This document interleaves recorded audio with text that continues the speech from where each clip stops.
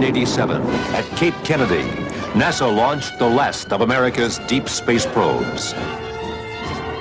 Aboard this compact starship, a lone astronaut, Captain William Buck Rogers, was to experience cosmic forces beyond all comprehension. His trajectory was disrupted by an explosion. In the wink of an eye, his life support systems were frozen by temperatures beyond imagination. Ranger 3 was blown out of its planned trajectory. Buck was frozen by elements so instantaneous and perfect that he was fully preserved and living when found by the forces of the Draconian army and taken aboard the King's flagship Draconia. Where am I? You were aboard the King's flagship Draconia, under command of the Royal Princess Ardala, on its way to Earth on a peace mission. Oh. Give him something for his discomfort. Oh. Are you a real-life princess? I think we've given our captain a little too much medication. We're going home. Great. Where's that? All right. Put down the backgammon boards and put away the cards. Lucky Buck is back. This is quite a setup. It's Colonel Daring, commander of Earth's defenses. Take this barbarian in for interrogation. Hey, wait a minute. Captain Buck Rogers, you are now in the 25th century. I think I will it right now. Are you familiar with the rock? No.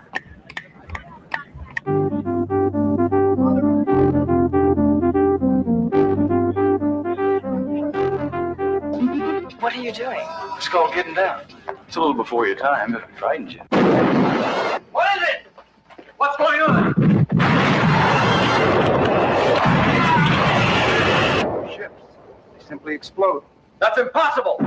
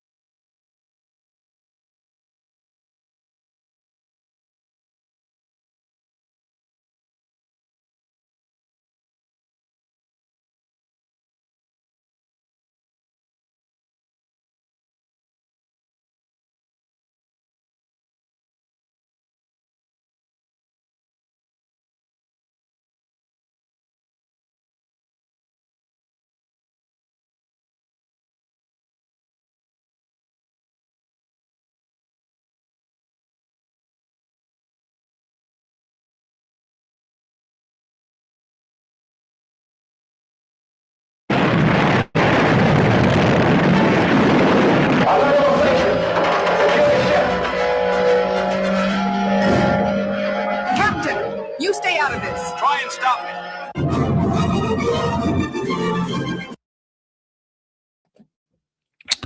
Thank you, Malika. I do have two mute buttons I have to hit. I forgot. So what I was saying is, if you guys didn't know, Gil Gerard passed last week. And what I was saying was that Gil Gerard was somebody who was instrumental in my love of science fiction. That I saw this movie in theaters. My mother took me to see this movie in theaters when it opened. And it was one of my entrance vehicles into loving science fiction, TV shows about space travel, starship or spacecraft design. I don't know. It really is like one of the foundation stones in that. I can remember me and my brother thinking about how the year 1997 was so freaking far away. So far away. We couldn't even think about how old we would be when 1997 came. And I remember when 97 was here, it's like, oh, this is the year Buck Rogers took off. It's always in the back of my mind. It never goes away. It's always there in the back of my mind. And it was not until Gil Gerard passed that I knew how far back Buck Rogers went. I remember it was in comics. I didn't know it went back as far as it did. It actually predates Star Wars. For me, I think it falls right in between the Foundation and Star Wars. Right in between there. So this is the trailer for the movie, which, come to find out, was actually the pilot for the TV show. They did it very clever how they did it. And they should probably do this shit nowadays if they want to revive theaters. Probably work for some of these TV shows. Watch out, Major, on your tail.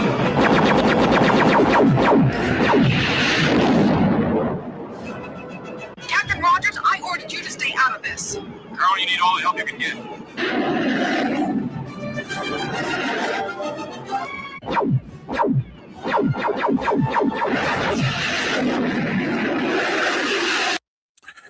Now, it was these starfighters and the starfighters on Battlestar Galactica I really enjoyed. Because if you look at this starfighter, it kind of looks like a predecessor to or knockoff.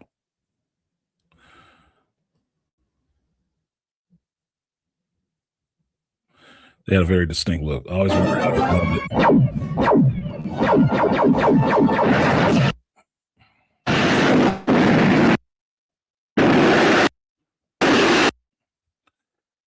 It kind of looks like a predecessor to the snow speeders in Empire Strikes Back, without the lower foils and stuff like that and the points. It looks like a snow speeder, but these starships was badass. These spaceships were badass. I really like those.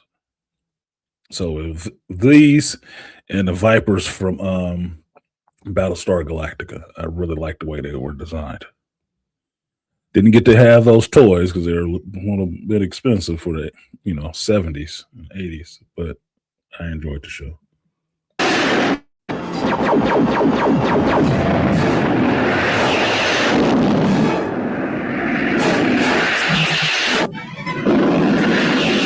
Buck Rogers in the 25th century. From Universal Pictures.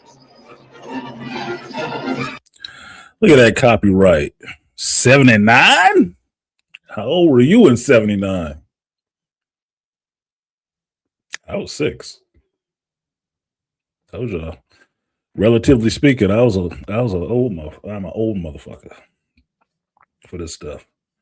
I know maybe 2 geek content creators who are probably alive at this time who could have been watching this, or 3 geek content creators would have been alive at this time to watch this movie in theaters. Everybody else lying.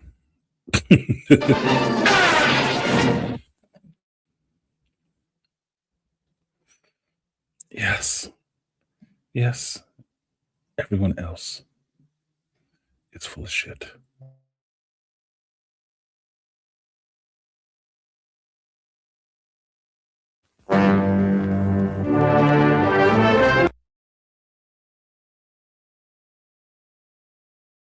Fuck it. Let's go. Yeah.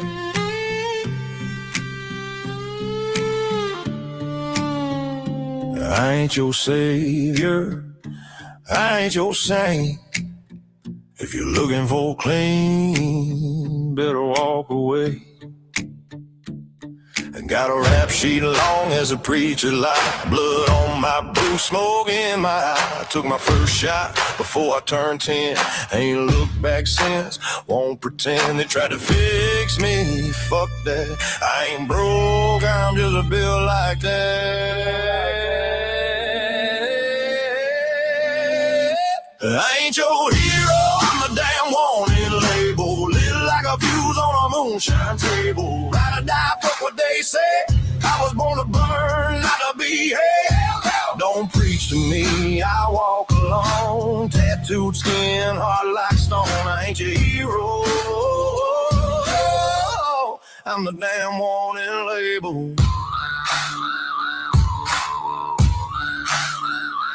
I don't do rules, I don't do fake. Left more hearts broke than I ever could take. Bible on the dash, pistol by the seat.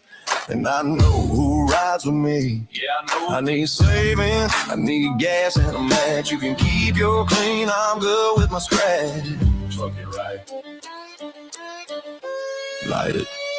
I ain't your hero, I'm the damn warning label. Lit like a fuse on a moonshine table. Ride or die, fuck what they say.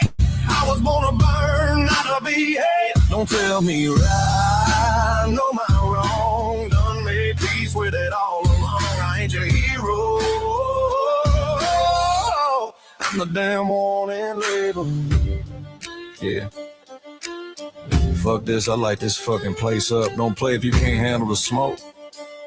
I'm not the ending you read out loud. I'm the mess you hide from the crowd. I ain't your hero, I'm the damn warning label. Lit like a fuse, ready and able. Fuck your rules, fuck your box. I ain't the cure, I'm the shot. I ain't your hero, I'm the damn warning label. Lit like a fuse on a moonshine table. Ride or die, fuck what they say. I was born to burn, not to be heavy. So don't ride my tail with a happy end. Just light it up and let it bend. I ain't your hero, I'm the damn warning label. I'm the damn warning label.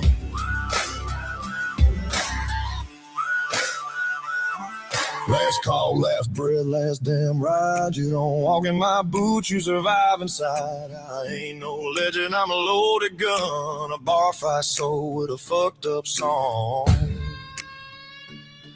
So light the smoke, let the story fade. This song don't end, it just reloads and plays.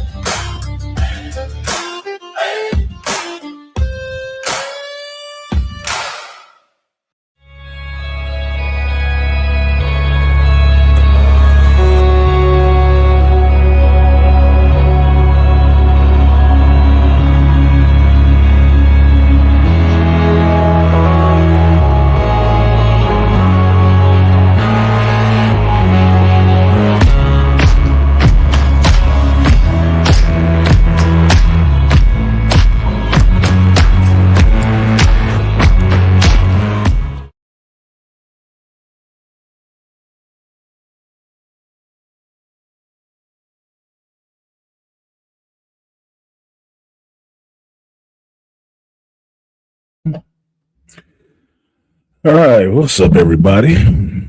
It's me, the Artisan MC, and this is the Christmas journey. Apparently, what happened to the damn? Great, great, great. All this stuff to click all over the place, and it disappeared. There we go. There we go. It's supposed to be Christmas. Oh, because every time you click it, it turns it off. They might want to work on that. Might want to fix that. All right. So, good morning to Malika. What's good with you, Malika? Me, Bane. What's good to studio? And JT. I wish I was a better YouTuber. It would be better to have like more than 4 people in here. It seems like I get enough regular view on replay. Not for the live. I'm not that damn entertaining, which I don't feel bad about. I'm not a performing monkey. But I'm not that damn animated. Malika said he was 10. How you keep getting 4 years older than me, bro? You're not that damn older than me. 79.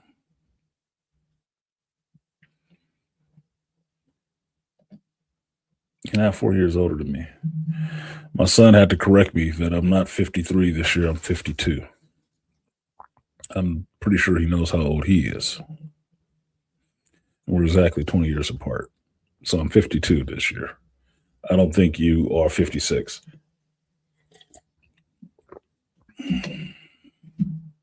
Just saying. Stop forgetting. All right, y'all. So here I am today with my my holiday hoodie on, with y'all. My Deadpool. My little Deadpool hoodie.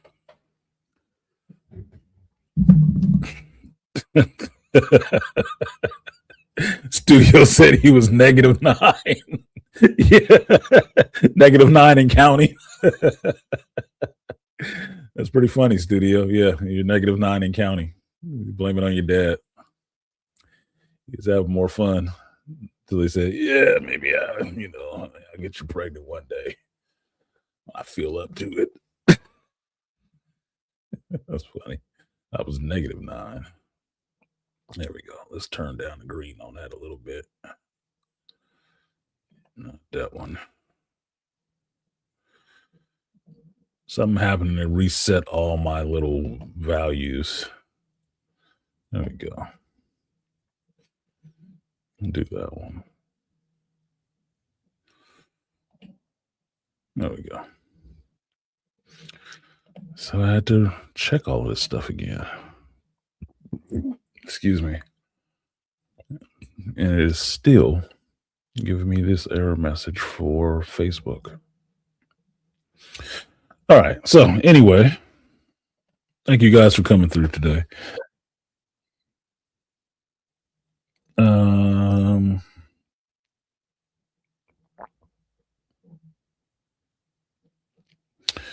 What are we going to talk about today? I had it written down on my phone, but fresh in my mind. And then I start thinking about some other stuff that was on my mind. So, Gil Gerard passed. And like I was saying, it was really foundational to my love of science fiction in theaters and on television. That Buck Rogers show, I used to watch that shit every week. Hardcore. Right. And Erin Gray, Wilma Deering, oh yeah, she was hot. Now, I'm not saying that is the impetus of my love for attraction to some Caucasian women, but I didn't lie, she was hot. For the 70s and 80s, she was hot. No, it wasn't about big boobies and something like that, but she was fit and trim. She was fit and trim. And that was attractive, especially because she wore that bodysuit and stuff like that the whole time. And that princess, she was smoking. She was smoking hot, nigga. Like, I don't know, I might go to the Draconian side. Like, I might have to go bad because, bruh, she was tasty to my young boy senses. Something was really nice about her, and I couldn't put my finger on it exactly, but I knew what I wanted to do. I was young. I've been this way for a long damn time. Like I said, I was born a lesbian, and she had what I wanted.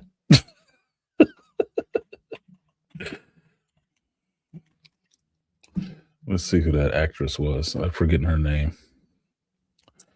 See if I can find me a picture of her. Oh yeah. Oh yeah.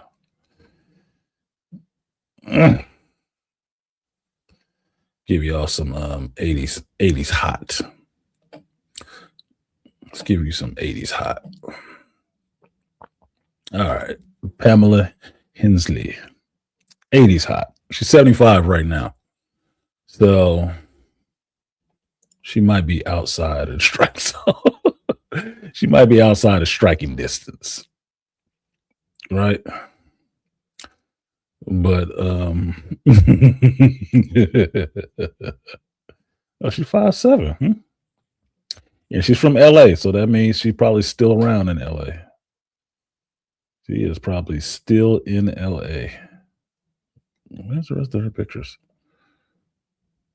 Not that. You goofball. There we go. Let's do that.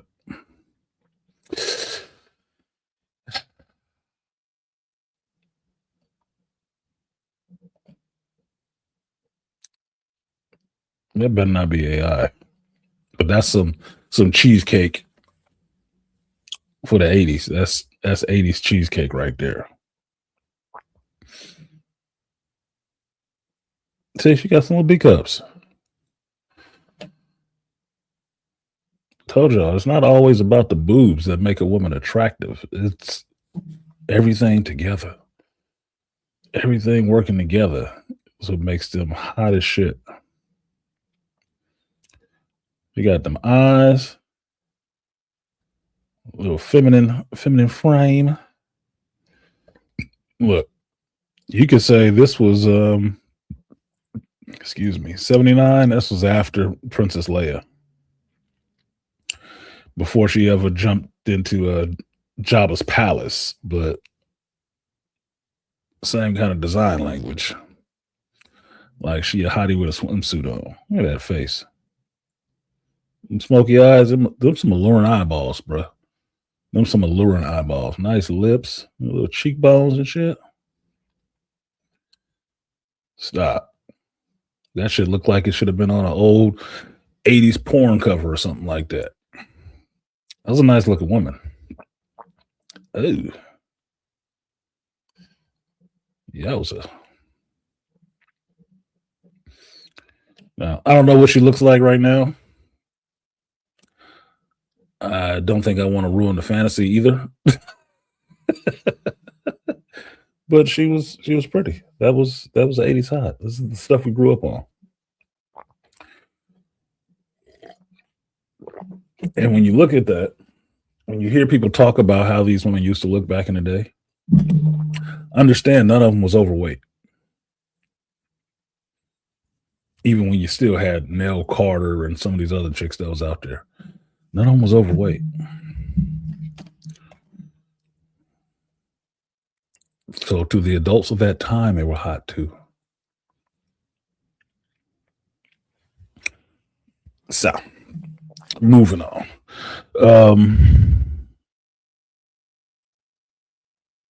The show was influential in that sense that when I start drawing and designing starfighters and stuff like that, I use some of that design language from Buck Rogers. Excuse me. I shouldn't drink coffee before the stream. It always gives me burps now. Twiggy, little robot, was cool as shit. Twiggy had personality. Dr. Hewer, the other little round robot, kind of looked like the precursor to the Flavor Flav clock, which I actually noticed when I was watching The Wizard of Oz. The precursor to the Flavor Flav clock was in that movie, as well as The Smooth Criminal Lean by Michael Jackson. That was in The Wizard of Oz too. So it's funny how these things, I wouldn't say they get forgotten, but you move forward from them so far that sometimes you forget where things come from. And one of the things I like to do is be that lighthouse keeper in a sense, to make sure it can shine the light back on where these things actually come from. Where they come from, who made it, who were the important people involved in it, because it can easily be copied, represented, and forgotten that someone else was actually the first to do these things, that they came from somewhere. I always want people to get their respect. I always want creators to get that acknowledgement, because acknowledgement is not important to the creative process, but it is a feedback loop that needs to happen so you continue to get creative works. Because make no mistake about it, a creative person is going to create regardless. Like the guy who made the Buck Rogers show, I think it was Glenn A. Larson. I couldn't tell you how many shows of his I watched during the 80s. He was the architect of the 80s, as far as I'm concerned. And I was a producer. It made a lot of good material. Take notes, Kathleen Kennedy. On television, did some films. He made a lot of good shows. KK, not so much. So when you saw his producing credit on it, you knew it was going to be good. It's the same thing with like what's his name, Joe Silver. Joe Silver is behind some of the most blockbuster movies from the 90s. So if you saw Silver Pictures come up, you know it was going to be good, because he can pick action. He's the guy who didn't pass on The Matrix. Like, nope, we'll do it. We're going to give you a lot of money for it. Hell no, I get it. Turned out really well for him. So actually creative people putting these ideas out in front of people is always valued, because you never know how far reaching it is. Because here it is, 2025, the actor dies, and I'm finally remembering his work he did back in the late 70s, early 80s. Finally remembering that stuff. Like, I was trying to get my mother to go see the Avatar Fire and Ash with me yesterday, but we had some other errands to do. And I was reminding her, we were talking about James Cameron and this Netflix buying Warner Brothers thing. But I was reminding her that James Cameron used to be a special effects guy way back in the day. Because James Cameron was doing some of the movies that I watched, science fiction wise, in the 80s. He was doing the special effects.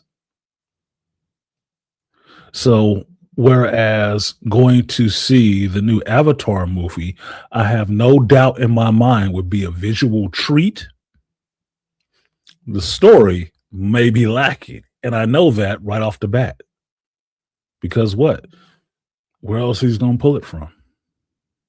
Himself? He ain't that strong of a storyteller. Everybody points to Titanic, but as I remember, fate wrote that story of the Titanic. We all knew what was going to happen. He didn't have to really play up much drama. But giving us the spectacle, the technical achievements and stuff like that, oh yeah, that's all James. All James. Get a lot of respect for that. The story told itself. As soon as you put Titanic on the front of the movie, told itself. Oh, we don't see these folks die. We know how this is. Everybody on this ship is going to die. We just need a little bit of a love story in between there. And our hearts will go on. She was hot when she was Matt Houston? Come on, Malika. Let's not start tripping down our 80s hole. We'll alienate everybody else who don't show up in here early. Because we'll go down the list of shows that I really enjoyed from the fucking 80s. And Erin Gray when she was on Silver Spoons. Yeah, I remember Erin Gray on Silver Spoons. I watched Silver Spoons. For all of y'all who don't know, that's where Rick Schroeder and Alfonso Ribeiro come from. Silver Spoons. What up, Herb? Merry Christmas to you too. Happy holidays to everybody in the building. she exuded sexuality, femininity, and sultry allure. And that's the one I love, Malika. Those last two. Sensuality is always there for me, right? Femininity and sultry allure. Those eyes, for y'all who don't know, look up sultry in a dictionary or just type it in Google and say definition, what sultry means. It's like there's a fire beneath them. And you can see it like it's something there. Right behind the eyes, it's just smoky. It's like, boy, I can see my soul is going to burn in your eye. But it's inviting, like looking into a fire. Like, why do you roast marshmallows when you see a fire and stuff like that? Because that fire is alluring. You can hear it calling to you. And I'm not talking about in the Game of Thrones way, like, you know, the Lord of the Light shit. No, I'm just saying it's alluring. You look at it long enough, you start getting drawn to it. Some women have that, bro. Have that. And they don't have to be the hottest chick in the room. They just have it. And that shit is like, damn, I don't know what the fuck she talking about, but I want to go sit close to hear it. What's good, blood boiling? And what's good, Beasley? Got these two screens going on. This portrait view and this landscape view on StreamYard is throwing me off because I got two versions of my own face staring back at me, which is creepy. And I'm gonna have to find somebody else to put this camera. But some of, you know, the 80s heartthrobs, that's what they were. They were just sultry. Erin Gray was just attractive regardless. She had a pretty ass face. And Malika, if you've seen her in interviews from the last couple of years, because she did a lot with the geek community and stuff like that, the company that she started was like bringing these actors and stuff like that to conventions and whatnot. Even an old gray-haired lady, you can still see it on her. Like, she still got that poise, bro. That femininity. Like, I'd bang the shit out that little silver fox, bro. And understand, I'm not, when I say that stuff, I don't mean it in a gross sense. It's just like, oh, I just have to have my Johnson all up in something. It's not that. For me, it's an expression of, dare say, love and admiration. Put it that way. I'd like to share something with you, myself. That's what it is. It's like I would do the joining with her. We will mingle fluids. Our waters will mingle in a Dune sense. How about that? Our waters will mingle. All right. Ouch, I don't even have this picture. I don't even have this picture. Ew, goodness. Okay, so Aaron 75 too. And I think this is the recent picture. I think that's the recent picture. This is definitely recent. Okay, let's do that. Oof, good Lord. Come on, man. I just want the fucking picture.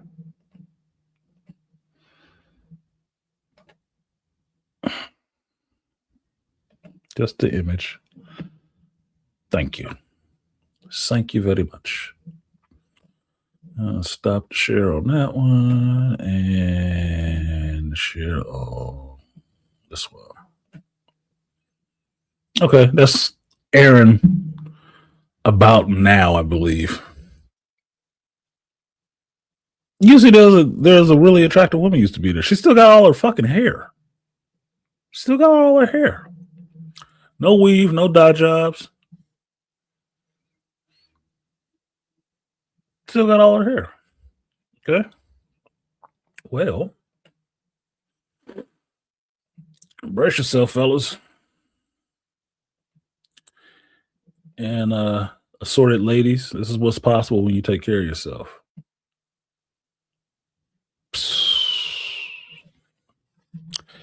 This is her back in the Dizzy. See them eyes? That hint around the eyes? That's like staring into your soul. Those are soul stealers. Those are soul stealers. Damn. Now imagine this, fellas, if you never watched this Buck Rogers show. She had that in a bodysuit. And everybody on the show wore these little silver bodysuits.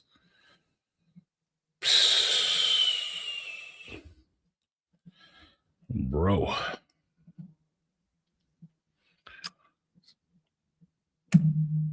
Making a young man crazy. Making a young man find out early in life what he really liked.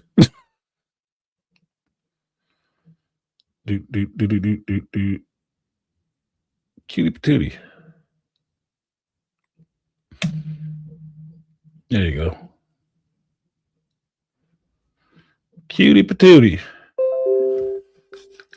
She had hips, bruh. She was hippie.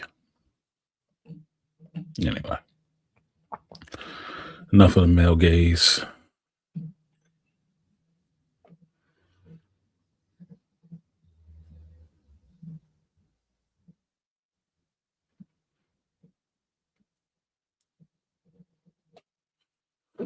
I'm late to the live, and the first thing I see are white women. Art can't wait to play with the snow. What the hell are you talking about, Opa? I don't know about you, but I like women. I don't know about you, but I like women. And attractive women come in all colors. All colors, all ethnicities. I was watching Fallout last night. Right, the new season, the first episode of the new season, which I was looking forward to watching. And the woman that's playing Moldiver, I was remembering her, and I think it's the same actress that was in Mississippi Masala, right? She is not Hindi, maybe Indian or something like that actress. And I remember how she's not ugly now necessarily. She's just older. How pretty her ass was when she was younger. She was so goddamn pretty. So pretty. Now, is me saying that meaning that I know how some of y'all get, oh, you don't like black women. Dude, I love black women. Black women don't always love me. It's just what it is, right? I like women. I see women all over the place from all different ethnicities, and I see attractive ones in every ethnicity. That's just how it is.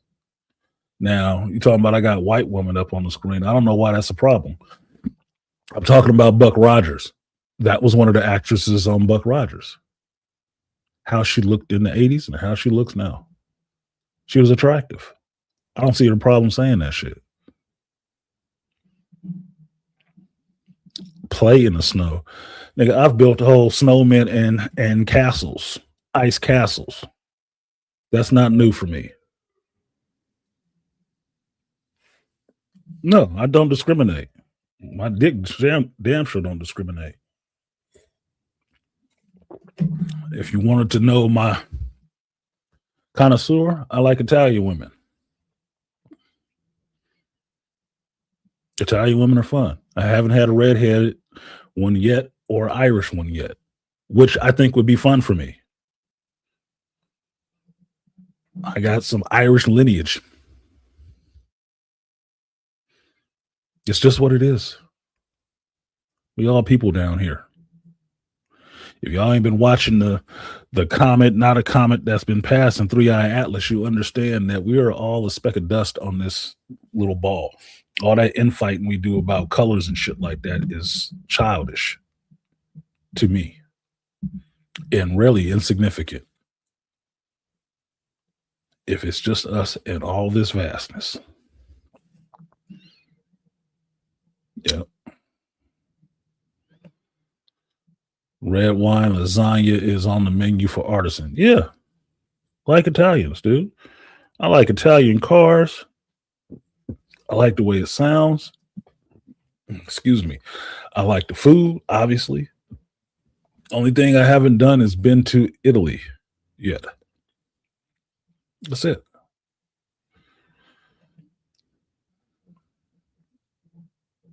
So I'm a connoisseur of the finer things in life. And the finer things come in a lot of places. Think of it like Anthony Bourdain. He went all over the world trying foods from different countries and stuff like that, and found a lot that he liked. It wasn't just the ones that was cooked in his mama's kitchen. I don't believe in limiting myself. But let me get off of that, because then I will alienate the 3s and 4s of people that show up to watch this shit live. You cool, Opa Femi?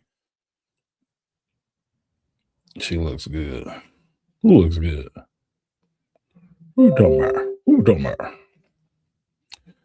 I should say Latinas too, like Italians. Well, I don't consider Latinas in the white woman category. They're not. They're brown. But that's my affinity. Italians and Latinas. The sisters that make the cut actually make a cut.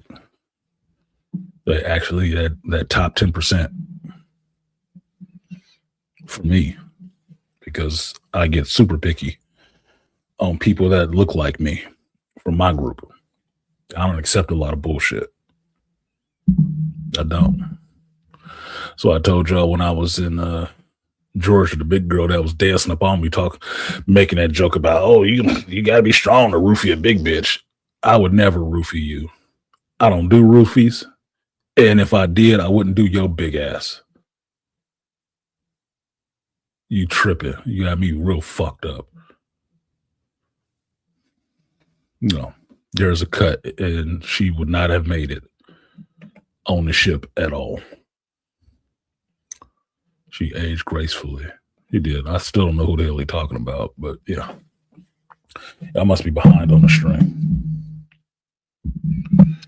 So anyway. So to finish off the Buck Rogers conversation, I do appreciate Gil Gerard for his years of entertainment and what it meant to a young,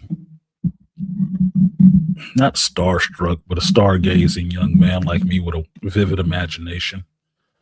Yes, he was just an actor in the show, but actors in TV shows have more of a relationship with the audience than a movie star ever does.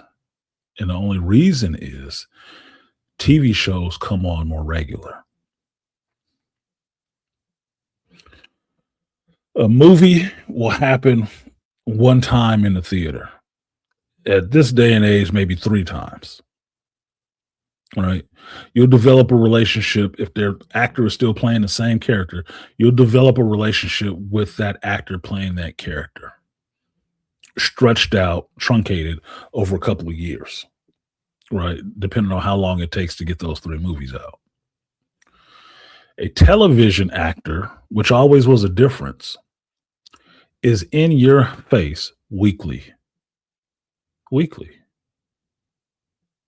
Before we're streaming. So you would have more of a relationship with them over the same amount of time than you would a movie actor. So seeing this guy pour himself into his performances and do this on a weekly basis is more of a relationship with the audience. That's why a lot of these television actors that die, you see how big their fan base is.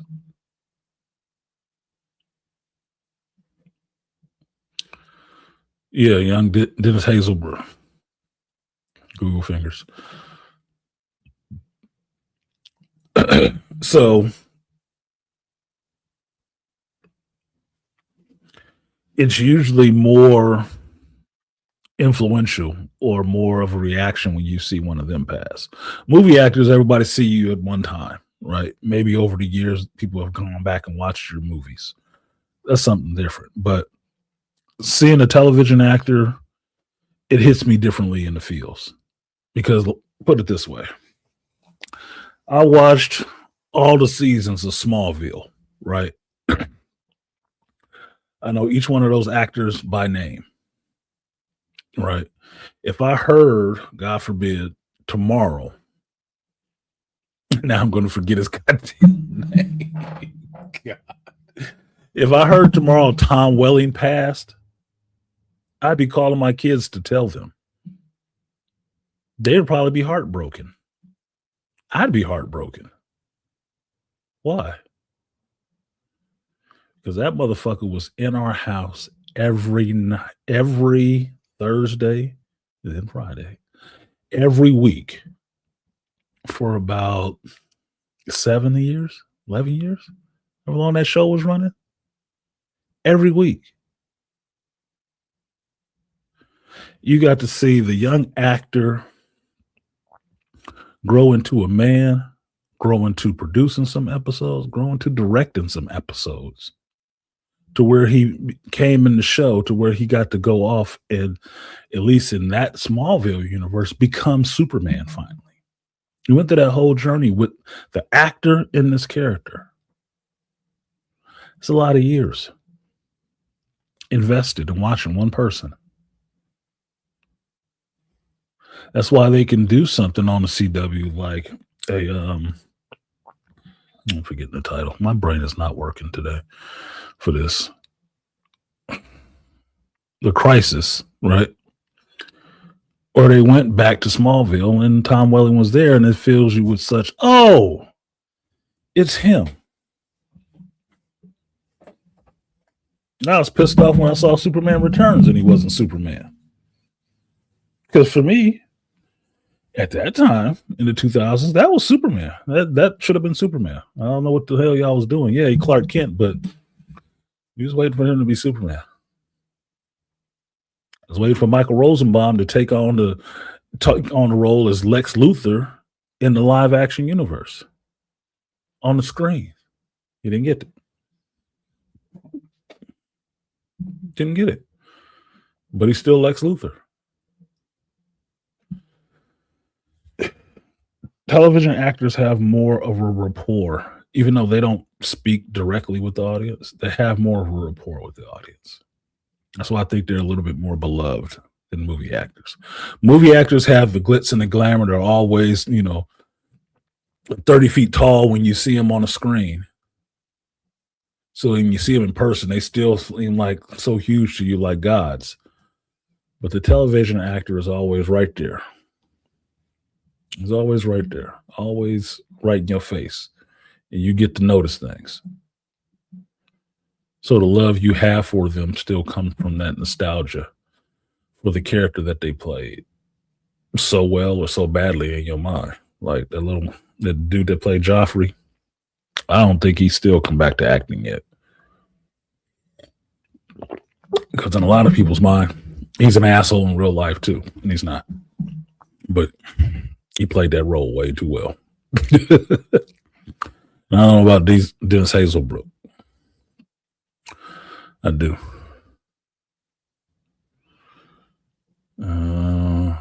All right. So what else happened in news this week? So, as I mentioned, Avatar Fire and Ash came out.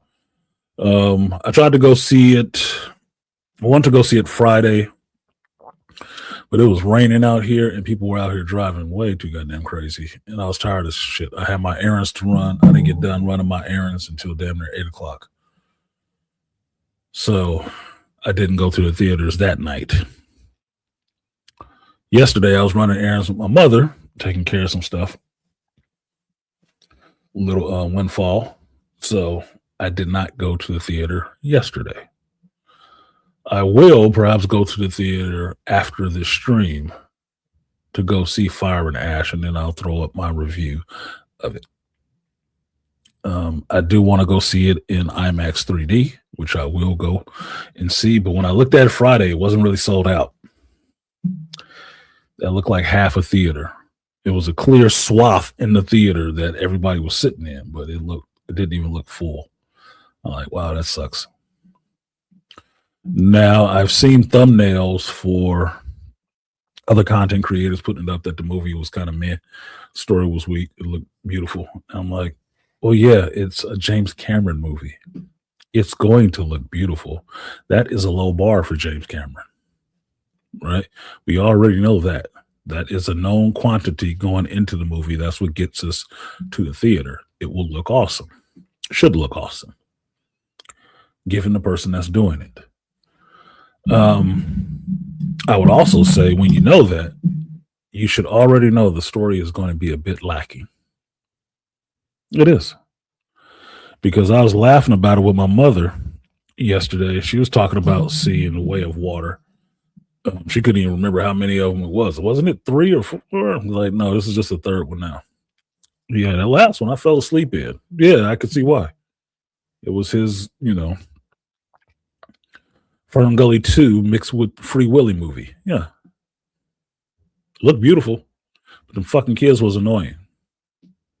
Annoying as shit. They don't believe in corporal punishment on Pandora, apparently, because them Navi kids need their ass whooped. That was the most annoying part of that second movie. Most annoying part. Everything else, though, looked amazing. Even the whales looked amazing. But what was it? What was it? Movies you've already seen, stories you've already seen, kind of rolled up together. Saw it yesterday. Good. Should do a review. So I'll go see it, and I'll go see it in 3D because that's how I said I would see it. I want to see it in IMAX and 3D because visually I know it'll be a treat. Story-wise, it might be weak. And I'm expecting that as well. But I don't have a high bar storytelling-wise for James Cameron. I don't. Like I said, Titanic wrote itself. He didn't really have to write that. Just had to give you a little bit of drama in a love story in a class system. Pretty easy work.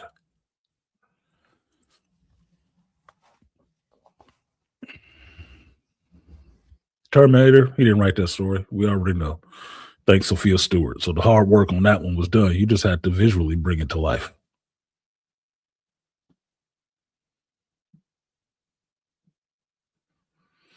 The first Avatar, Fern Gully. Fern Gully. Shot for shot. Okay, the work was done for you on that. You just had to make it look interesting. Second one, Fern Gully 2, Free Willy. Or Avatar 1 and Free Willy. He gave you the same movie again. It just looked a lot better. What do you think he's going to do for his third trick? Try to advance the story a little bit. Try to get a little bit closer to Augustine's daughter being the one. The avatar of nature is AWA or some shit. And then give you the Fire Nation. But it'll look visually awesome. Okay.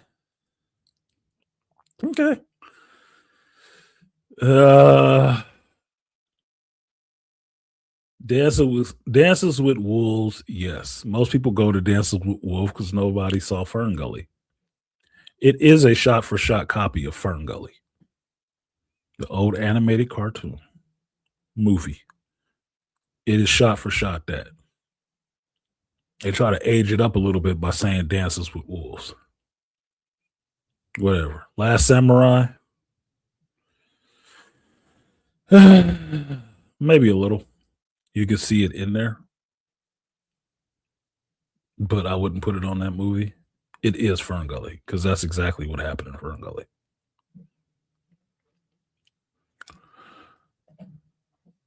But we already know with James Cameron, the causes that he backs.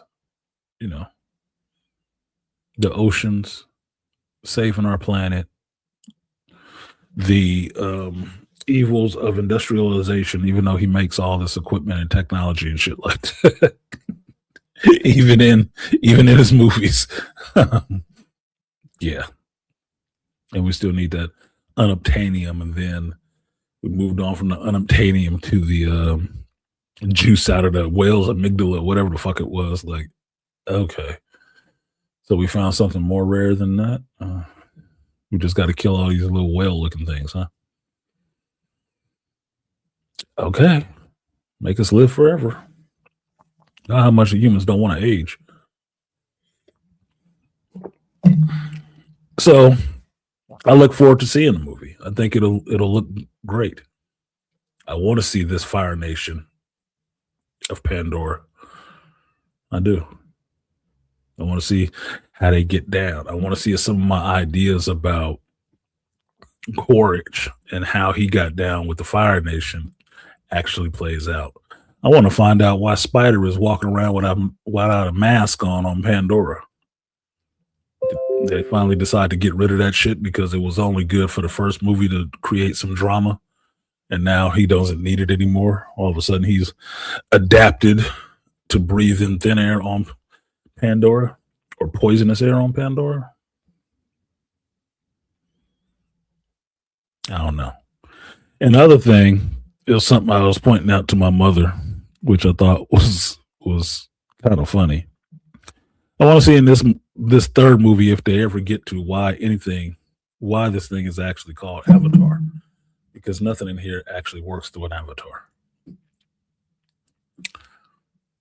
This is one of the things I told my mother that I still hold against James Cameron for doing this whole series. I don't mind the world building in Pandora. I like that. Calling it Avatar was bullshit. It was bullshit. He did that to take that shine from The Last Airbender, Nickelodeon. Steal that name because it was name recognition. He did it to steal it because nothing about this movie series has anything to do with a goddamn avatar. Nothing. Even when they were jacking into those bodies, they never called them avatars. He just did that shit to take it. And that's what he did. I don't respect that shit. Mm-hmm. So, 3 movies in, we ain't got nothing to do with no avatars. Nobody's jacking into bodies anymore. We're just on Pandora. We're just on Pandora. So that's why I said I wonder if Augustine's daughter is going to be the avatar of Awa, so we can get back to actually using the name that you stole, making it mean something. Because the Matrix at least uses the Matrix. You know you're in the Matrix, right? Oppenheimer actually dealt with Oppenheimer. This Avatar series don't deal with no fucking avatars in any way, shape, or form anymore. So what's the name tied to? That old tech that we don't even use anymore?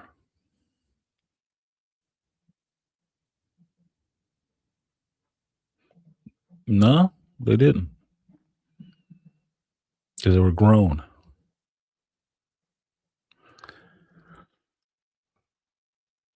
Unless I'm wrong. I could be wrong. But as I remember, that's not what they called them. But contrary is contrary.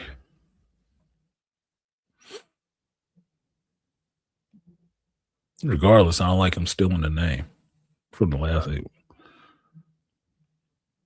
Jake, that's your avatar? Let me make you pull up this fucking movie. I forgot what they called them. It wasn't avatars.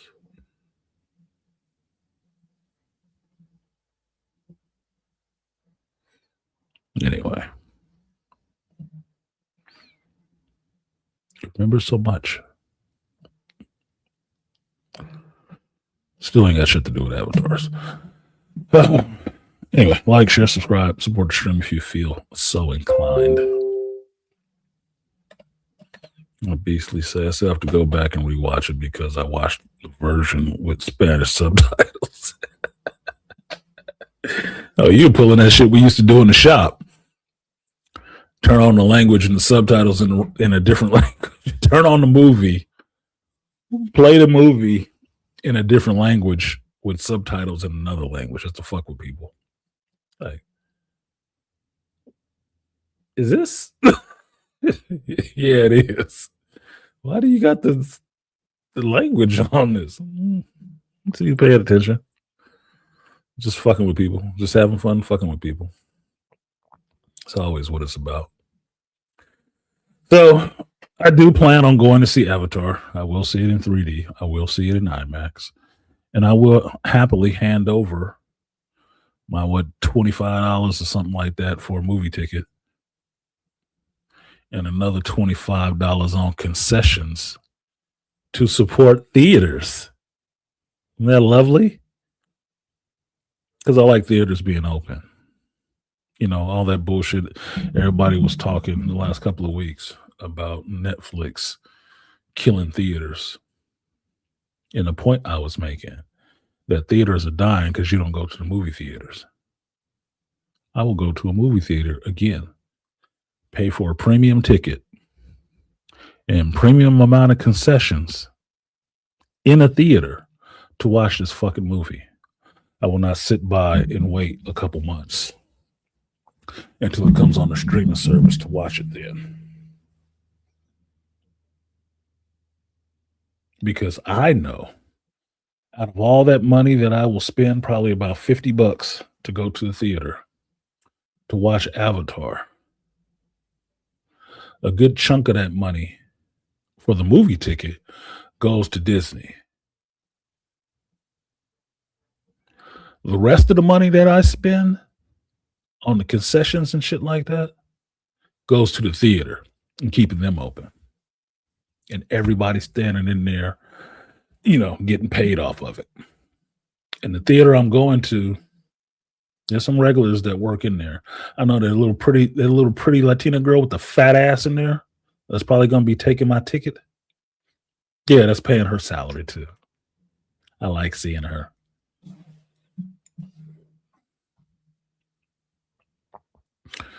What up, Andre?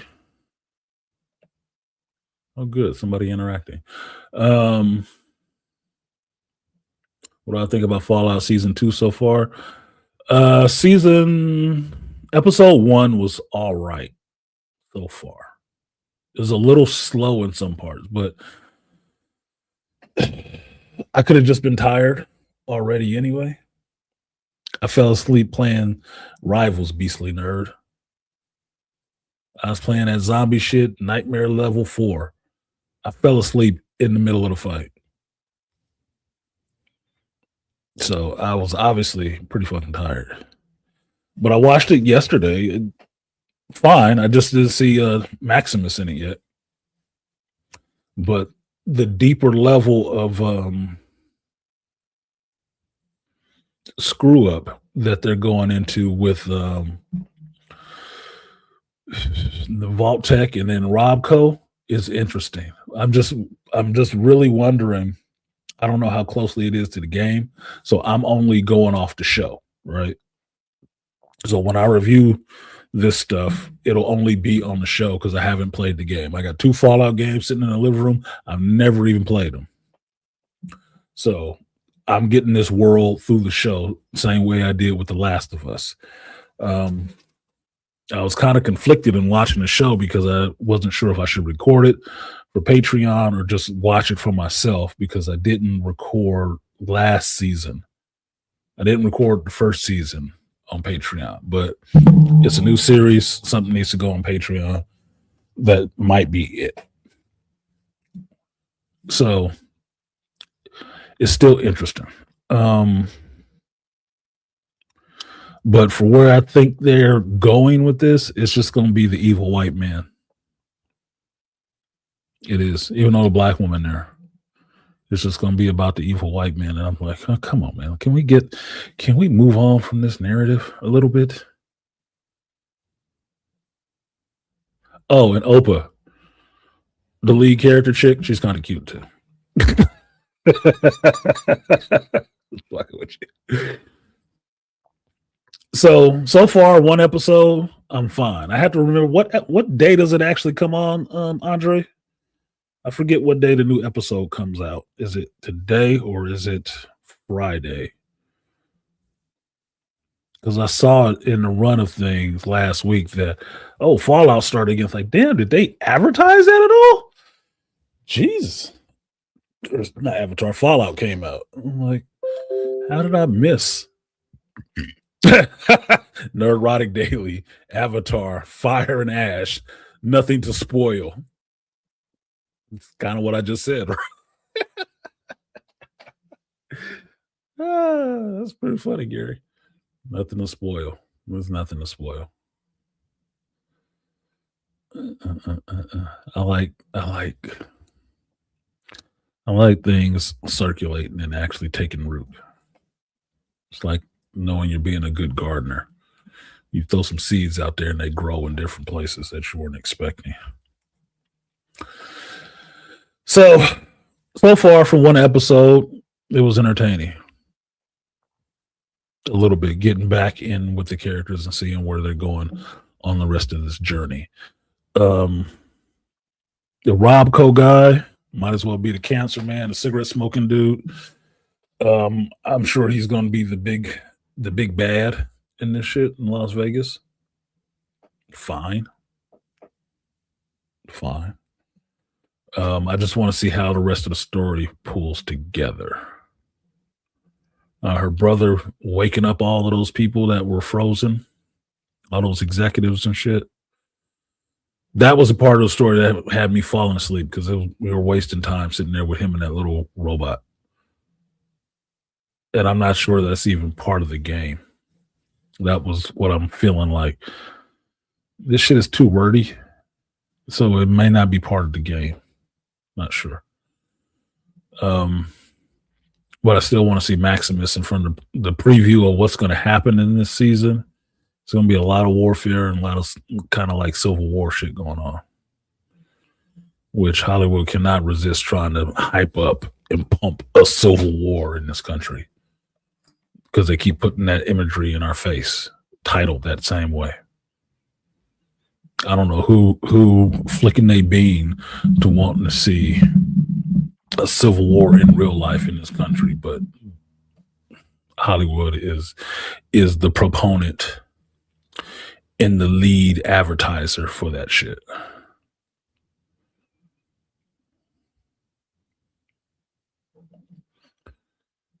Laughing out loud. I just want to see an angry fire chick. Like you heard what I said, JT. I just want to see the Fire Nation of Pandora. That's all I'm interested in. I just want to see the Fire Nation. Sweet. Now we're gonna get the fire and the ash people. Cool. Oh, we got another tribe of Na'vi that only do air stuff. It's not the jungle Na'vi and it's not the ocean Na'vi. It's the flying Na'vi. Okay, I'm down for that too. You got to get all the elements in there. So they need one more movie, right?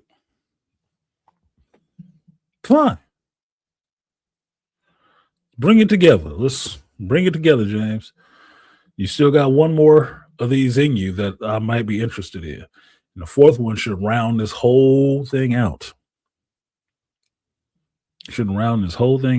So I'll see the angry fire chick.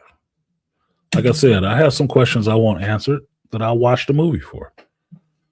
But I ain't got shit to do with avatars anymore because everybody is kind of, stuck in their Na'vi bodies now.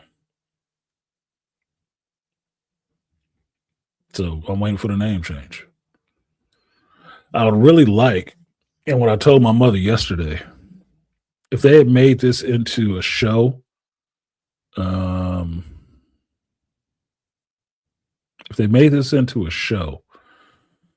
James Cameron was probably not the one to flesh out this world. He can give you the visuals of how it looks and stuff like that. He's probably not the one to write it. Could you do this on a weekly or streaming basis and do like 8 episodes, 12 episodes of a series? Maybe. And maybe that would be better to flush out the world of Pandora. Because as interesting as Pandora is to visually see, I want to know what's going on Earth. I really want to know how the people on Earth are dealing with what's going on in Pandora, what they believe has actually happened. I'd really be interested to see if they got some kind of propaganda campaign going on against what's happening on Pandora, or if the people on Earth know anything about the troubles that are happening on Pandora. I'd really wonder, would it be like us in the real world that something is happening in some third world country and we just in there doing some peacekeeping endeavors and, you know, looking for some minerals and stuff like that? It's like, oh yeah, it's good. And just the natives are just being really restless. Didn't know anything about it at all. I'm thinking if they could write it right, seeing what was happening on Earth at the time of these Avatar movies would be more interesting because it would look like some of that Andor shit with the Gormans, of how they're spinning, the companies coming in there and getting these resources from this planet, and these natives in there just, you know, providing a little resistance.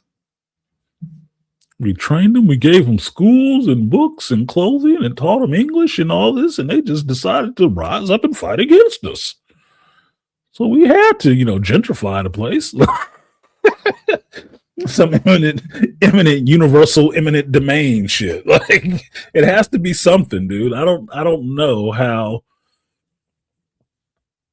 the planet Earth would be sending all these resources to another planet, and a company would be losing resources and not have any impact on Earth, that the regular walking people on Earth don't know anything about this conflict. I'd want to see that more.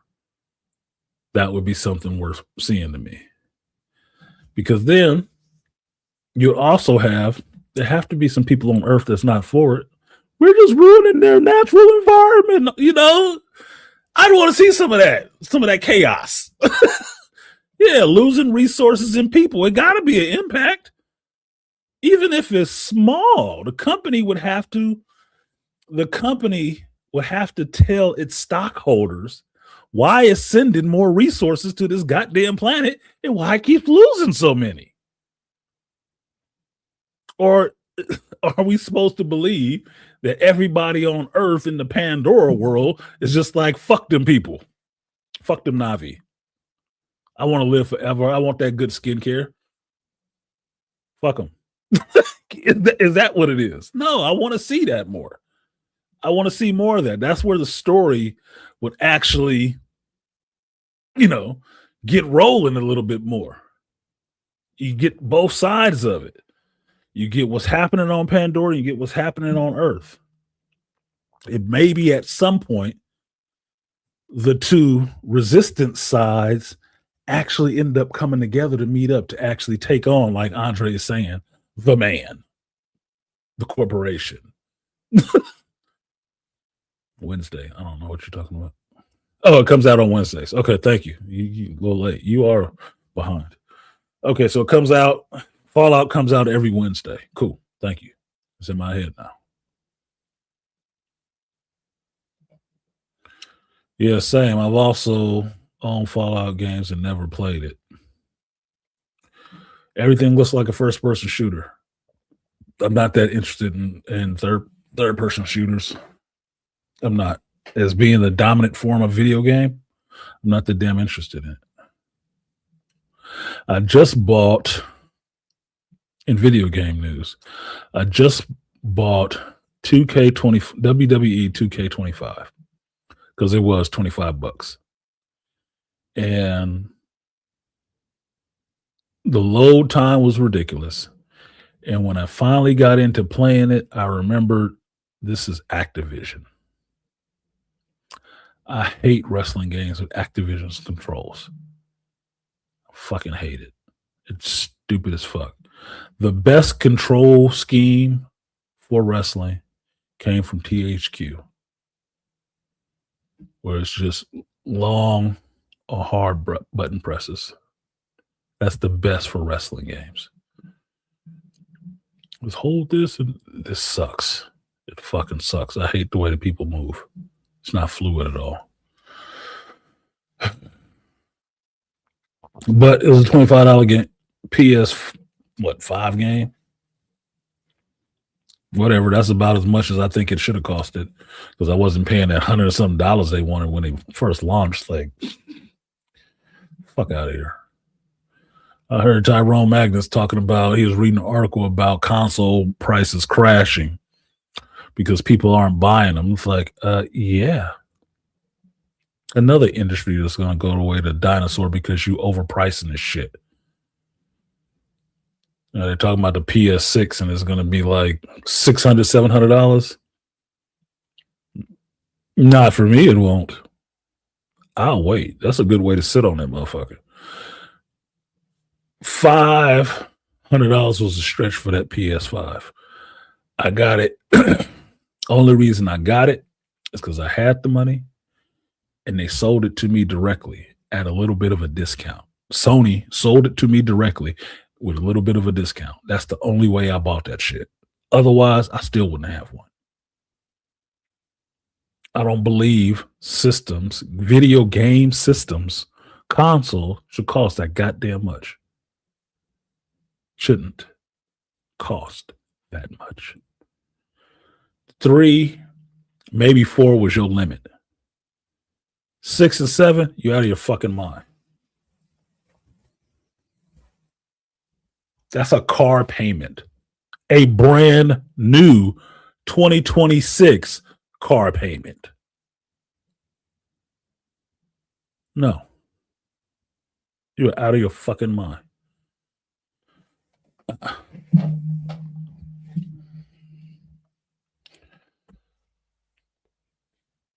It ain't about to be that much innovation in Grand Theft Auto 6.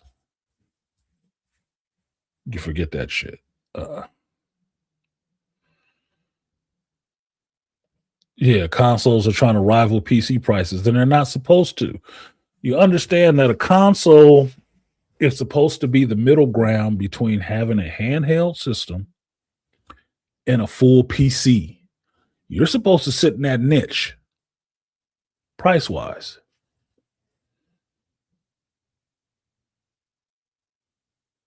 You should not be approaching the prices for a whole entertainment system in your house for just the console to play a video game, which is doing nothing at this point other than being an external drive for games that you don't even fucking buy physically and a router to connect to your fucking internet.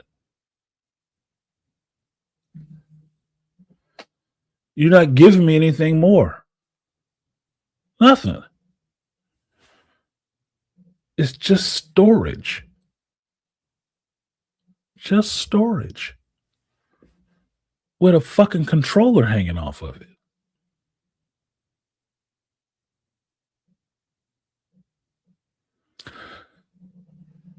So why do I need to pay you $600 for it? The access?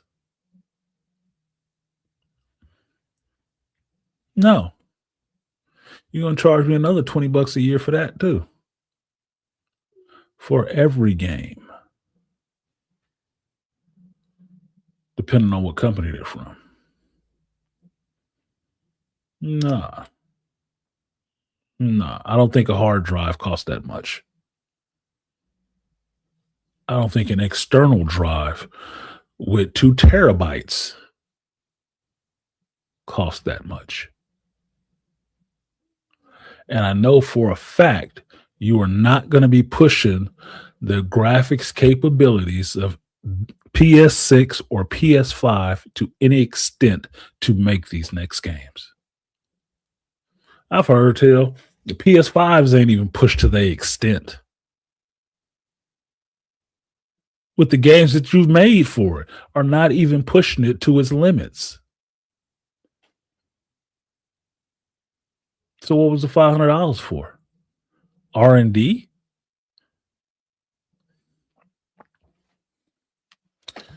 Come on, man. You're not making your own fucking chips. You're just buying them. Yeah, PS5 and PS5 Pro graphics are the same. Yeah, you don't know. You know the only thing that's the difference between the Pro and the original? The price. Price. For an average, slightly above average PC in Canada, it's about $1,000, and the PS5 is about $600. I would buy a Switch 2 through me and my daughter to play it. Play it a lot, but it's like 5 or 6. At least with the Switch, I can see paying that much for a Switch because it doubles as a portable handheld gaming device and your system console at your house. I saw 2 dudes playing a Switch on the fucking airplane in first class.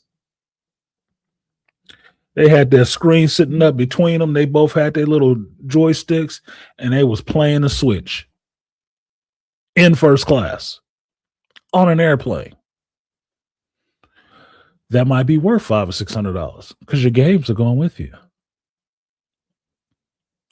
This fucking brick sitting in my living room ain't going nowhere. I'm not traveling with it anywhere. As much as I'd like to play my games when I go away for 2 to 3 weeks for work, and after work, I'd like to play my games, I'm not taking that bitch anywhere.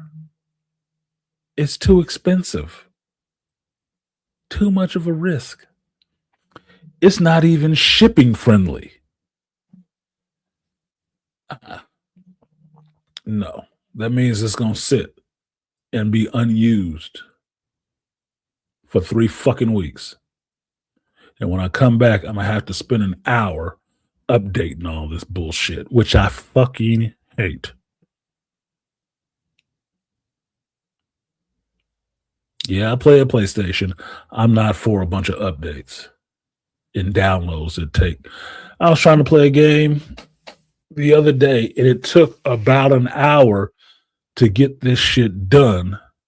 And I switched through different games because I couldn't play the one I wanted to because it was updating for so fucking long. Could you just give me the whole game? That's partially why I just went ahead and bought the disc for 2K25, for WWE 2K25. Why? Because the disc was right there. I shouldn't have to have a long update, should I? No. I put that bitch in. I still waited 30 minutes for it to update and do all this other stuff and more logins and more sign-ins and shit. I'm like, fuck. Can I just pop in the wrestling game and start body slamming somebody? No? Fuck. That's why I bought the disc. I thought I'd get around all of that shit. It's nothing to download. It should all be here, right? No. No. Absolutely not. I had to create another account for the 2K site, which I don't care about. I don't play a lot of 2K games. Dude, I already got to log in. This is all on PlayStation, right? So I already got to log in a screen name and friends who are connected to that shit who can see me when I'm playing. I don't need a separate one for your ass. Yeah, Big Drama Bear. Yeah, ruin video games. You can't even just pop on and play it no more. That's why I see the love for old school consoles. Waiting that half hour to play just to get to the start screen for that WWE 2K25, I could have already been playing WrestleMania 2000 on the 64 because all you had to do was slap that bitch in and here we go, man. I'd have been going through a season already. I could have had a whole cage match in that time. You kidding me? This is stupid, dude. It's just stupid. And they think they innovate some shit. You're not innovating anything but fucking graphics, dude. It's wrestling. Wrestling.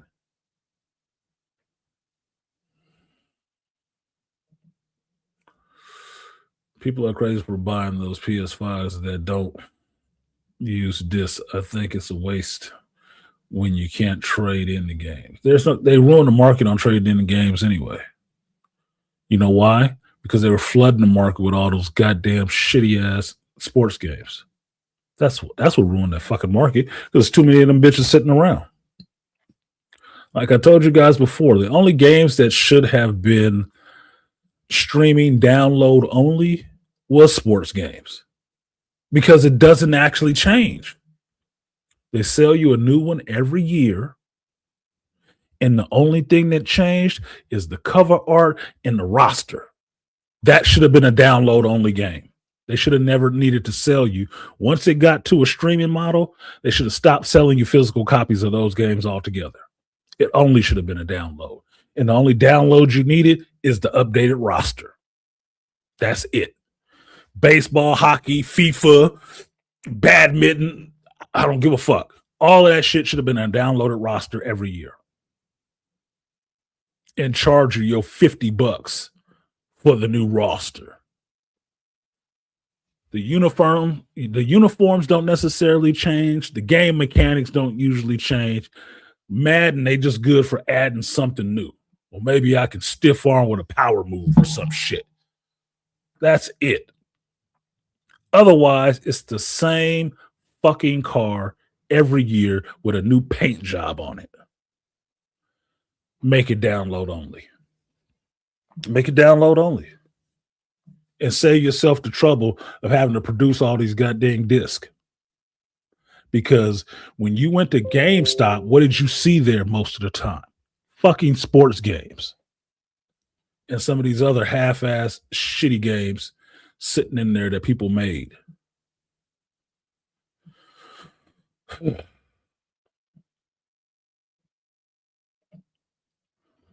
You needed a Ubisoft account to play these games, an EA account, a 2K account. Let me play, damn it. Yeah, Beast. That shit is like having streaming services just to watch some fucking television. I was trying to watch Landman the other day. Or not Landman. I was trying to watch Yellowstone the other day. I had to log into Paramount. Here's how funny this shit is, Beastly. I had to log into my Roku television account to log into Paramount Plus account. You know how fucking tiring that is? And still couldn't see it. It wouldn't work correctly. Fuck it. I didn't watch Yellowstone. I watched Fallout instead. That happened a lot quicker. I don't have all day to be fucking with this stuff. I want to sit down and do what I need to do in the time that I have, and then get up and go on to the next thing when it's time to do that. Don't forget about the 10 to 20 minute tutorial. Andre, I still haven't actually played the wrestling game yet. After it did all those updates and bullshit, I was in the tutorial. Just how to do a wrestling move, just how to grapple. I'm like, fuck this, dude. I'm done. It's been 45 minutes of this shit. Just now to a tutorial. Look, man, I'm going to get back over on the division, and I'm going to start looking for Krampus.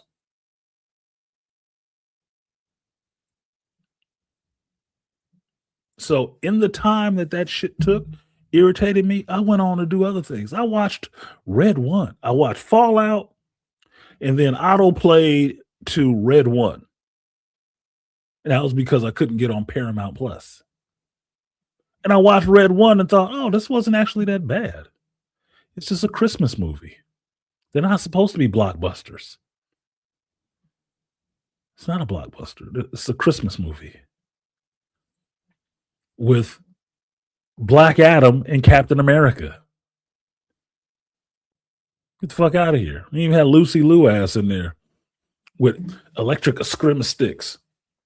I thought it was kind of fun, especially mixing all the, Christmas legends together. Santa Claus, Krampus, and Griselia, or whatever the fuck her name was. I was like, oh, that's kind of fun. If you know your history of Christmas and different cultures' Christmas legends, oh, that was kind of fun.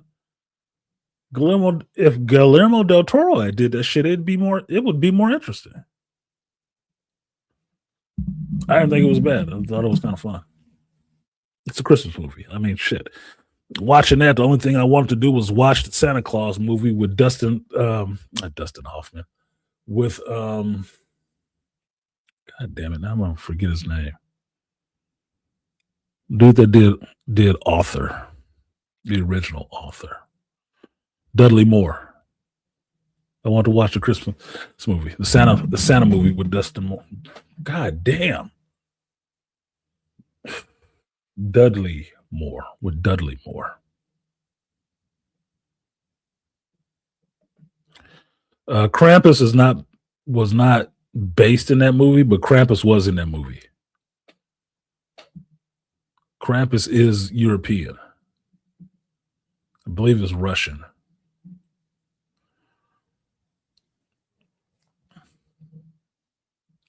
Should through the Mexican one, Santa Claus. You come and take the bad children. You leave them to borrow in the window. Yeah. Australia. Yeah. It's a real thing. It's the Christmas legend. Not the Christian one with Santa Claus. It's a little different, but similar to Santa Claus. Yeah. I like that. You know, I like J.K. Simmons and how good of a shape he's in at that age, right? So I thought it was fun to make, old Saint Nick strong as shit. Old man is just strong as shit. He got magical powers and shit. That was fun. Look, I watched Violent Night. That was fun. Oh, this Santa Claus used to be like a Viking. Oh, that was fun. It's a Christmas movie, dude. It can be silly. It can be silly. With CG polar bears and all the rest of that shit. It can be silly. Them having a slap contest was funny as shit to me. It was funny as shit to me because he did get the hell slapped out of him, boy. He just slapped the hell out of me. Yeah, he put your ass on the floor. That hand as big as the side of the Rock's whole head. Like, bro, you about to lose your dome. That's not going to be a slap. That's going to be a decapitation. I've seen the new Dave Chappelle stand-up last night and that new Knives Out movie this week.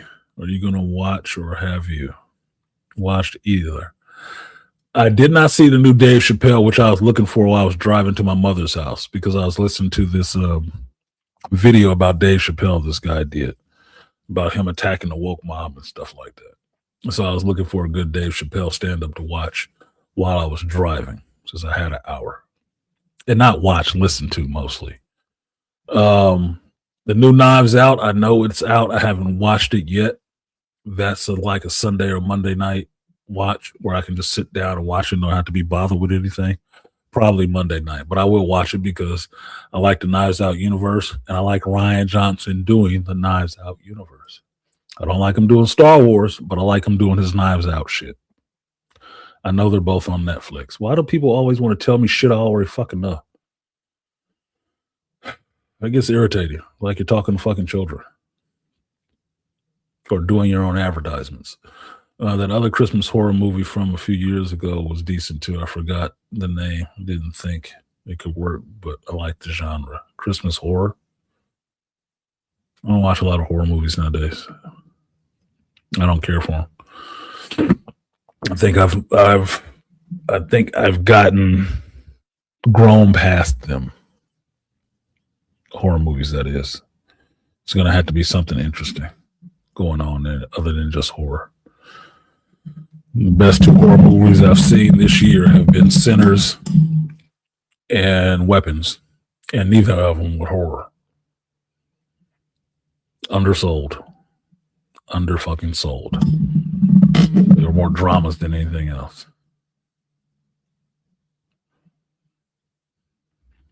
Anyway, we just jumped all over the map because I responded to people who like to jump all over the map.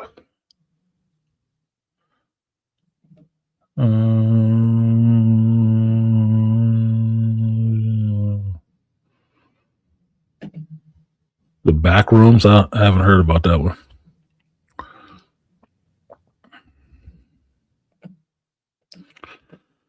And Violent Night was actually good. David Harbour being David Harbour. That was kind of fun. But in my time, my life of living, I've seen a lot of Christmas movies, a shitload of them. And they can all be fun in some kind of ways. You know the one I haven't seen all the way through? Jingle All the Way. I've never watched Jingle all the way through. I haven't. I'm an Arnold Schwarzenegger fan. I've never watched Jingle All the Way. Seen parts of it, never watched it all the way through. Never did. And I can't think of exactly why I didn't. If I thought his career was going downhill at that point or what. Can't remember why I never really watched it. I just never really cared for it. But watching Red One, I was thinking about how people must really hate The Rock for some reason. Because I watched that movie and it wasn't that bad, especially given what we're seeing nowadays. I thought it was kind of interesting. Like, wait, Chris Evans is in this movie. Going back to what Chris Evans was doing before he did the Avengers movie. That's the level of acting he is. Which was kind of fun. Seeing him be a douchebag sometimes, right? It was weird seeing him being a parent in this one, but that's what he was. He was like the older brother parent. But you have both of those actors in this movie. The Rock being the bigger actor and the draw. And people shit on that movie like, oh, it wasn't this, it wasn't that. I'm like, they really hating The Rock because I think this is a lot better than Bad Santa. And I saw Bad Santa. I couldn't believe that they did that goddamn movie.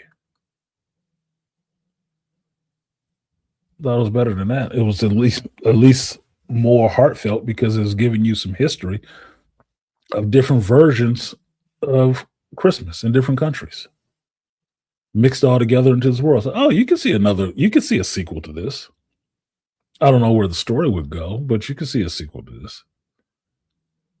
The fact that our government knows about Santa Claus and he's real and he gets a raptor escort to get on his sleigh and get the hell out of here, and his sleigh works like it has wormhole technology to get everywhere he needs to in that time. Like, bro, that's actually kind of a cool idea. That was kind of fun. J.K. Simmons running on rooftops, swinging down rope lines and stuff like that, shrinking himself, growing himself to get down chimneys and shit. I'm like, okay, that's how that works. That's a cool idea. And skip the macaroons. He ate some macaroon cookies. That was fun. It was fun. Bad Santa, I'm still wondering how that movie ever got made. It was like, who wanted to watch that shit? Like the deconstruction of a Santa Claus or Christmas. Huh? Jingle All the Way is all-time classic. So they say. My all-time classic is still It's a Wonderful Life. And The Ref.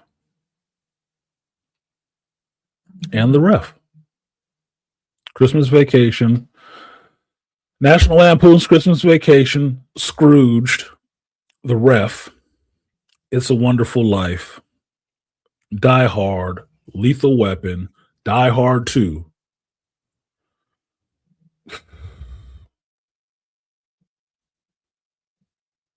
Santa Claus the movie, because I keep hearing that song in my head right now. Those are classics. Muppet Christmas Carol. These are all classics to me. There are some new movies, some new classics now, like Jingle All the Way and shit, that fit in there. I think somebody would say like Next Friday or Friday After Next or whatever it was with the Santa Claus in it. People who like laughing at black folks. There's some new classics in there as well, to greater or lesser degrees, but they make Christmas movies every fucking year. New ones every year. Some of them stick, some of them don't. Elf, which I've never watched because I never, especially at that time, I didn't like that actor. I didn't like him. I didn't think he was fucking funny. So that elf shit was not working with me. I didn't. But they're new classic movies now. There is a generation, my son's generation, millennials, that love Elf. I like this stupid guy humor. Anyway, that's been an hour and 45 minutes of that bullshit. It's a light day. It's Christmas season. Y'all got something? Throw it in the chat, super chat it or something. Question and answer, or if you want to come up and talk about some shit, the link is in there. Get up and pop up, and like I have to tell Beastly and Charles, I'm only doing the show for an hour. Only doing this for an hour. I'm leaving in 10 minutes. Since you always like coming up when I say I'm about to leave. I got a text.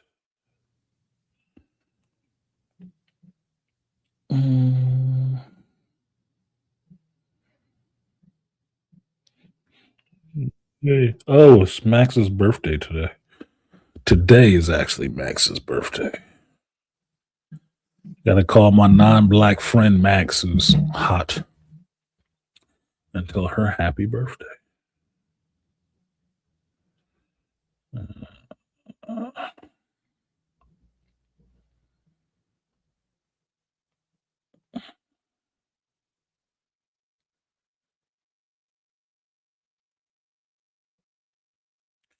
And if you want to know what Max looks like, if you go on to Stand Up Comics page on, I think it's on Facebook. If you type in Stand Up Comics on Google, it'll probably find it. Stand Up Comics in El Cerrito. There's a picture of me and a woman standing together. The woman is Max.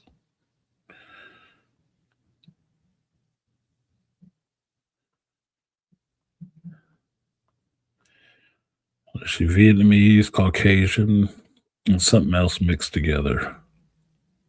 Pretty as hell. She's a whole buffet. She's a whole buffet.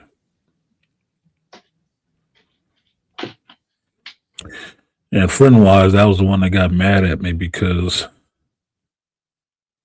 I told her she snored.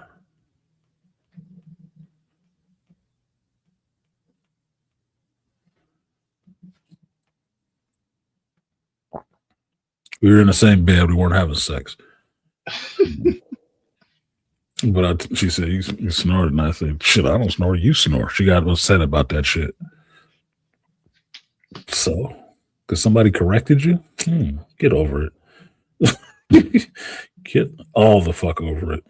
Get yourself over a step ladder. Get yourself a step ladder and get over that shit. Because that is silly. You want to fuck me because I told you snored? You fucking snore. You may not notice it when you're sleeping, but everybody else awake does.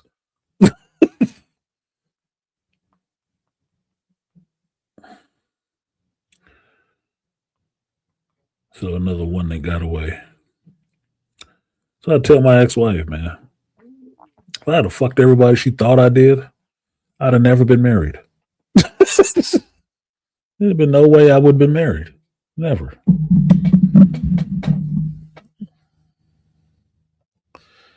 Elf was Whatsoever. stupid humor. And yeah, fix that sleep apnea. Yeah, don't be mad at me. Bro, pushback is what I give, especially if I don't agree. You don't agree with anything. I agree with a lot of things. I don't agree with a lot of things too, and that's my right. I can do that. Or you just do a lot of stupid shit that I disagree Yes, yeah. I forgot the Christmas Story. I can't forget that. That is Hollywood or not Hollywood. That is a Christmas classic, a Christmas Story. You got to watch that shit. Even if you ain't never seen no parts of the 50s, you got to watch that shit. Oh, fudge. But I didn't say fudge. I didn't say fudge. I said the other word. I triple dog dare you. Yeah, exactly. The dreaded triple dog dare. That shit made me scared to put my tongue on fucking phone. I was like, yeah, we gonna pass on that. And somebody tried it because they raised stupid kids like that back in the day. What's tongue is stuck? I said, you didn't watch that movie?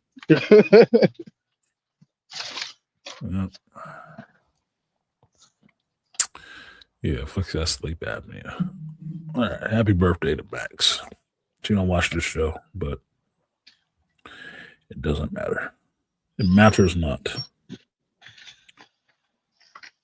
She's older than me. Yeah, so I'll pass on that damn Elf movie. I got forced to watch that movie in the school. I was like, oh, we gotta watch Elf. Yeah, you ain't forcing me to watch shit. No, I didn't watch Elf because that actor rubs me.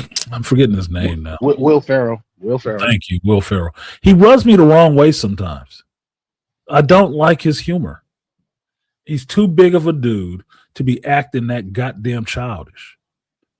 Anchorman is funny to me. But think about what's funny about him and Anchorman. He's a grown-ass dude acting stupid. Yeah. It's a dumbass grown man. And typically what I've noticed, his like funniest movies, because the ones I like that he's in, is only like a couple of them, he's the co-star. Like the funniest shit that he did to me was when he jumped with Mark Wahlberg. When they started doing movies together, that's when this shit started getting better. The other guys. The other guys was funny. Daddy's Home. Yeah. I didn't see Daddy's Home. Other Guys is funny. Step Brothers is funny. Yeah. Talladega Nights is kind of funny. There's some memeable lines out of that. You don't do that for winners and shit like that. That some of that shit is memeable, funny moments. A lot of the rest of it is just dumb. Yeah, but just those movies have somebody else that he's playing off of. That's why I say those movies are funny to me. His other shit, like Kicking and Screaming, that shit was annoying. And that shit played. My younger cousin used to watch that movie. I said, "This is the dumbest fucking movie that y'all are watching. Why are we watching this? What's a kids movie? This is not a kids movie. He's not a kid. This is a grown man just running around screaming, just like the title, kicking and screaming, and with a bunch of kids in it. Yeah, he was only funny in other movies. I think the first time I saw Will Ferrell on screen was off-putting, and I was watching The Ladies' Man. He was in that shit, like pseudo gay, trying to wrestle with the dude. Said, "No, you're clearly gay, trying to oil me up and wrestle with me." Like, and his wife, Kelly Kapowski from Saved by the Bell. I was like, what?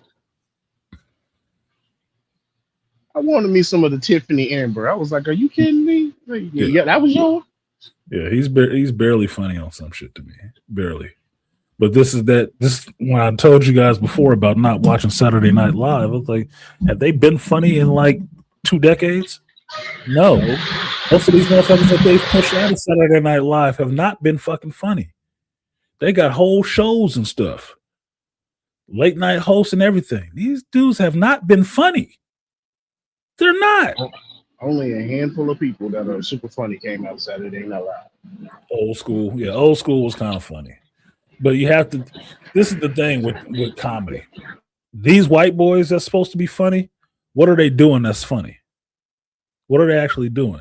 Half the time they're imitating black folks. Yep. You get that? Black folks are children. They're not fucking funny. That's not funny to me. I'd rather just watch somebody black be themselves. Or they're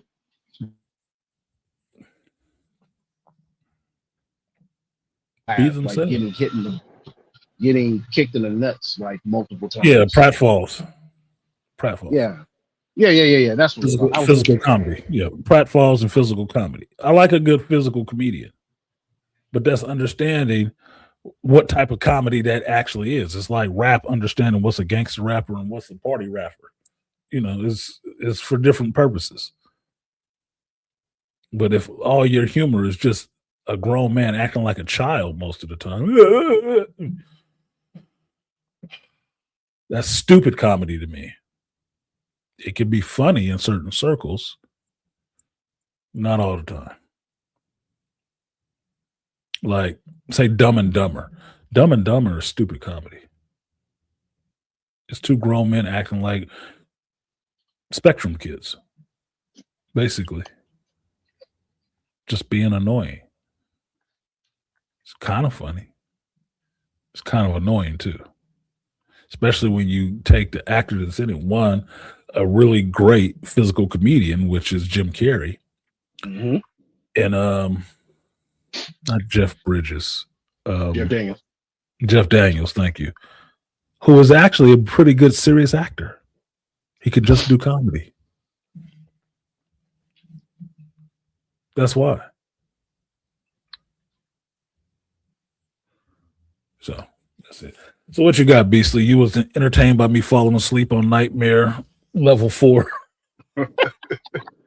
I quit, man. I ain't even trying to beat that shit. I was like, man, fuck this shit. Dude, I was playing, my blade was doing his thing, and I nodded off and I opened up, this motherfucker facing the wall doing all that. Like, oh fuck.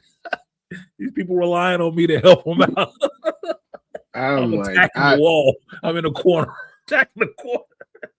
I was like, oh, so I still held the button down.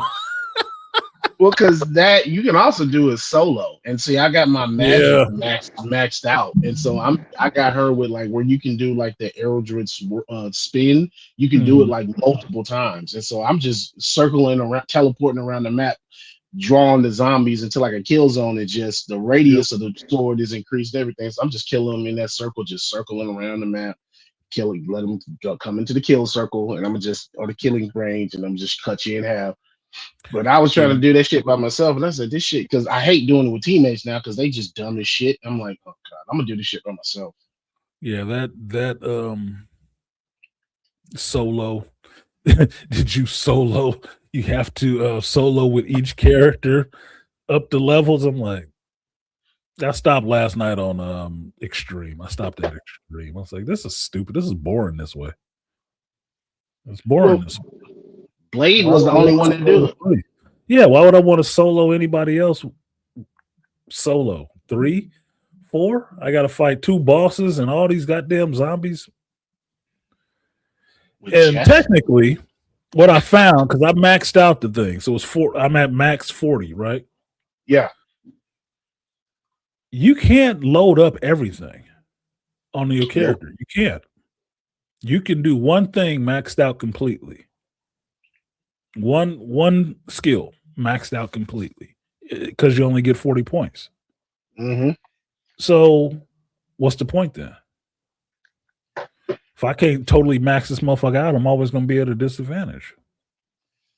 You gotta, because what you have to do is you have to resell it so you lose the skill just to buy the other skill. Because I did that with, I was like, yeah, well, that's what fucking stupid.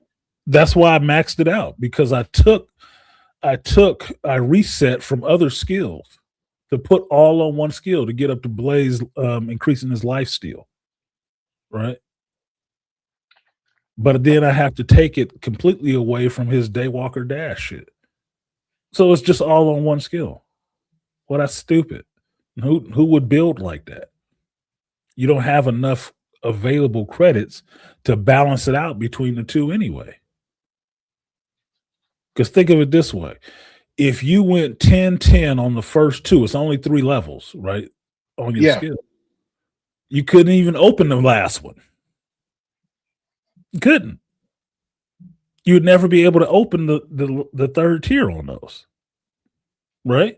If you went 10 on both of your 2 skills on the first level, you went 10 on both of your second skills at that level, you never get to the third one because you don't have enough credits available.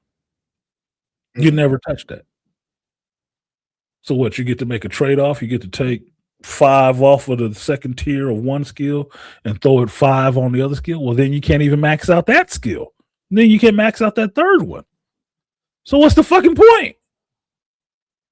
If you can't max, if there's not enough credits available to max out all of this shit, the hell are you playing it for? You're putting it at a disadvantage. It's always going to be stilted the wrong fucking way. It's already stilted in the fact that Blade is the best character to play that shit well. Punisher, which unless you upgrade him a lot, he's not even killing people when he's shooting them. Not with one shot. You have to upgrade a lot.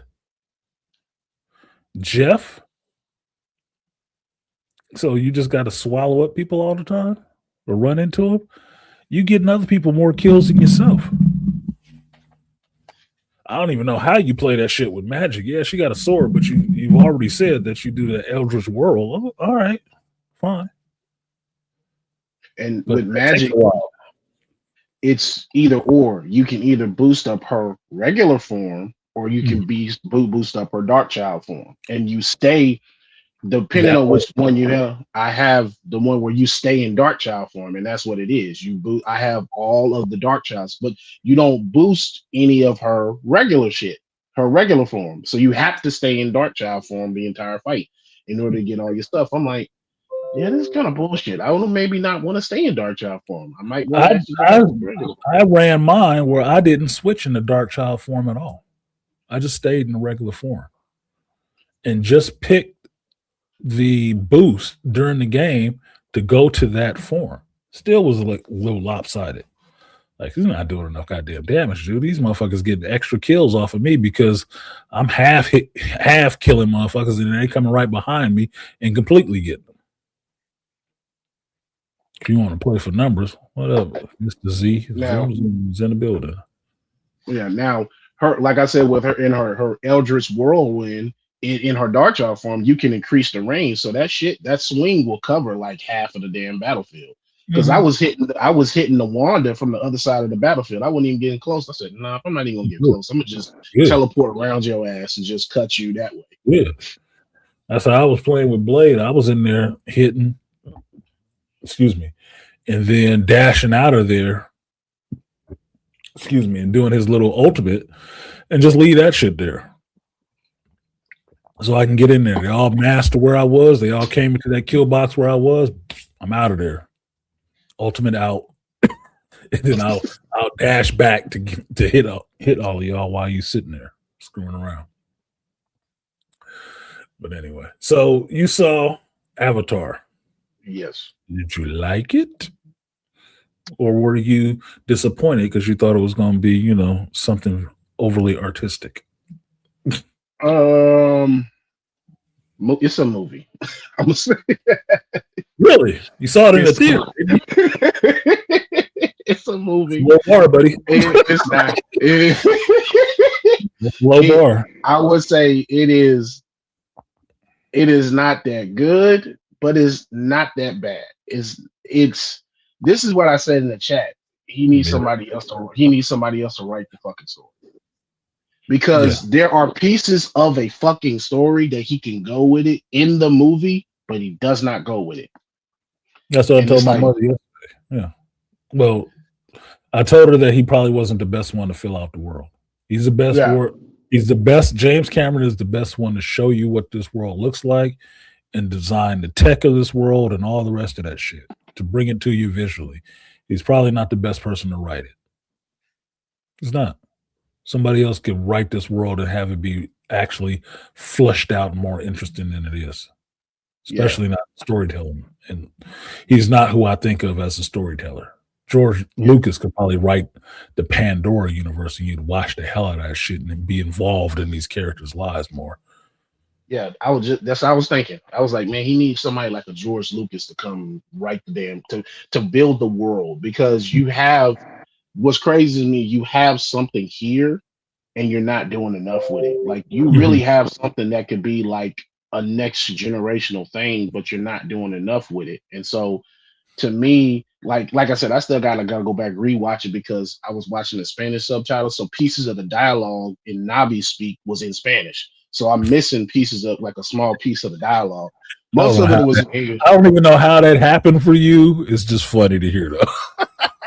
Well, you know what it was? I saw the times on the Google 1 o'clock show. Right. When I got there, I didn't know it was the Spanish. I didn't know they did that shit in American theaters that they do Spanish. Yeah, playing the movies. I didn't know they did that shit. The subtitles have a little font to them, so you can clearly see. So James probably has something to do with this shit because it's in a font. It's in like the original cover box font for the very first Avatar movie. It's written in that font. So it's I was like, okay, so yeah, I'm sitting there watching with a crowd full of Spanish people. For the Spanish speakers, I didn't know we did the Spanish speaking audience viewings. I didn't know that at all. So it was a 1 o'clock showing, and so I was like, fuck it. She said, the lady was like, it's gonna be in English though. I'm like, it's just gonna have the subtitles in Spanish. Okay, I'll go watch it. Fuck it. This ain't the first time James Cameron. I got bait and switch like that with. I went to see Ninja Scroll in the theaters when they re-released it in the theaters last year, and I went to go see it. It was in Japanese. Like I didn't know it was going to be in Japanese, but okay, that's fine. The original Japanese is fine. I can read subtitles. It's not that big of a deal. But I wasn't expecting that when I sat down. I was like, that's not his voice. That's not Jubei's voice. Oh, it's in the original Japanese. Okay. I didn't see that on the ticket, but okay. Fine. Whatever. Get the actual dialogue. But it's a Japanese anime in Japanese, so that's okay with me. An American-made Avatar movie being shown in Spanish in America, something seems wrong about that to me. like you hear, you can't even listen to English. Is this all the DoorDash people going to see the same theater or what? And the crazy thing, they're speaking English in this motherfucking theater, so it's not like it was just I probably heard Spanish like a couple of times, but that was about it. Yeah, something is not seeming right to me about that. Like Andre said, hope you see some nice Latinas in there at least. Beast in Texas. He better have some nice Latinas in Texas. Oh yeah. He should just not in San Antonio. Be getting some of the cream of the crop coming through there. They just don't like just not in San Antonio. Look, you heard what I said, just not in San Antonio. Just not in San Antonio? No. Look, everybody was mad at Charles Barkley when he said what he said. I said Charles wasn't lying. What did he say about San Antonio? He says that women in San Antonio are fat and not attractive. I said he wasn't fucking lying. Some busted ass chicks in San Antonio. I don't know about now because they probably stepped their game up since Charles said that shit. But I heard it was nice in Austin. I heard it was nice in Austin, Texas. Yeah, but it's liberal as fuck. Is one of those trendy places now, right? So yeah, a lot of Californians, a lot of Portland, Oregon people live there. Some West Coast liberals escaping to Austin and turning that into a liberal spot. It's nice out there. It's a nice looking area, but it's like it's liberal as fuck. I'm like, I'm gonna stay the fuck out of Austin. Only for maybe college. One of my favorite cute engineers is over there, Belinda Carr. She on YouTube. She a little cutie. Think she got a baby now and shit. Maybe an architect or some shit like that. Anyway, so it was nice. It could have been done better. Okay. About what I expected. Like, I don't have a lot of expectations going into these movies nowadays. I just want to see certain story beats happen. And it's always about who's making a movie. I try to remember who they are and what they actually do. or who the actor is and what they can or cannot actually do. Tron Legacy, I didn't have much expectations except to see a recognizer record shop downtown. I didn't get that. I got one recognizer. Jared Leto being Jared Leto. I wasn't overly upset. I just thought that the movie was misnamed, and there were some good ideas that needed an actual writer to flesh out. Like I said, I would rather have seen more of the real world, in-game world war going on, or war between two companies happening inside of a video game, inside of those grids, as opposed to the shit that we got. Like, look, it's a light cycle in the real world. Like, I've seen Auto Man, dude. This is not interesting to me. You lost. You dropped the ball on this fake fucking fruit everybody's supposed to be eating now. And you don't know what it's made of and what type of adverse effects is going on. Silicone, apparently. Like, yeah, we silicone this orange and it's real. You can eat it. I'm not eating that shit. I'm not eating that, bruh. That shit is going to dissolve into me like powder, right? Like, ugh. How's that nutritious? I want to see Silent Night next week with the family, but I'll settle for Avatar if my niece wants to watch it. She's your niece. You got to get into your grown father. Y'all going to this theater. We going to see Avatar. I don't want to watch this shit. Shut the fuck up and eat your popcorn. Sit your ass in the seat and eat your popcorn. This is where we going. You got some money for a ticket? No? Okay, then. Shut the fuck up and get in the car. Blue 3D animated people. Yeah, blue hold their attention. Blue chicks should hold another little girl's attention. They all like cosplay nowadays, right? Mm-hmm. Yeah. Pretending like they was into the culture before this. I was like, what the fuck was you at a while ago? We've been more than y'all. I don't know. This bullshit started where women then was excluded from nerd geek culture. That's the fucking. We ain't never been excluded from geek culture. Y'all goofy asses who, y'all latecomers is the ones excluded from geek culture. Yeah, shit. We The only person that would exclude you from geek culture would be your mama, who wasn't into that shit. Mm-hmm. I'd be the only one. You was never excluded. Saying this from being somebody in geek culture for a long goddamn time, we always wanted pretty women in geek culture. Yep. Always. What was that meme that they had on the internet where about the guy doing the speed dating? He said, if I die, what would you do? She said, what would you? Of course, I would get the Dragon Balls. And he's like, we're done here. Like, we always. Yeah, we're done here. Let's go. Yeah. Let's go. Yeah. You want to get married? Look, man. I proposed to a chick the first date we went on, and she could play pool. I said, damn, do you want to get married? That was my crazy ex. Because she could play pool. Good. I didn't have to hold back on her ass. I had to actually play her ass. So you can work a cue and the pole too? Damn, that was a keeper. Crazy. That was a keeper. If she was into this geek shit too, bro, I'd be married right now. And she was a damn near 9? Nigga. I remember after graduating high school, this one girl that I had liked for the longest, and I kind of talked to her on again, off again. I remember when I first found out she liked Star Wars. And it was the ironic thing to me was I always thought she kind of looked like Padme a little bit. She had a little bit of Natalie Portman. I was like, what's funny? I used to think you looked like Natalie Portman, Padme. Oh, really? I'm like, yeah. I said, you like Star Wars? I like Star Wars. That's a deal right there. I tell you, the best thing about geek culture nowadays is the women are hotter. Yes. That's the best thing about geek culture nowadays. That it's gone on long enough where another 2 crops of people have grown up into this, that the girls that like this shit now are actually hot.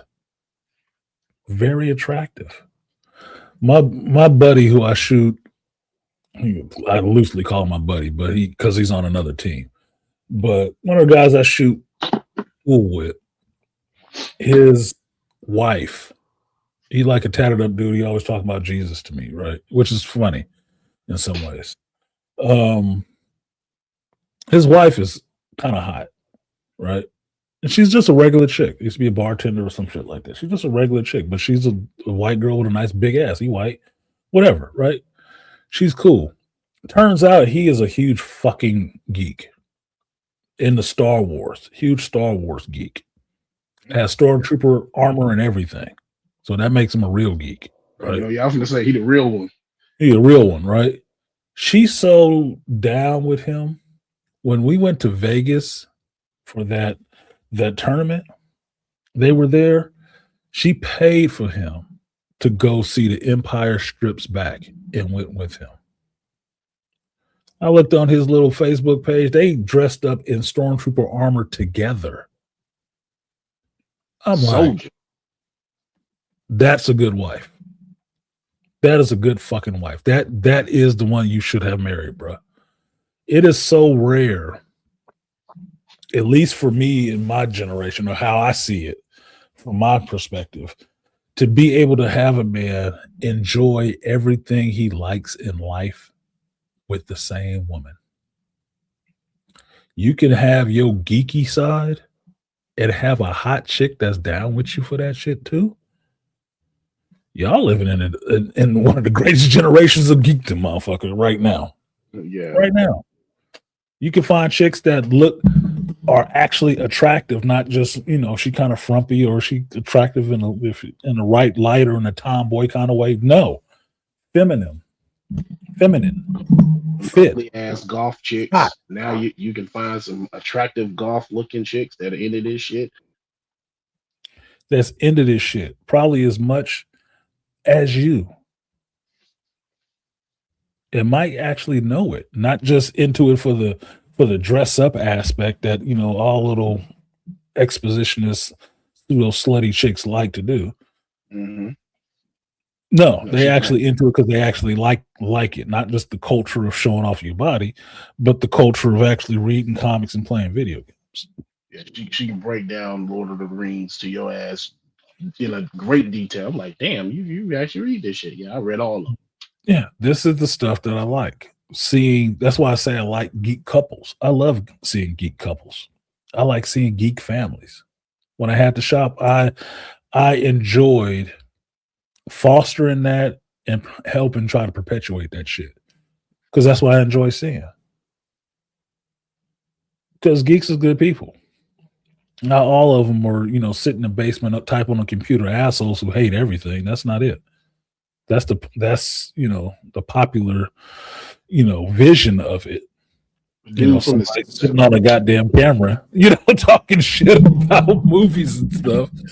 No, the ones out there in the world living their life, working real jobs and shit like that, and doing their geek stuff, going to their conventions and stuff like that, not just with themselves, with their girlfriends, their wives and their families and kids and shit like that.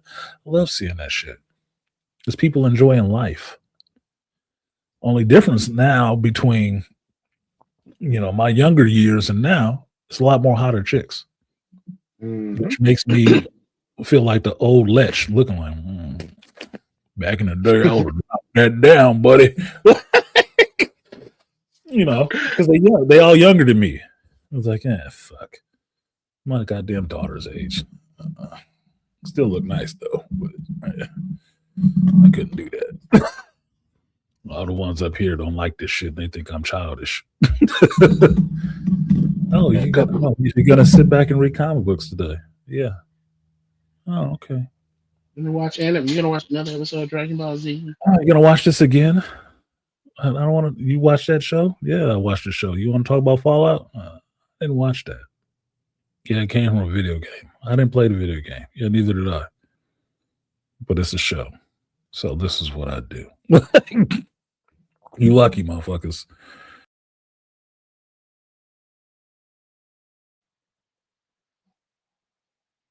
And now the takeover has begun.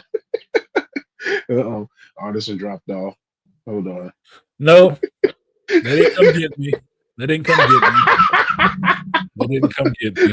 Look, you didn't hear what I said. I said, and now the takeover has begun. Now the takeover has begun. Your channel is mine.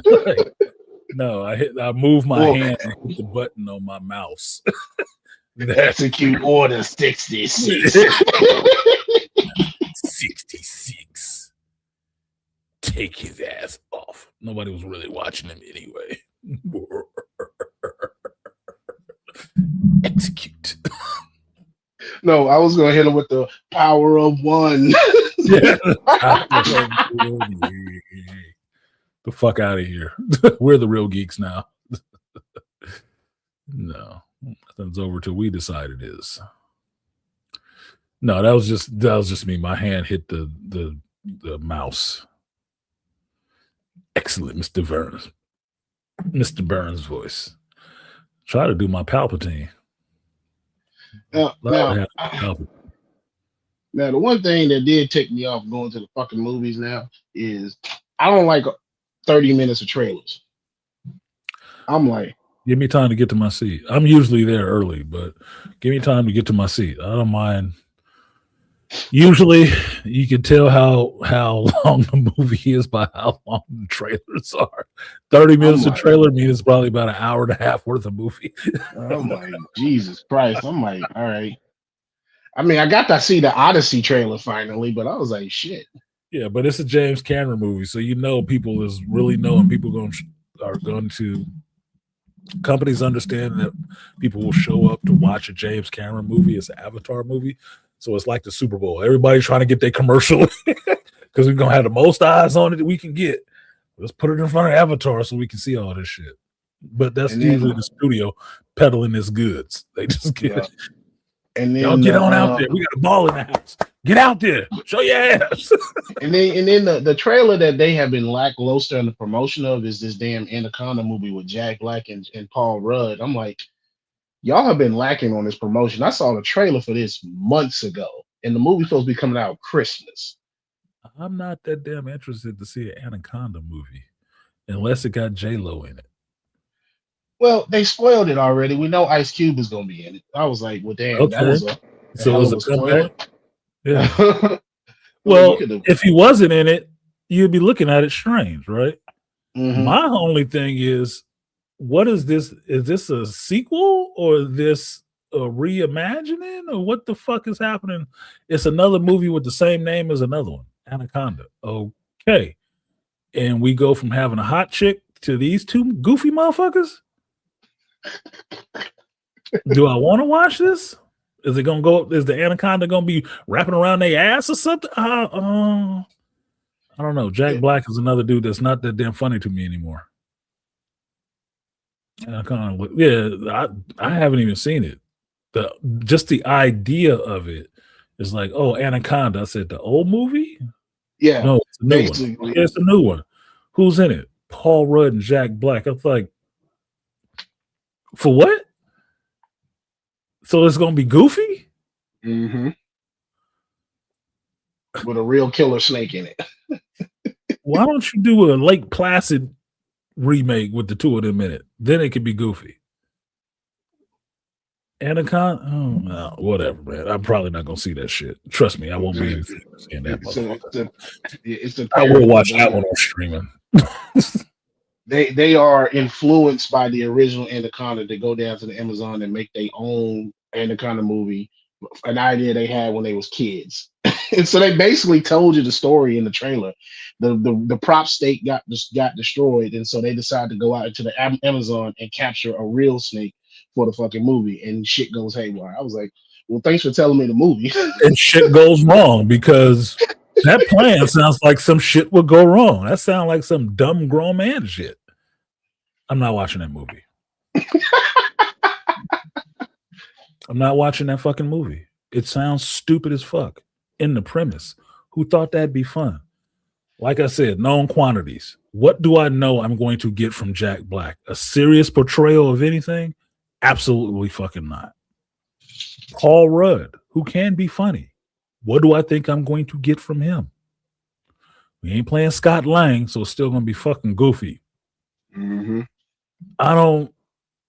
My brain is having a hard time connecting Anaconda movie with these two goofy ass actors.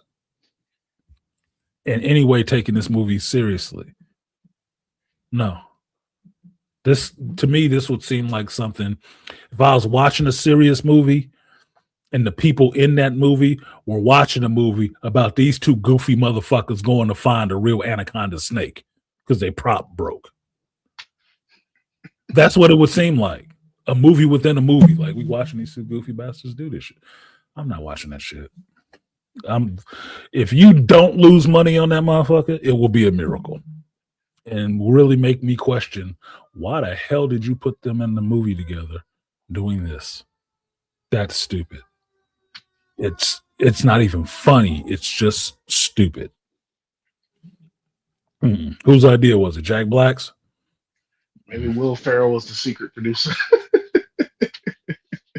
It sounds like some shit. It sounds like some Will Ferrell shit. When I saw this, I said, "This movie sounded like it could have came out of Seth Rogen's ass. Could have. At least it'd be funny then." Oh yeah. You want to see something? You see that? See if it'll just the camera will focus. Terracons terrorize. This is a Christmas gift. It's a gift, but I'll call it a Christmas gift from one of my competitors in pool. She 3D printed this for me. It's supposed to be a pocket marker. So, like you say, you're going to shoot it in the 8-ball, shoot the 8-ball in the corner pocket. You have to mark your pocket in this league, right? So that's what it was going to be. But this motherfucker came out so awesome and has all this detail on it and shit. I'm like, God damn, I think she might want to fuck me. I tried to offer her money for her. She turned it down. She said, oh, it'd be an insult. That was a gift from a friend. I'm like, okay, we ain't really friends yet. But all right, fine, fuck it. Thank you. That shit looks awesome.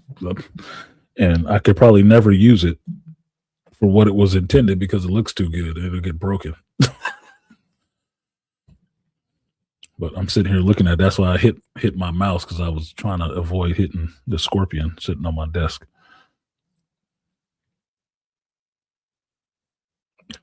Will Ferrell about to sue Artisan for what? For him not being funny? Nigga, that's your fault. Better get your ass to a comedy club or something. That is not my fault that you're not funny. You got a whole career. There's a lot of people think you funny. I'm not one of them. Same thing with Jack Black. Bro, you ain't been funny to me since Nacho Libre. And I was honestly, I didn't think that was that funny either.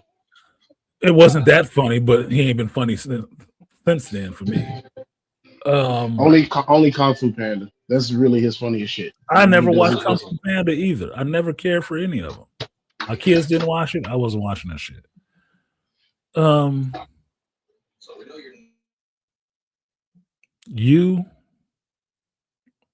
didn't appreciate you showing up in Mandalorian either. I didn't appreciate that shit. I don't give a fuck how much money they paid you. I didn't appreciate that shit. You weren't funny then either. You need to get to play in some Philip Seymour Hoffman roles, some weird killer roles or something like that. Be the villain, because you're not funny. Yeah, like he was in Peter Jackson's King Kong, the overzealous the director that eventually decides to capture King Kong. Yeah, you need to play that character. Yeah, I'm not feeling it. They keep putting you in these movies, and I'm trying to figure out which one of you in this Anaconda movie is supposed to be the lead. You or Paul Rudd? Who thought that either one of you headlining the movie was going to make money? Because Paul Rudd has headlined his own movies in the MCU, but mind you, I was showing up for Ant-Man, not Paul Rudd. I like Paul Rudd. He's funny, but he's funny with people. Not funny by himself. Your ass, you funny with people. I'm not showing up for you. I can't think of a movie I've showed up for just you. He did a Gulliver movie. I didn't see it, and I like the story of Gulliver. Oh, So, the Gulliver's Travel movie. yeah, Gulliver's Travel. So thankfully, I didn't see that one. Probably doing You a ain't lot miss of.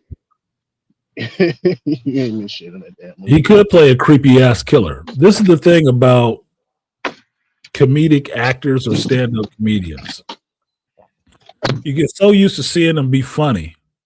You know the best roles that they can play? Serial killers. Actual psychopaths. Which will probably be closer to their real personas. Robin Williams as a killer is terrifying. Oh yeah, Insomnia. Exactly. Jim Carrey as a villain or a killer would be scary as hell. Scary as hell. Go there. And I'm not saying he has to be in a horror movie. No, it's not a horror movie scary. I'm talking about thriller, suspense movie, terrifying. Like, think the Cable Guy. He was scary in that, and he was still being kind of funny in some areas. That motherfucker could be scary. Yeah, the Cable Guy was close. He's studio no. Cable Guy was close. A lot of these Beastly fell off. A lot of these comedic actors can play dark really well.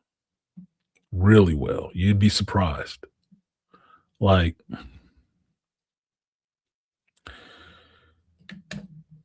as serious as I've seen, the most serious role I've seen Dave Chappelle play was in A Star Is Born. And he's just being a regular dude. You take that and put him in a movie where he is actually has to be serious the whole fucking time. You'd probably kill it. Probably wouldn't even recognize it as being Dave Chappelle. Let him be the gangster and not the comical gangster. I bet he'd scare the shit out of you smoking a cigarette. Bet he would. Will Ferrell playing serious and crazy. You'd believe it. Why? Because he's fucking goofy all the time. Yeah, which is what you want from him. His ass standing in the shadows, his face half in light. And say, you didn't push the doorbell when you came to my house. You'd be like, oh shit, it's that guy. a good example is Vince Vaughn. When he was in Domestic Disturbance with John Travolta, he played a serial killer. You used to Vince Vaughn playing funny ass roles and stuff. But when you saw him play a convincing ass serial killer that was scaring the shit out of that kid, and you had John Travolta was like, nah, my son don't lie to me. You saw that in him. I was like, oh yeah, he's very capable of doing some serious shit. Yeah, they are. Comedic actors, you have to remember, comedy comes from the real true comedians. Some of that comes from a very dark place, right? From the shit that they've gone through. So them tapping into that and playing a character that's not laughing at everything and still has that appraisal of the world is truer to some of the stuff that's in them. That's why it's so believable. Like the Dave Chappelle skit with Wayne Brady is funny because what? Wayne Brady has always been the singing, smiling, shucking and jiving, comical Negro, right? Why was it scary when they made it look like Training Day? Because you're not used to seeing Wayne Brady act like that. And in some ways, he was being comical, but in some ways, it could look kind of dark. Like, oh shit, that motherfucker could probably play the hell out of this. Yes, he could, and you'd believe it. So, Jack Black, stop being fucking silly. Play a serious role. That's why I said he should be moving into that Philip Seymour Hoffman area. You just as brown, you just as white, and you want to grow all this fucking facial hair all over the place. Why don't you get into some of these serious acting roles and stretch yourself a little bit? Rock came kind of close with playing Black Adam. If Rock just went totally asshole and start playing dark movies, it'd probably see a resurgence in his career. Will Smith needs to play villains. Nobody denies that he's a great actor. Good. Start playing some villains. Got Denzel an Oscar. You hated Lonzo. You was scared of his ass though too. You hated and loved him at the same damn time. Hated and loved him at the same time. This is an actor I love, and he's playing totally opposite of what he's played this whole career. And that motherfucker is terrifying. You're gonna get a medal for this, son. The LAPD officer was shot dead serving an arrest warrant. He is survived by like. And look, and Denzel knew it too, because that's why he said the only way he would have took the role, he said that Alonzo had to die at the end. Because he said that motherfucker was too crazy to live on. It did too much. It did too much. Pacino did the same thing for Scarface, for Tony Montana. They took the roles because they said those people had to die. They could not live on. Yeah, that character had to die at the end, and that's fine. We can kill this character at the end. This will not be a sequel. This will be a one-off.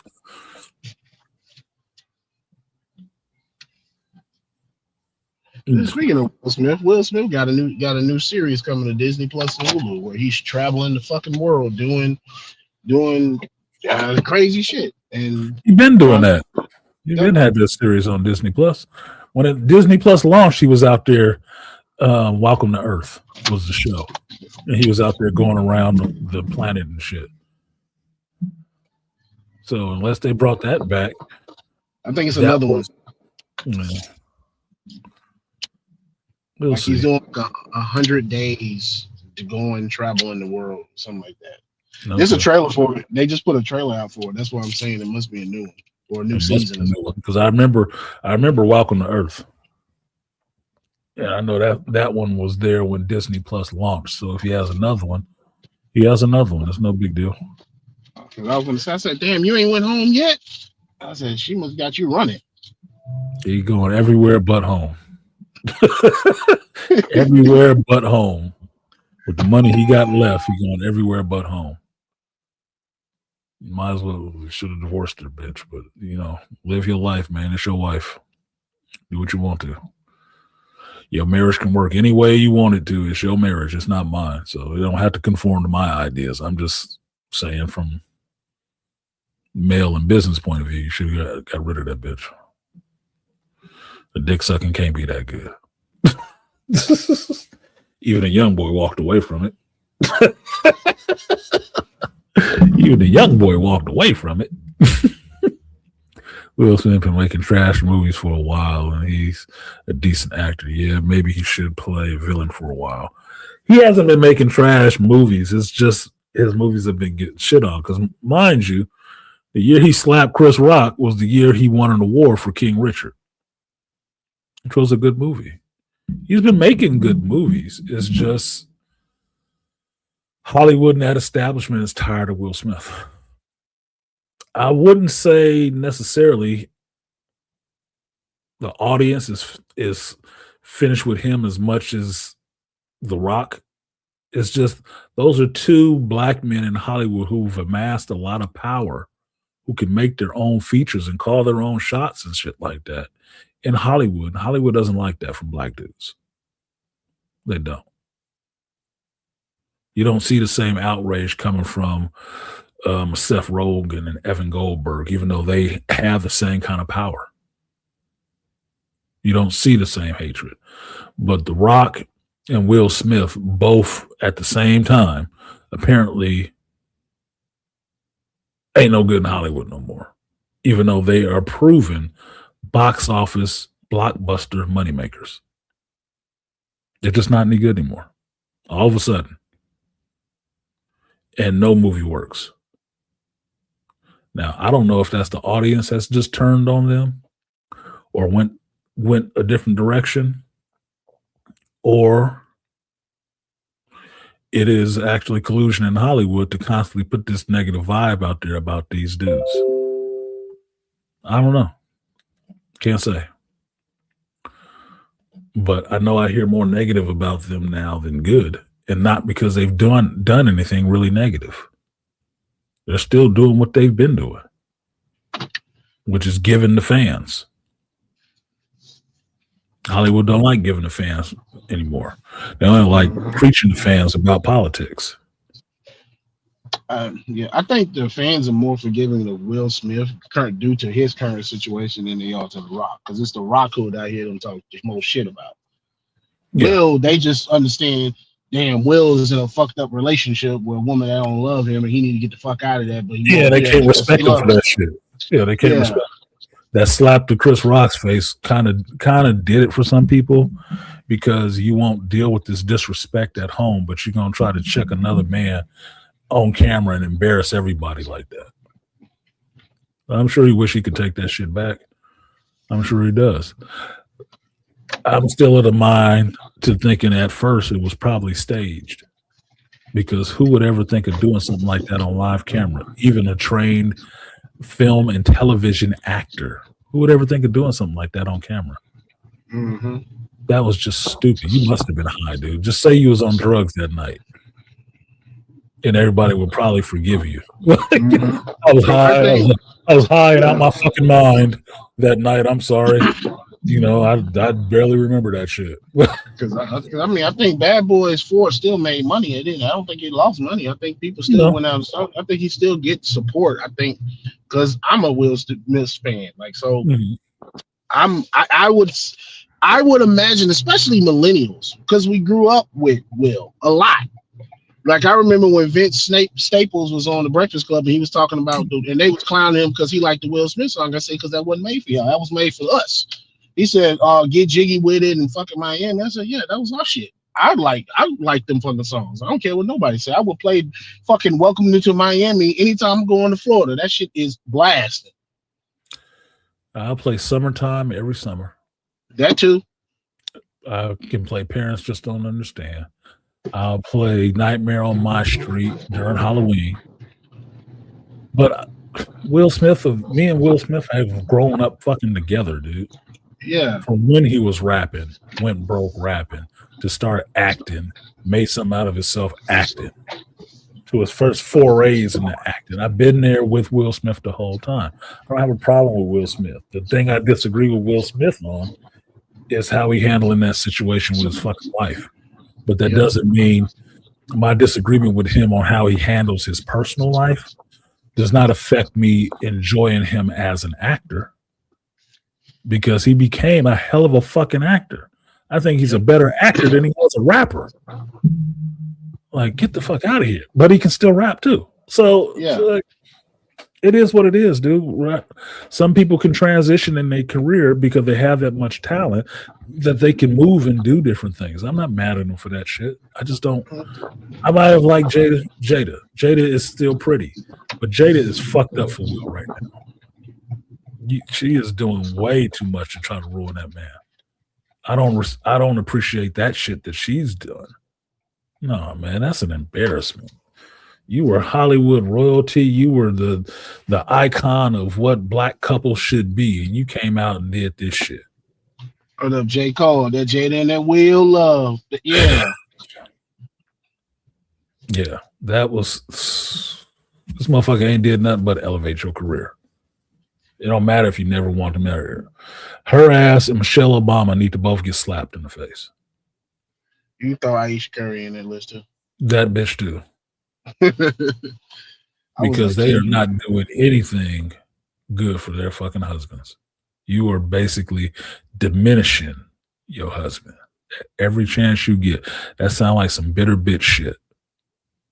If you could have did better, you would have. If you could have did better, you would have. You didn't. This is your life. Be mad about it all you want to, but this is your fucking life.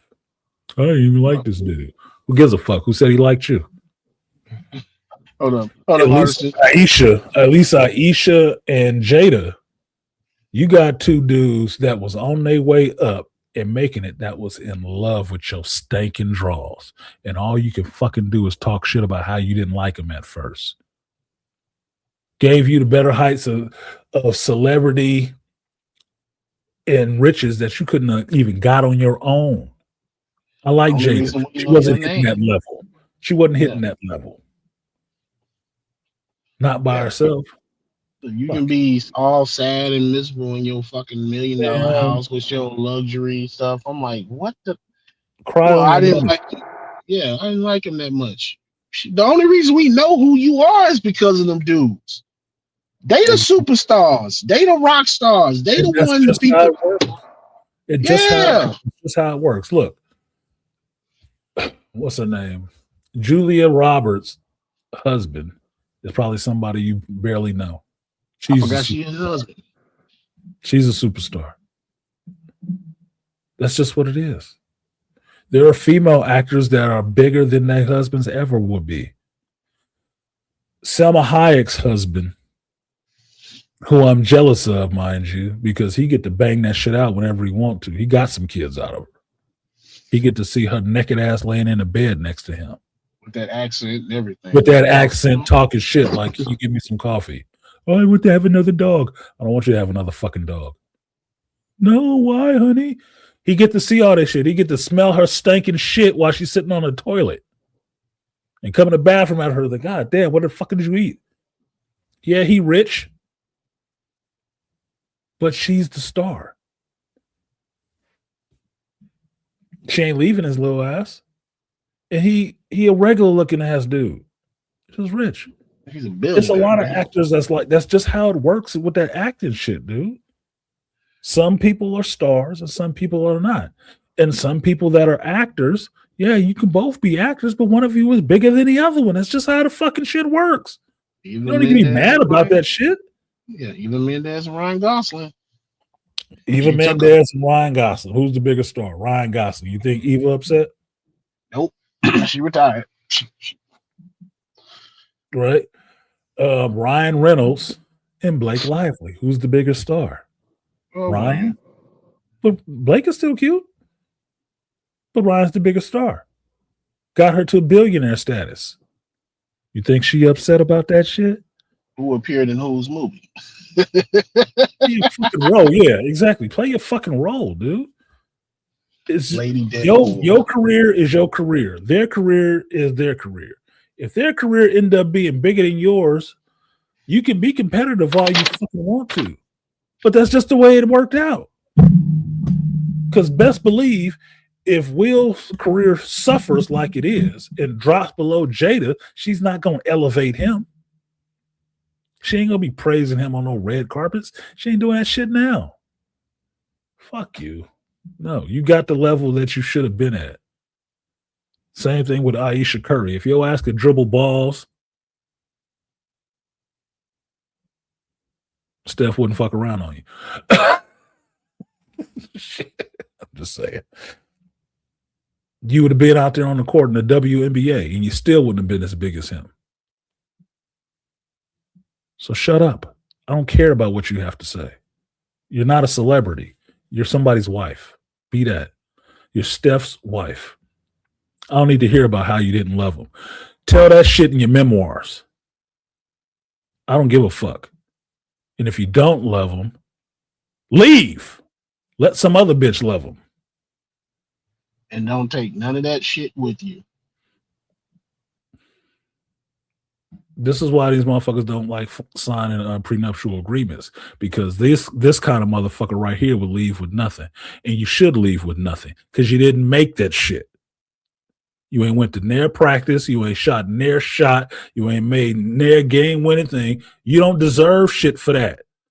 Your award for being married is having a good marriage, not what your husband accumulates from doing his fucking job. That's not how it's supposed to work. Get the shit you build together. Get half of that. If you ain't out there taking none of these goddamn shots, then you need to shut the fuck up. You better start baking or some shit like that. Make you an online store selling Steph Curry memorabilia. Yeah, you wasn't in the field with me. You wasn't on the court. You wasn't in the gym. You wasn't in the ring taking these punches with me. You don't get shit. No, I don't necessarily believe in that shit, because even at that level, men share a lot. A successful man is sharing his whole life with you. You have a nice house and money and celebrity and all the rest of the shit that comes with it. And you could have been a regular bitch working at Burger King. But a woman in that same position is not looking to marry some dude from fucking Burger King and thinking he entitled to shit, but service her. She would literally ignore you. She would literally, if she wanted your ass, you would literally have to, with no qualms about it, sign a prenuptial agreement because she ain't sharing shit with you. Selfish asses. I don't want to hear that shit. That's why, for me, I'm all for couples being together, marriages, working out, or working the way they're going to work. I am. But shit like that automatically needs to be a divorce. Automatically. If you're going to come out in public and talk shit about me as my wife, you need to not be my fucking wife. And sit your ass over there on the bench and take this little pittance and fuck off. Because I got paparazzi to talk shit about me. I don't need you in the house talking shit about me. I never really loved him. And get the fuck on then. Why are you here? Yeah, I got to deal with enough critics in the world. Like I said, you can't unsuck this dick. Beat it. Beat it. The fuck on. Don't need that shit in your home.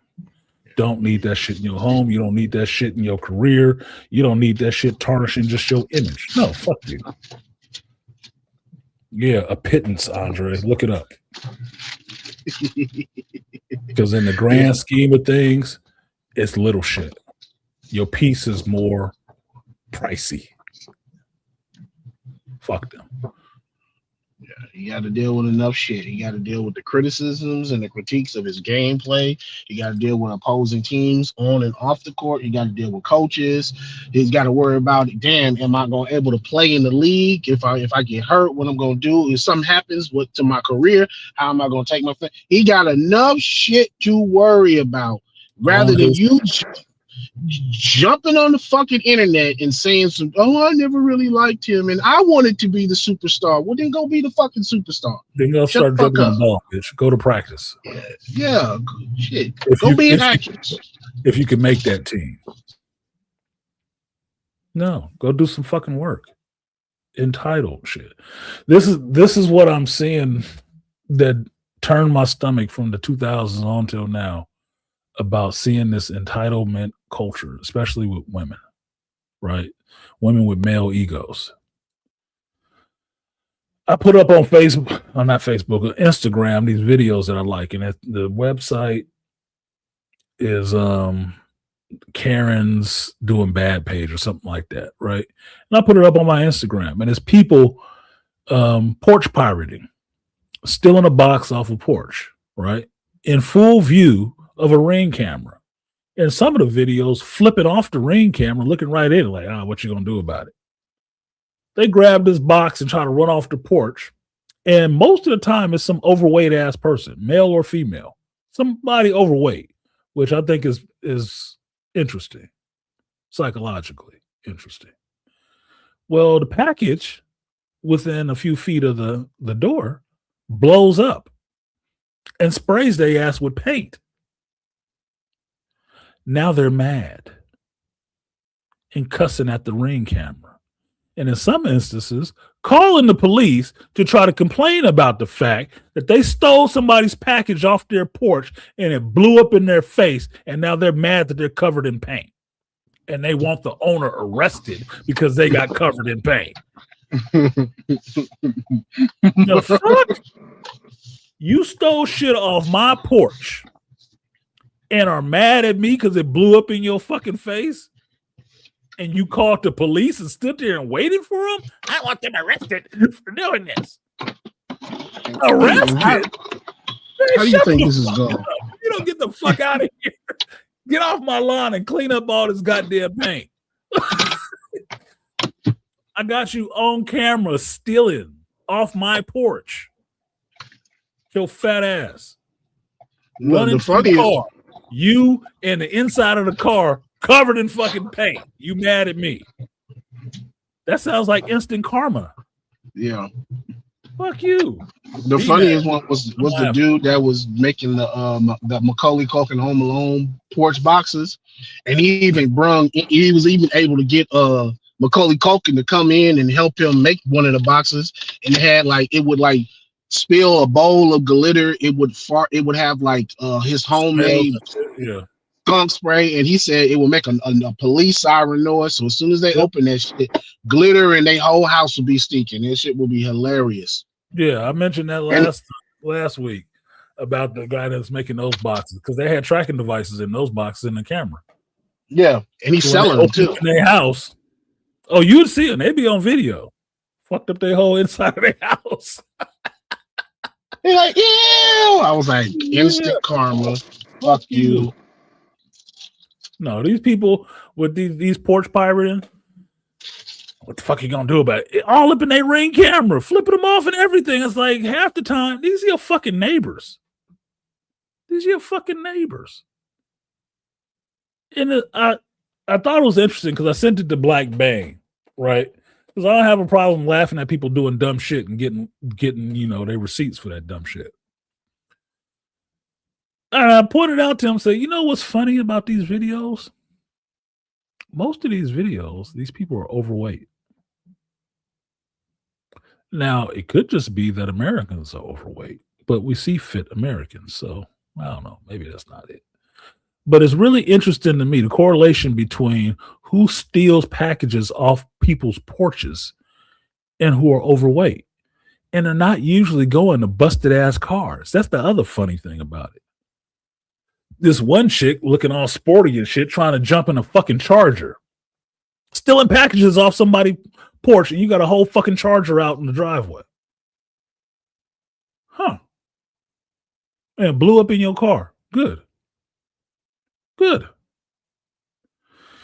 To me, it lets you know the mentality. You're too lazy to buy your own shit, apparently. Because it shows you're too lazy to fucking go to the gym and take care of yourself. So it just should be easy for you to steal from somebody else. And the fact that you had some repercussions for stealing from somebody else, you're upset about and want some police action taken. You want some justice taken for your injustice acts. The results of your criminal activity. Yeah, shut the fuck up. What I haven't seen is a cop drive the fuck off when they show up. They're like, what? We're gonna have to arrest you, ma'am. Yeah. You got the right to remain silent. Go ahead, turn around. Yeah. What did I do? It's a bunch of women too. Bunch of women. So, interesting. Bunch of overweight women stealing shit off of people's porches because they saw a big box on somebody else's porch and they just had to have what they had. Huh. Interesting. Easy to save money when you're stealing. Is it? I think you got to work harder. Well, they have to do, in most cases, they have to do what they should be doing anyway, which is having a big ass running. They can run and try to get that package away from the porch, but you can't get your ass on a treadmill. And the most funniest shit to me when it comes to criminals, it's like when you listen to because I catch some of them clips of some of them podcasts where the guys that talk about guys who used to do den time in prison and they talk about what they did to get to prison. And I be listening to this shit. I be like, okay, now the amount of work you put in just to steal these couple items, you could have actually went to an actual job and would have been able to get that same shit. Or you could have came up with something, sold it to the company, made yourself a millionaire by helping them be like an anti-theft thing or a product that keep people from stealing. But instead, you chose to use all that knowledge and hard work to steal. You chose to use that hard knowledge to steal some shit when you could have made money off of it by helping them prevent other people from stealing it. And you wouldn't have had to work that damn hard. There are people who use more effort to try to get out of doing things than doing them. And you'd be amazed, like you're saying. You'd be amazed. The amount of effort you're putting in, you could have started your own business with that same effort. Doing the same thing you're doing right now and profited off of it. But you're too lazy to do that. But you're not lazy to spend all of that time and effort and ability and brain power into finding out how to do less. Do it to yourselves. What is it?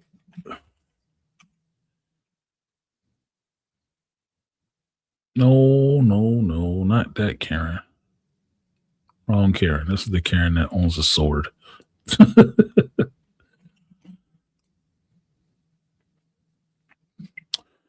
I can't remember the name of the goddamn page. Wait a minute. Send my messages. I'll show you some of this shit so you can see what I'm seeing. So you don't think I just have something against overweight people, which I don't need to. They have something against themselves. What the hell is this page called?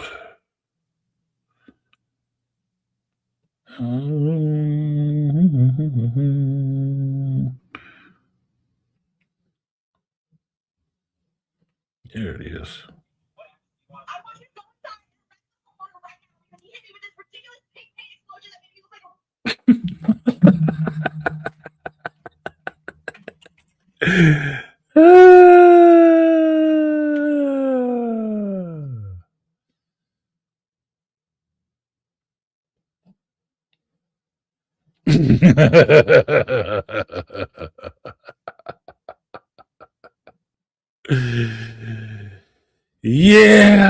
Yeah, bro.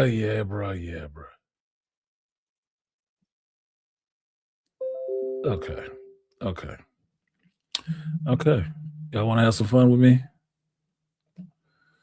Tell me what you see. They think like a psychiatrist or a psychologist, because you're not prescribing any medication for this shit. People are just gonna be stupid. See if we can blow this up a little bit. Can we?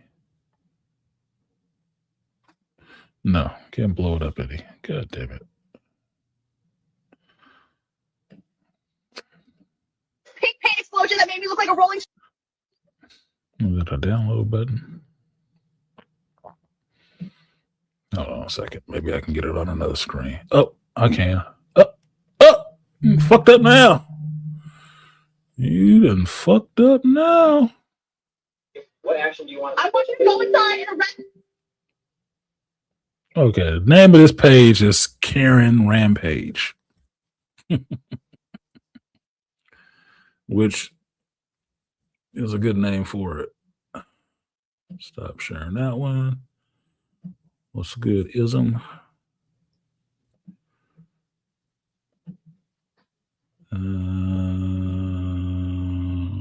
This one? There we go. All right. I think Beastly's still here. Yeah, I'm here. All right. This is the one I was looking at that I was talking about with Black Bang. What action do you want? I want you to go inside and arrest the homeowner right now because he hit me with this ridiculous pink paint explosion that made me look like a rolling strawberry festival mouse. Now, you see how big this bitch is?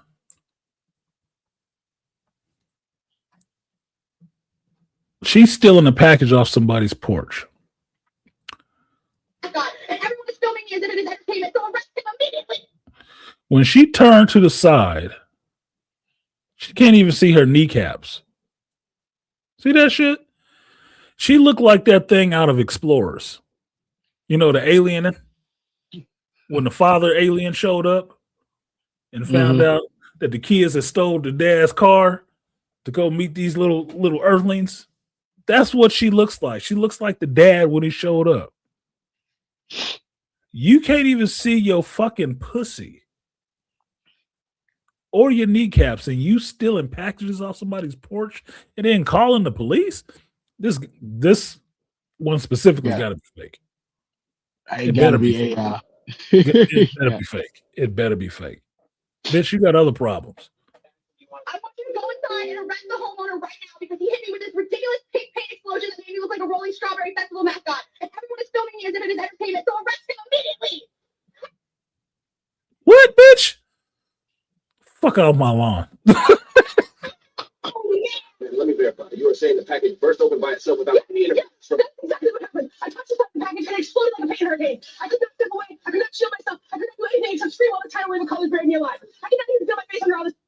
See how they talking? That shit is annoying. That's how at a fucking turkey festival. Hey. Now, why is this thing being any compensation right now? Not later, not tomorrow, right now. Compensation? Hand me a towel. Officer, get this bitch. If you refuse, I will drag you to court so fast you won't even door. I don't even know who you are. I didn't put paint on anything. Finally, come out here. You destroyed me with that paint trap. You owe me compensation. You kicked my door and tried to steal from me. You do not deserve anything. This is your fault. You set me up. Look at me. I'm ruined. You set me up? I set you up? Because I had a package on my porch? Look at the neighborhood. It's a nice neighborhood. But I set you up. If you don't get your big ass off my porch. Every time you show up here, get off my... I'm not leaving until you pay for what you did. You're going to jail. You need to do something right now. This is a I will not stand for it. Man, does this package belong to you? This shit gotta be AI. You provoked me. You set me up. You did that to yourself. You need to get off my porch and charge them all to this whole department. Man, why were you opening the package addressed to someone else? You slid it open yourself, ma'am. The label says Hot Park, 4 doors down. Is that your name? No, but why, Joe? Stupid shit. I couldn't believe that shit. Couldn't believe it. This is what I watch.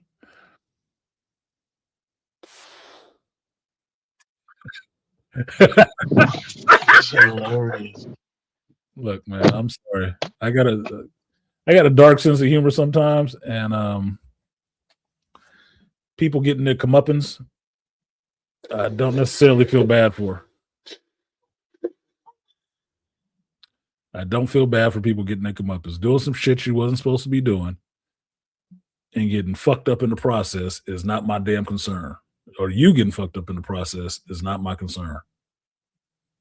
I'm not liable for shit but having a good laugh on your ass. Because you shouldn't have been doing it anyway. Yeah, swiper, no swiping. I'm gonna get my 7 laughs in. Get my 7 fucking chuckles out of you. I'm gonna get my chuckles. And depending on how funny the shit is, I might be on the floor dying laughing. So I'm really gonna probably get about 12 for the motherfuckers. If I had a house and a ring cam recording that shit, you'd hear me laughing on the ring cam. You'd fucking hear me laughing on the ring cam. I'd be laughing my ass off at your ass. Clean that shit up. I was just gonna say that. Yeah, you gonna clean that shit up? Look at the mess you made. I'll be taunting the fuck out of them.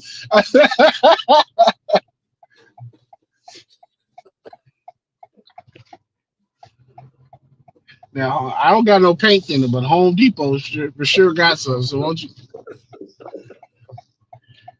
Huh? Are you kidding me? It's in my mouth. Oh my god, what is this? Who does that?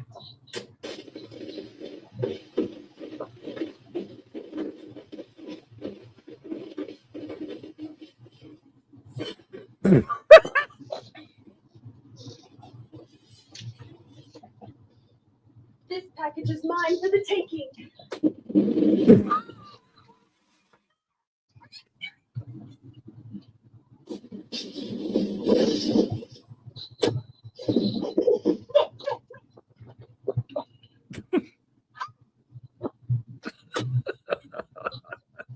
Fuck them people.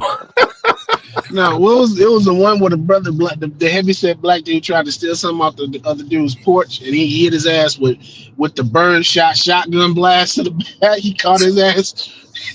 He said, yeah. He said, he on the floor hurting. He like, I said, no, you be all right. Put my package back. Yeah, the other one was motherfucker was talking shit to the dude on the porch for the ring cam. What did he say? You can run faster if you he was talking shit to the dude over the ring cam, watching him. He went. Yeah, he went up the steps. He said, "No, you need to exercise, man, big man. Exercise. Yeah, nope. You can have it. You need it. You need that exercise. That shit is just wild to me. That you are stealing from me, and because something messed up happened to you from stealing, in the process of you stealing from me, you think you can get me arrested? That's dumb as living in California, where you can't shoot somebody who broke into your house. No way. If somebody broke into your house, broke their leg on a table you had in your house, they could fucking sue you for damages. Oh yeah, I remember that story. We teach that story in self-defense class. The dude who broke through the lady's skylight and landed on her little island in the kitchen and fucked his leg up and sued her. I was like, in California, I was like, how the hell does that shit happen? And could possibly win because your home wasn't safe.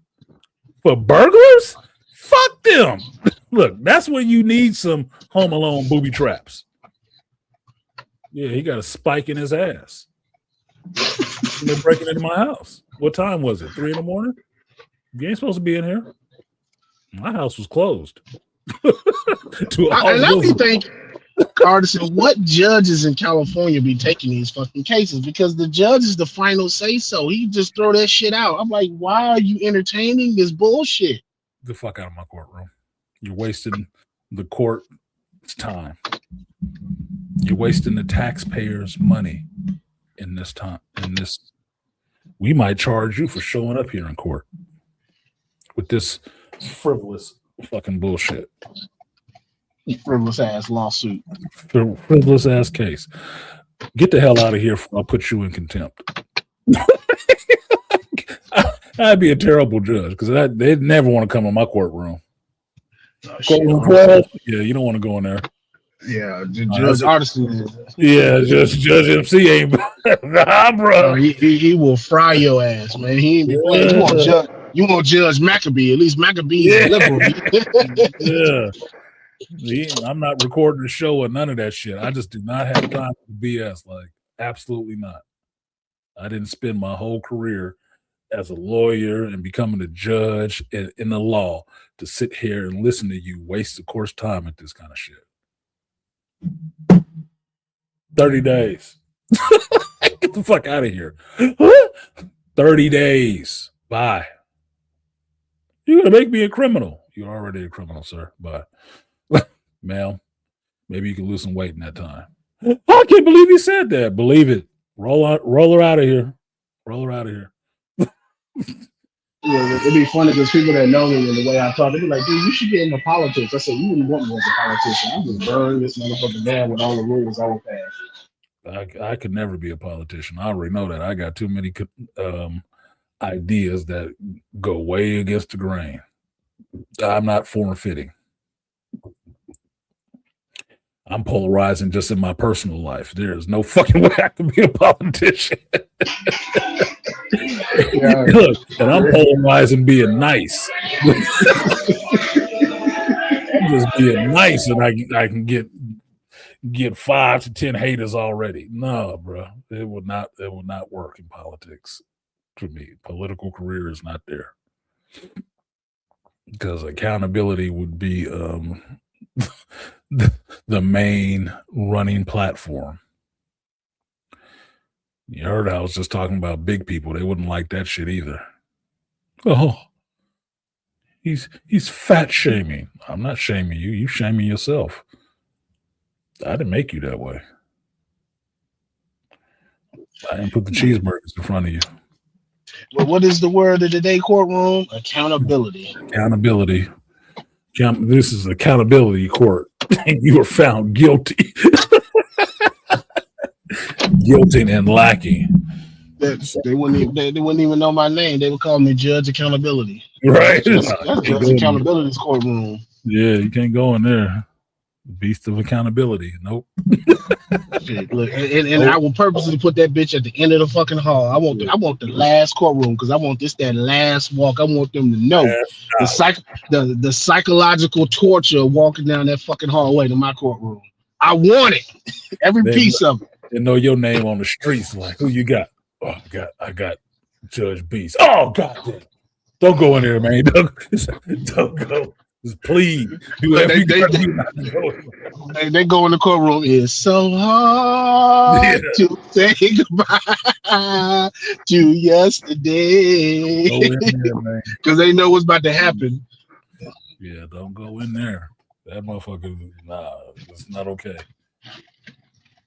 That motherfucker be on one. They be talking about me like they talk about in the Marvel comics about criminals doing crimes where in Hell's Kitchen with the Punisher around. Don't do that shit. Oh no, don't do that. That motherfucker will kill you. You better stay uptown with Spider-Man. Yeah, you better stay in Queens, motherfucker. Because go down there. Not just the Punisher, it's shit. You got to deal with the devil of Hell's Kitchen too. He said he gonna either go get killed or get your ass go to the MRI or some shit. Don't go. Your ass don't do nothing in the kitchen. That is not okay down there. The motherfuckers got anger issues. Hold on. Wasn't there a comic where the villain said that shit to me? Yeah. Anger issues. That was that Ant-Man comic where the villains are sitting around talking about their organizations and where you don't go. In Hell's Kitchen, you don't go. And you see the Punisher anywhere run. The fuck out of there. Fuck with Spider-Man. Fuck with Spider-Man. Get the little webs and the stupid jokes. But you cool. That devil in Hell's Kitchen, yeah, fuck him. Because he got anger issues. He's going to beat the shit out of you. You never know what you did. Punisher, run. Just run. Like an agent, man. Just run. You kill everybody. These guys don't come back. The motto is shoot first, ask questions later.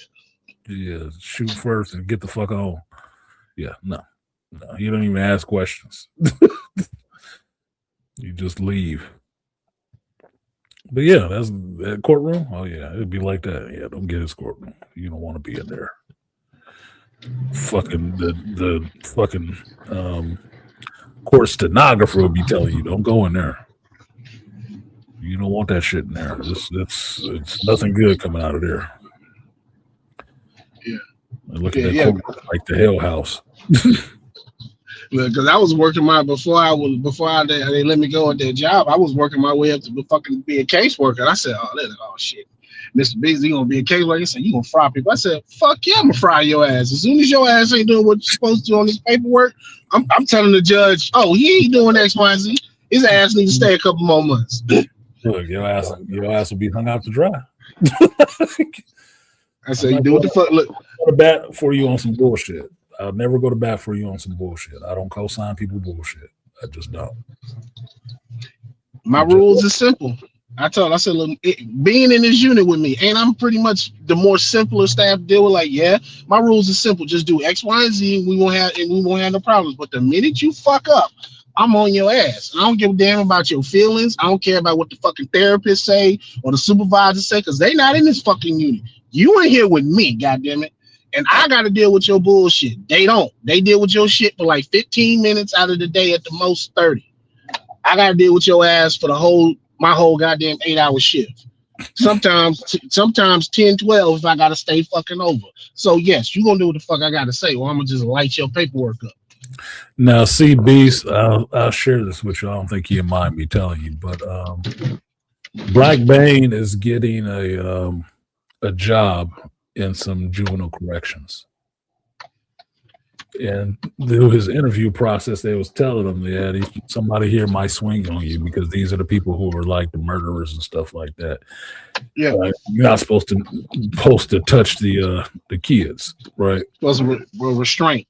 We'll put them in restraint. And I told Black Bang, absolutely not. Fuck that. You got little bastards in here who are murderers and shit like that, and they know you can't put no hands on them. Fuck you. No, they gonna get some shit pop off like that, and somebody swing on you. They're not paying you enough to get hit in your fucking face like that on the free ski. No, absolutely not. And Bang, you seen Bang. Bang is a big 5'10", 5'11", 300 fucking pounder wide like Charles ass. Somebody gonna swing on his ass? Okay. You can't be telling me, no, you can't put your hands on them. If they keep their hands to themselves, they don't have to have hands put on them. And he's in Texas, right? Mm-hmm. Yeah, so he would have to follow the MANT training, and whereas you can't fucking hit them, you can't take them to the flow, you can't take them to the wall, you can barely put them in a fucking chair. You just have to restrain their ass. And so I said, nah, I wouldn't recommend that shit because the people that I work with, most of them are fucking quitting. I just talked to the dude that I was always in. Me and him was always in. He said, man, I work at a fucking high school now. He said, I took a hit on the pay, but he said, fuck it, I'll make it up. He said, they trying to change the rules and shit. He said, no, hell no. A punch to the throat will be really advantageous. Yeah. You never know how much you love breathing until you can't. And see, and because they have cameras now in these places, they watching everything you do just as much as they watching everything them do. And if the shit don't look right on camera, they liable to say what the fuck you did, because that's what happened with me. Why I ain't there no more. Kid punched me, and because they said, well, it looked like I did something wrong first, even though I didn't initiate shit. The dude jumped in my face. They said that there was a certain expectation. They said, no, you're gone. I was like, okay, well, fuck it. That's bullshit. No, you can't look, even when I worked retail, and this is face-to-face on the floor retail, they told you you're not supposed to put hands on the customers. If the customer don't touch me in no way like that, then they don't have to worry about ever getting hit. But I am not there. And I don't care what you fucking paying me. I am not there to have people trying to put their hands on me. That's not what I'm there for. If you act like you got some goddamn sense, then we can all get along fine. If you don't, that's going to be a problem. I was not raised to just be turning the other cheek. No fucking way. I told you, just working the retail job, I had a dude grab me, turn me around to face him. And I looked him in his eyes and told him to keep his goddamn hands off me, and he was terrified. No, I told him, don't fucking touch me. He was terrified and wanted to call a manager or some shit. Oh, God, he threatened me like he was going to hurt me. Goddamn right. The fuck you grabbing another grown man for? I can't grab one of these women in here without a cop showing up. Fuck is wrong with you? Who did you think I was? Don't do nothing to get your ass fucked up. You know better, even on the streets. You know better. There's certain people you don't be fucking touching on. I play pool in many a bar. And I had to tell one of the dudes that plays against me on the team because he was getting too friendly. And I'm like, don't touch me. Stop touching me. Nigga, I act like I'm a porcupine. No, I don't like that shit. Not okay. Not okay. I give you no permission. Anyway. Yeah, so I'll tell Black Man, I would highly recommend against it. Yeah, he's getting a job, so he's fine. But I'll wait to hear about who got punched. I'm waiting to hear that shit. because I know that Yeah, I would. his tolerance is good because he's been a bouncer and shit like that. His tolerance is really good, right? So I'm not worried about him just hauling off and hitting somebody. But Chris, come on. somebody is gonna try. Hurry up, Chris.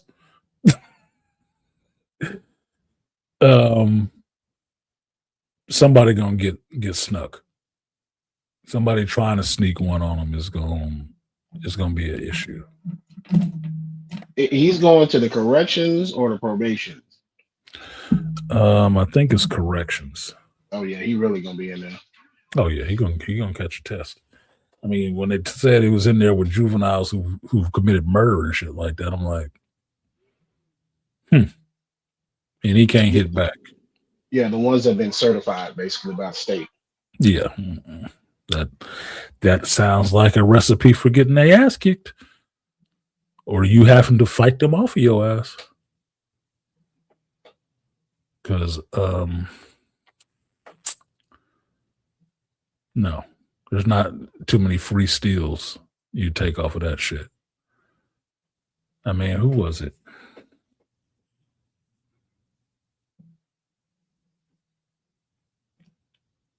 I think it was Dr. Rosalie told me that story about not paying attention where she was. And one of the inmates rushed her or some shit like that. Hit her in the head and some shit. I'm like, see, I don't agree with that. Like, I do not agree with that restraint policy in that sense. You need to be able to defend yourself. I don't believe in people taking the ability for you to defend yourself away from you. That never leaves you. That's always on you.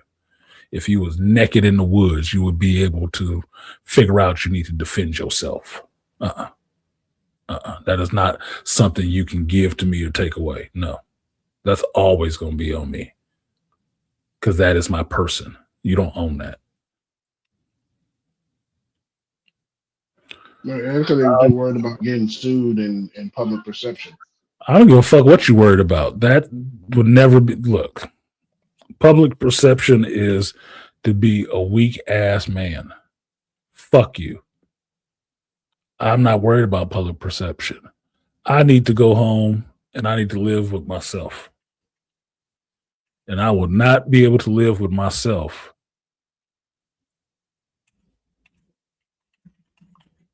in a real way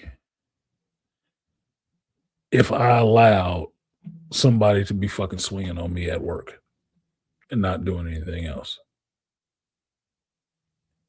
Hell no. Hells to the no. That is not acceptable. No permission, no consent.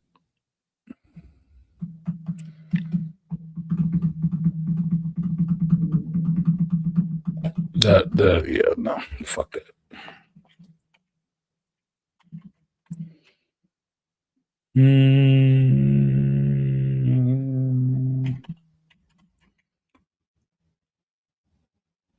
Where's this motherfucker?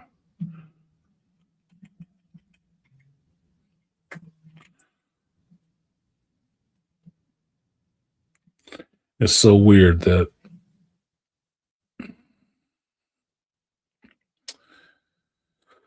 there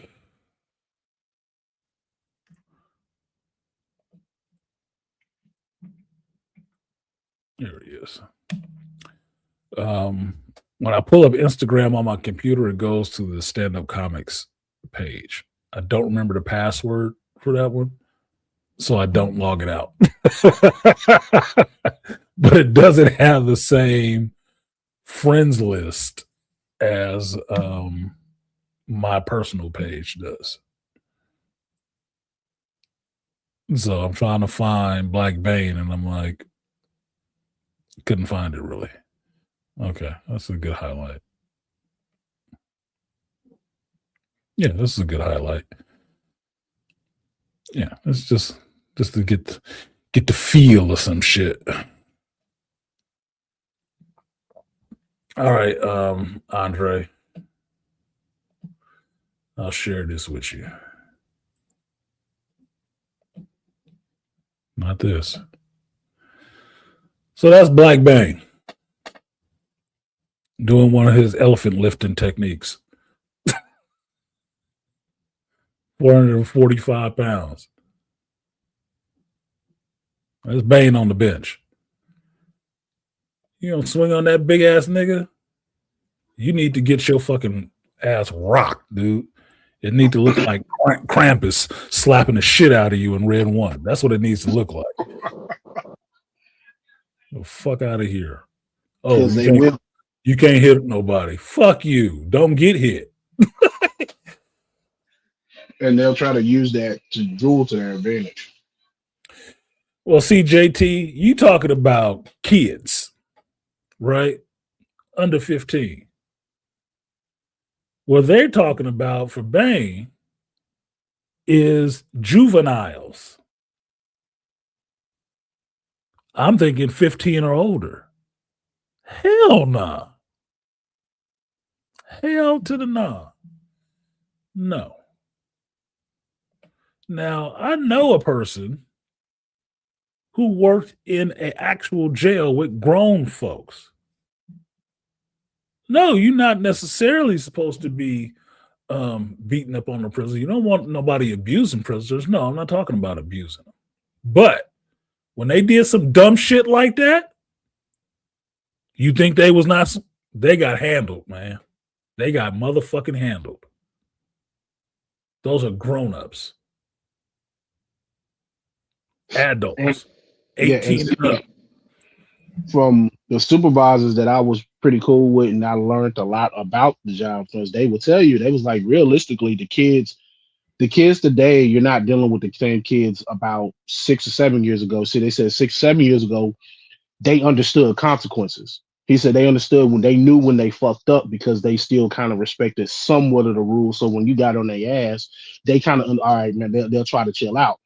Now, a lot of people that's been there, the staff that was there for he said it got worse. They said they don't respect the rules. He said because you don't give them shit. You don't give them no real consequence.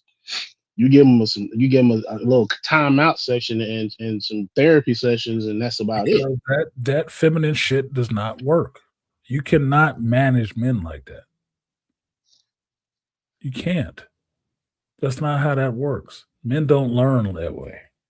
Yep. You are not restrained from going out in the street, beastly, and swinging on any dude you see because you know they can't touch you. No. You restrained because you understand you go out there and swing on the wrong motherfucker. Maybe one or two of them ain't going to give you some smoke, but you know you swing on enough of them, it'll be a gang of motherfuckers coming to kick your ass in. Mm-hmm. It could just be one or two. You don't believe me, go to the coffee shop today and look in the coffee shop. And I'm picking a coffee shop specifically for this reason. Go to a Starbucks and figure out which dude in there you would actually want to swing on. And then think about the fact that you swing on this motherfucker and you find out that you're wrong. Mm-hmm. He ain't pussy. This motherfucker been training MMA and some other shit.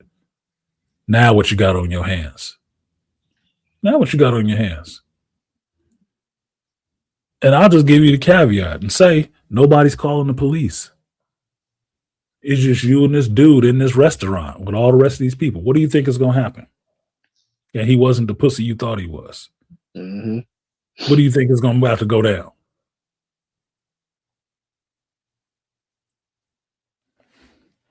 It's going to be a problem. But you understand that about people and men in society. You don't be fucking with everybody. Even badasses don't fuck with everybody. Mm-hmm.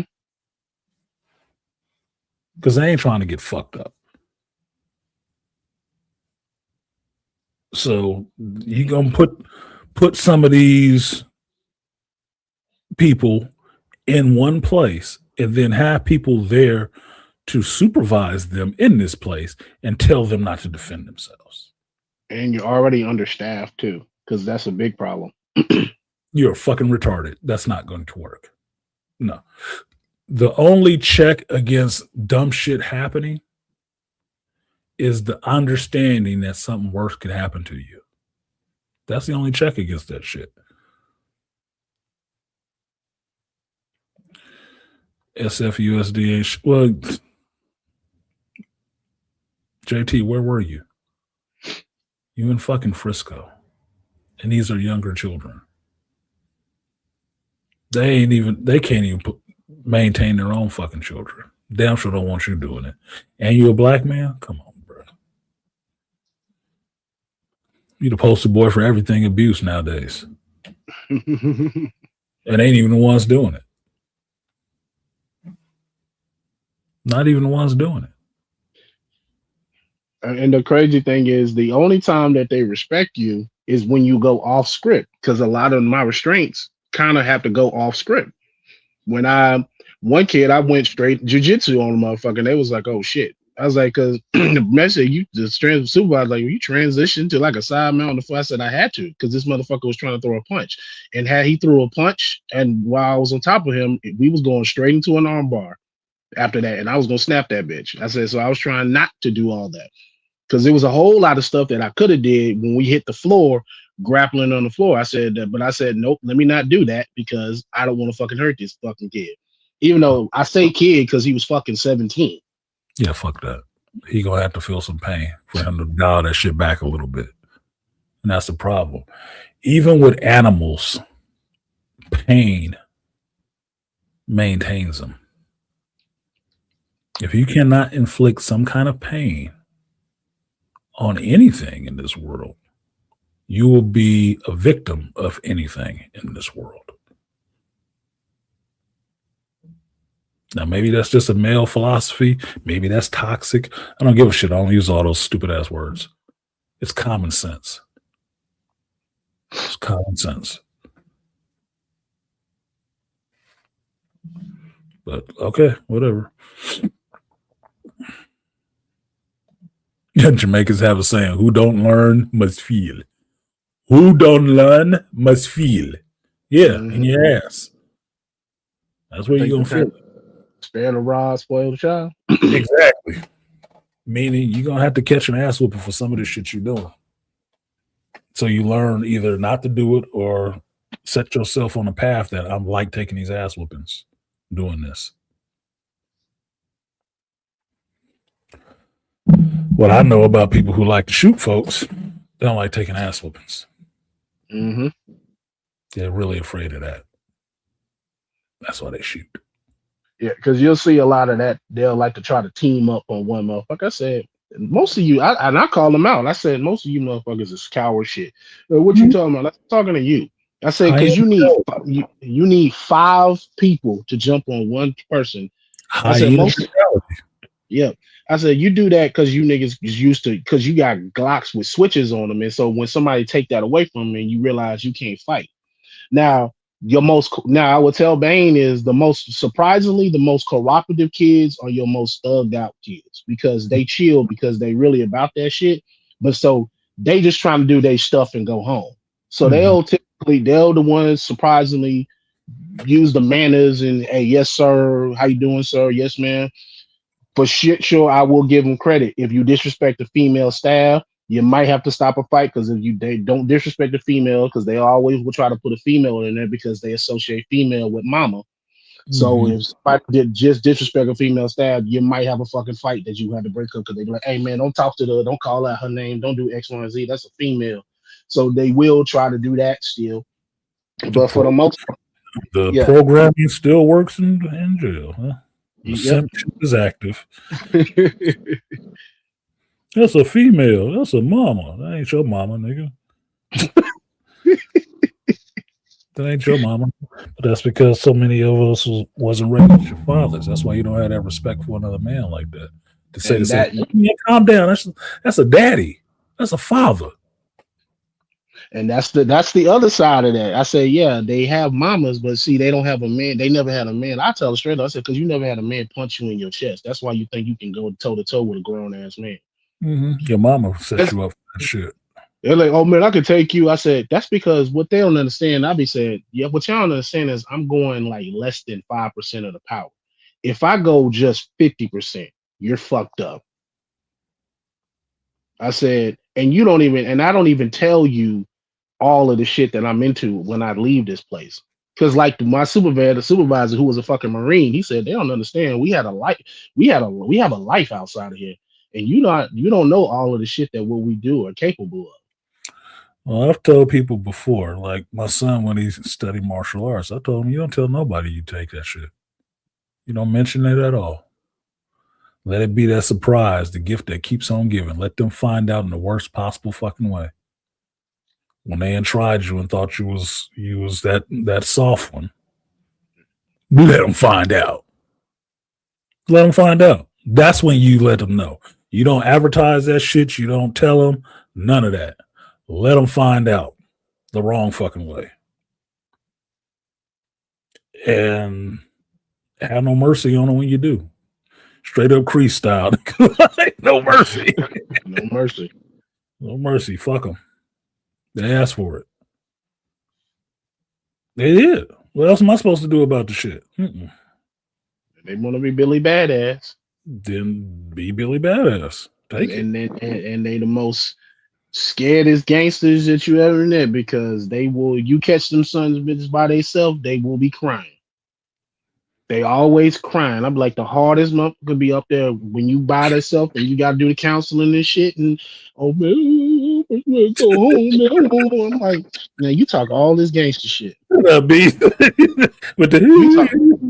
You talk all this gangster shit. You be threatening to shoot motherfuckers and try to find people addresses. I said, but as soon as I get you by yourself, you crying. Maybe you not really. I said, maybe you should stop this bullshit and go home and do what you're supposed to do. Maybe you're not as gangster as you say, homie. I'm doubting you're gangster. You don't with no pistol, you ain't shit. crying about because you didn't get your 4:00 snack. You get your jello. Crashing out. I said, I thought you was gangster, man. I thought you was gangster. This is not how I remember gangster working. I told him that. I said, I'm like, look, I thought you was gangster. I don't know gangsters crying about a fucking box of cookies, man. Shut up. Crying about his cookies, man. It's all I got. It's all I got. I just need my snack. I just need my snack time. I just need my snack time. Hey, for real, mister. I know, right? I thought they was supposed because and a couple of kids be agreeing. I'm like, yeah, you're right about that. You ain't supposed to be gangster. You ain't supposed to be crying about no. I'm saying I'm not saying this. I'm not saying this shit to pick on y'all. I'm speaking true. You ain't supposed to be crying about no damn cookies if you supposed to be gangster. About milking cookies. You get your juice box. Nigga, shut up. You'll get it. We got it. You ain't. We can't let you go hungry. We gotta fucking follow the stupid ass law. Shit. If we don't, it's considered neglect. You'll get it. And shut up. Yeah. Shut the fuck up, please. I'm gonna crash out. Well, then crash, motherfucker. You gonna burn too. All I'm gonna do is I'm gonna put your ass in the restraint, drag your ass down to the isolation room where we couldn't call it that because it got to sound therapeutic. That's the bullshit. Black blame that you gotta hear. Sound therapeutic. Yeah, we're gonna drag your ass down there. If you fight, there's therapy gonna happen, but you can call it what you want to. If you fight, we gonna put the handcuffs on you and we're gonna carry your ass off to that room. And then I'm gonna go and do my little paperwork for the day and call it a day. I don't give a damn. Look, my boy Pep works in jails as a sheriff. He ain't told me having to put one on a motherfucker. Just because. Not because they being abusive, just because of what this motherfucker did. Violating, out of line completely.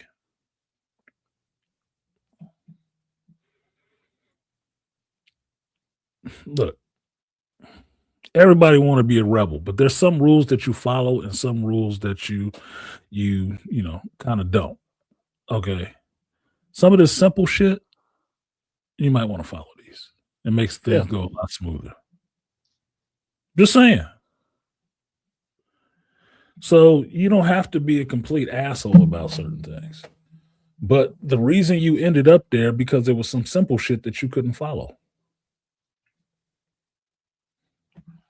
Well, here are the other simple ones, the little more strict ones to get you through this and out of it.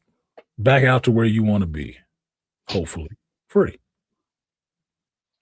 Let's keep it simple. Mm-hmm. You don't want to be here, and I don't want your ass here. I want you back outside too. So help me help you, nigga. Yeah, I tell him. I said, Or dude, you can have a terrible time of this whole fucking ordeal. It could be worse.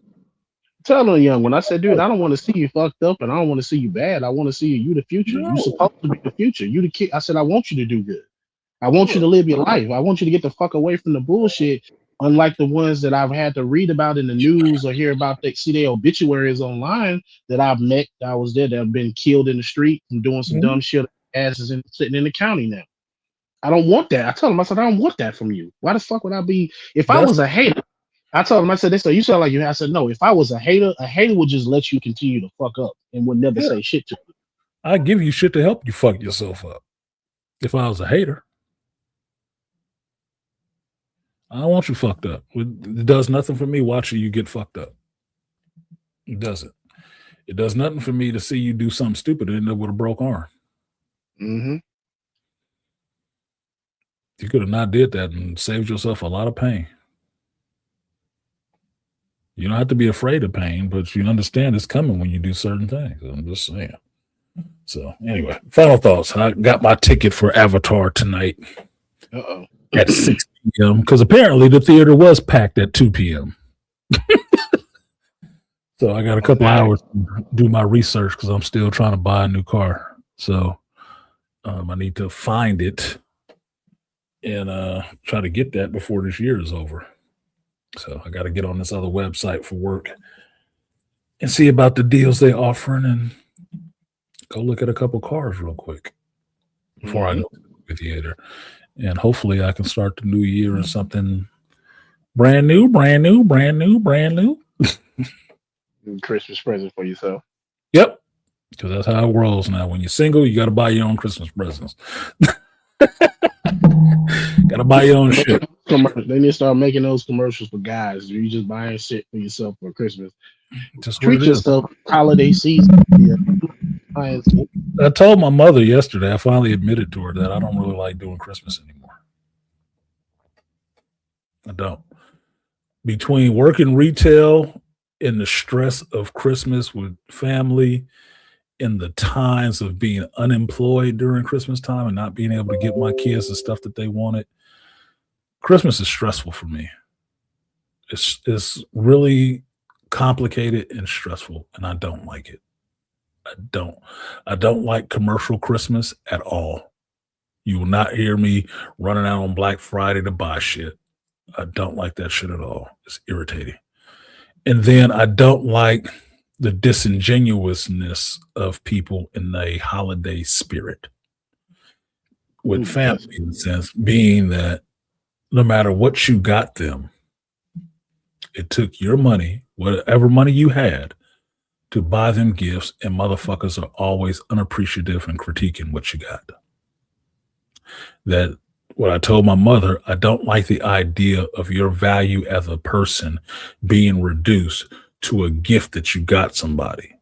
If it was good or if it was bad, if you're about shit and you're not about shit because it is. I am sick of that shit, and I don't feel like I need to play. My kids are grown. I don't need to play. I don't. I can sit the fuck back and watch y'all do that shit. My granddaughter was taken care of. These are kiddie holidays anyway. Still in November, my granddaughter's Christmas present and her brother's Christmas present was taken care of. I'm good. I'm straight. I'm not buying presents. I give people presents all year round. All year round, because I appreciate the people. I don't need the fake holiday cheer like I had at work the other day, which just had me mad at my fucking operations director with her bullshit she was doing, trying to hold everybody hostage on a Friday after a staff lunch because she wants us to make gingerbread houses and her son to come back and judge. I'm like, the fuck? Thank you, Beast. Same shit I said. I'm like, I'm not even participating in this white elephant bullshit. What if I'm Muslim and don't celebrate Christmas? Y'all ever thought of that shit? But now I can't leave early because you got to go. We got to sit here and wait 45 minutes so you can go pick up your fucking child from school and come back and judge gingerbread houses. Fuck these houses, dude. I was so through. I was so through. I was pissed.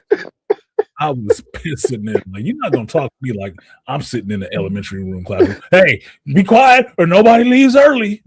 I ain't Will Ferrell. This ain't Elf. Go clock out right now, bitch. The fuck are you talking about? I will go to that time clock and clock the fuck out right now for that shit, and then call HR and tell you how you trying to hold me hostage. The fuck out of here. Your kid don't work for us. Man. Yeah, JT, fuck that. Yeah, I was pissed Friday. I was pissed Friday. Pissed. Capital P and is pissed. I left there irritated. I was so mad. You know, they say you're supposed to drink when you're upset to relax. No. I don't drink when I'm upset. That'll make me violent. No. I ain't even drink, nigga. I was so sipping on a Coke. Motherfuckers. you was caffeine, so you was hype on that motherfucker. Man, no, I was trying to get calm, bro. I'll drink me some coffee and a Coke. Like, let me calm the fuck down, because this shit,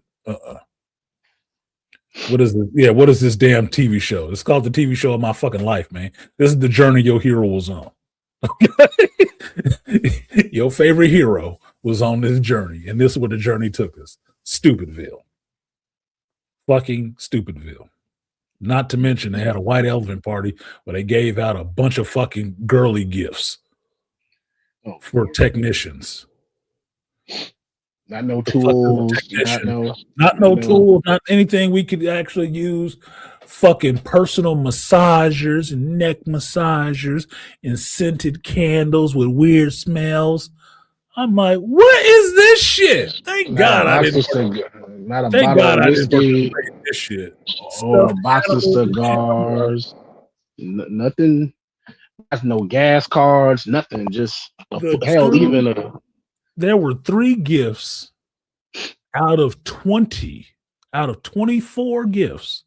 There was 3 gifts that a guy would actually fucking want. And mind you, most of the staff is fucking guys. A toolbox, 24-inch toolbox, which was a fake gift because it was stuff stuck in it, which was scented candles and shit.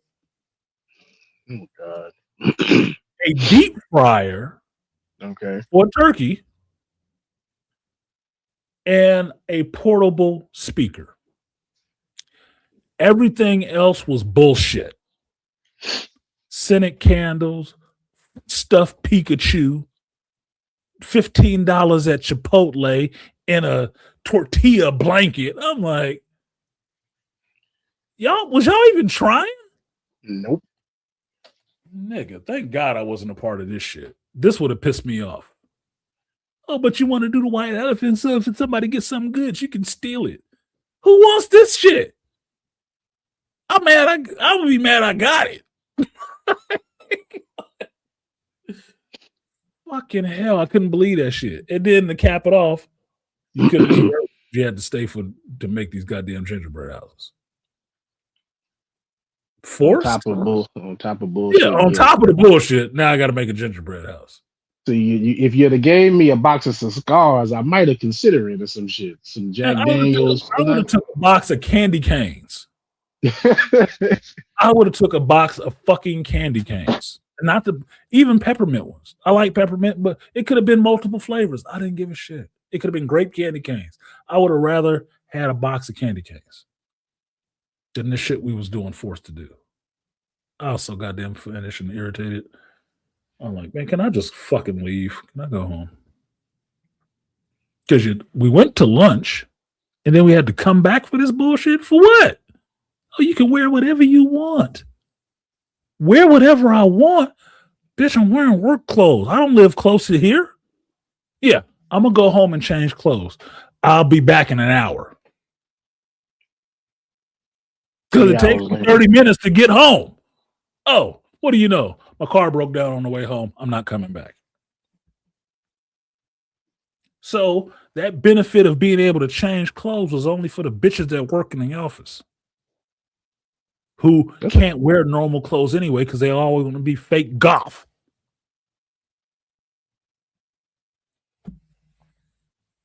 This was some of the most contrived bullshit I've done all week. And so I didn't wear this sweatshirt that I bought specifically for shit like this in this stream today. I didn't wear this shit Friday. Nope.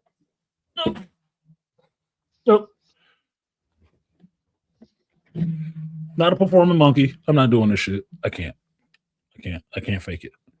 I can't. I don't have a good poker face. Can't fake it. When I drove a truck for an Asian company for Christmas, they did an 18-course meal and raffles for new iPhones and shit. They ain't raffling shit.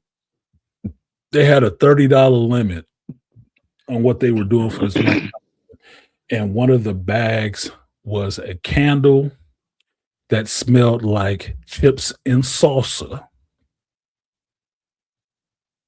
and a bag full of Halloween Reese Cups chocolate.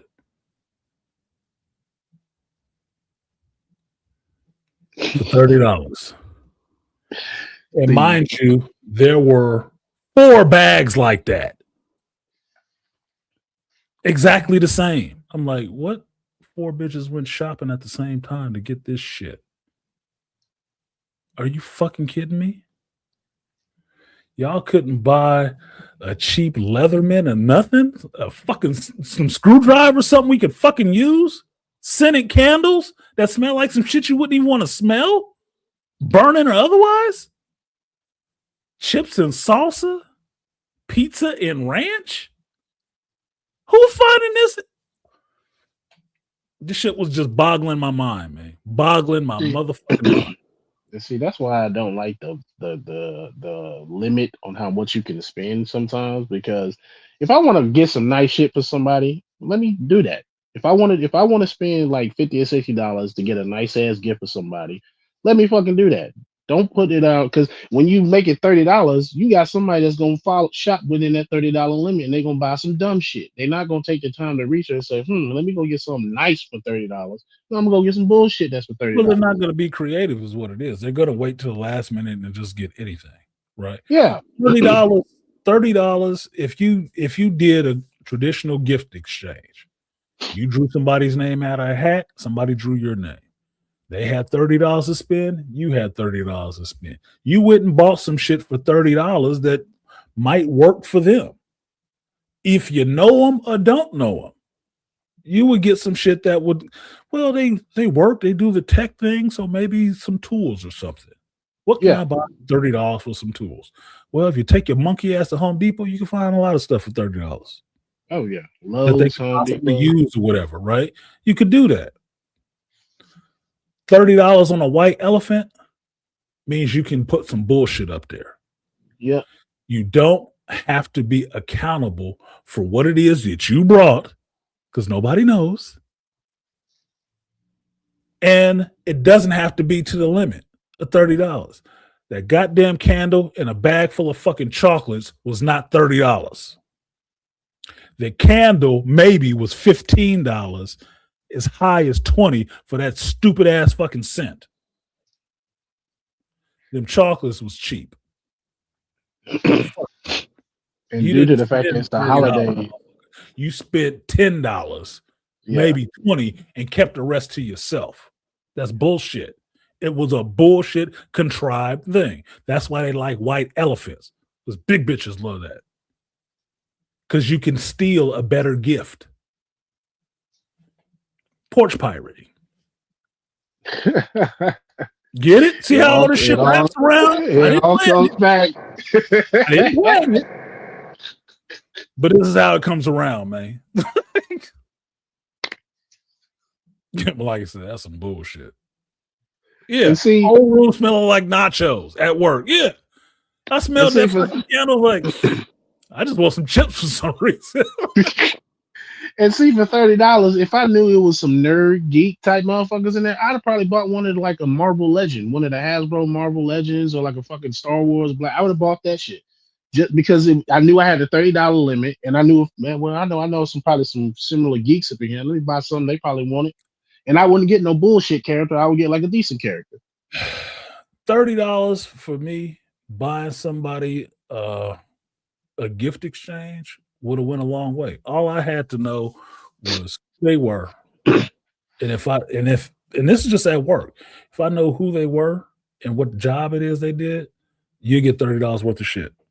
Even if you just worked in the office at the front desk, nigga, you would get $30 worth of staple shit. I know you'll use that. I don't like stuff going to waste. I don't like anything going to waste. I'm not going to get you something that you cannot use, that will not be useful in what you do. I don't even got to know what you have to do on the weekends. But if it's about your damn job, if you sit at the front desk every day answering calls and shit like that, motherfucker, $30 would have got you a bunch of shit. You would have got some of these fancy pens, a whole bunch of shit that you would use every fucking day. $30. And it came from me. Not because I want to fuck you, just because it's $30, nigga. $30 for me, I'd have ran to Home Depot. You could have got this motherfucker pencils, a tape measure, some shit. Some drill bits. Shit that they would use, and they drill bits, attachments, any shit. Fucking the right angle drill, the right angle attachment for your ratcheting drill is less than $30. DeWalt, good shit. These motherfuckers just don't want to think. That's what it is. Lazy ass motherfuckers. Lazy ass motherfuckers. That shit was embarrassing, dude. Embarrassing. And mind you, not the week before, I came from a union-sponsored Christmas party for grocery store workers and shit. You know what they was raffling off? Some good shit.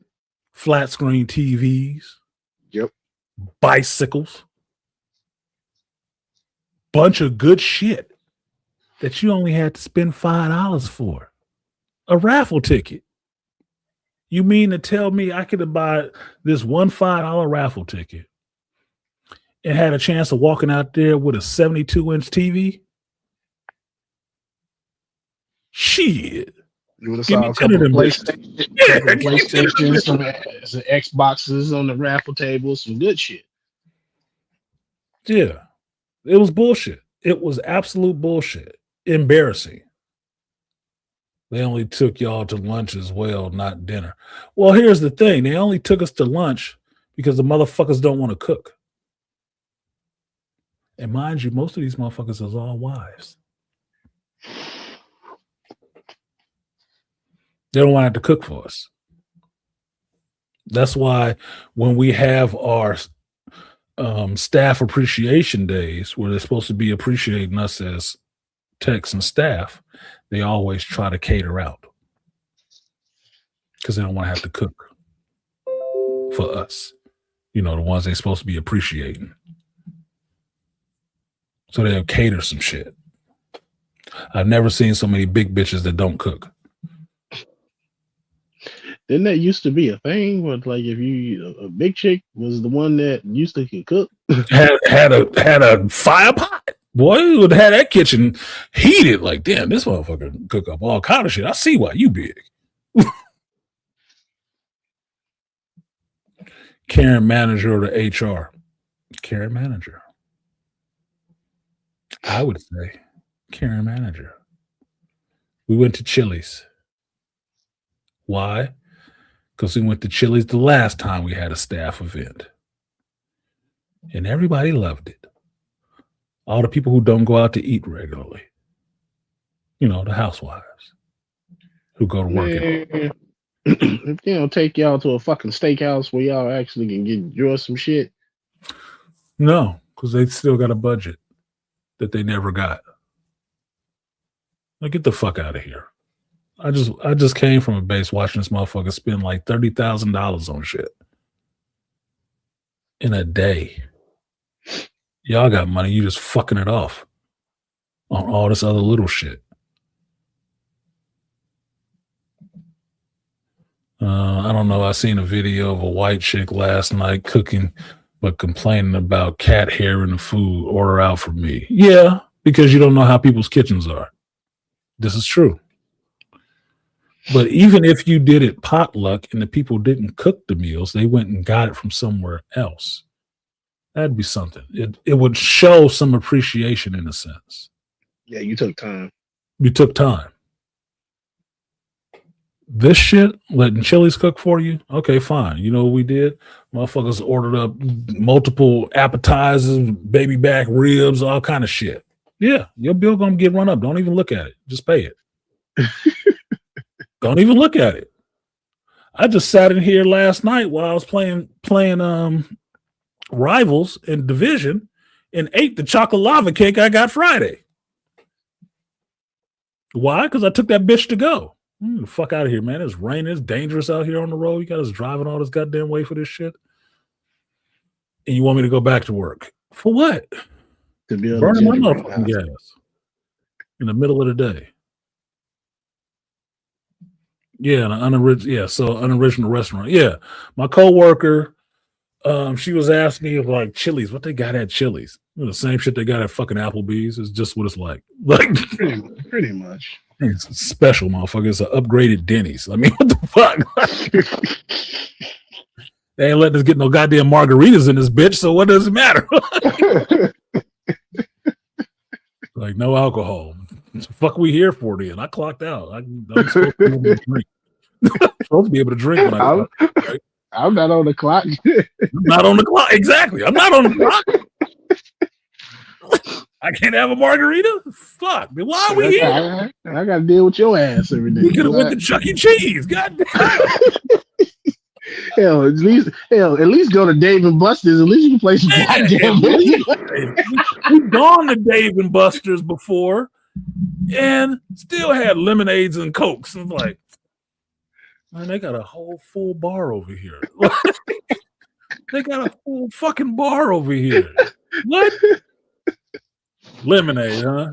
Fuck. Can we spike it? They got whiskey right over there. They got whiskey right over there. Can we get some of that over here? They got a good bourbon, man. What the fuck? He said, I want a Long Island. That's it. Yeah. He has to tea. He has a tea. Can you make a Long Island? We can have an island short on the long, man. Make this party more interesting. Like, fucking hell. Yeah, tell us some boring ass stories about work. I want to talk about that shit. They just really stressing me right now. They really, really trying my damn patience. Because I'm having some compensation issues that are really bubbled to the surface for me. So I'm not entertained by none of this shit. Because we ain't talking the kind of talk I want to hear, which is what's about the increase to my compensation for the work that I put in. Not just this year, but multiple years going. Where is that coming due? Because I don't want to play none of this house shit until we talk about getting me right. I don't play. I'm not here for play. I'm here to get paid. Plain and simple. Do what I'm good at and get paid well for it. That needs to be rising. We ain't talking about that. Don't be looking like you about to see all my teeth.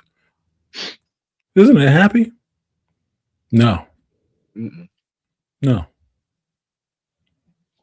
I'm not buying a gift for this gift exchange or this white elephant. I don't like burning my gas to drive out of my way for a lunch that I then have to come back to work to do. Burning my gas again. I already drive 30 minutes, damn near 30-something miles to come to this bitch. I don't live close like the rest of y'all.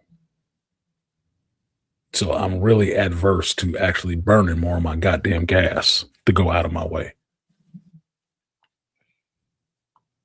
Because it's just a fun time for y'all.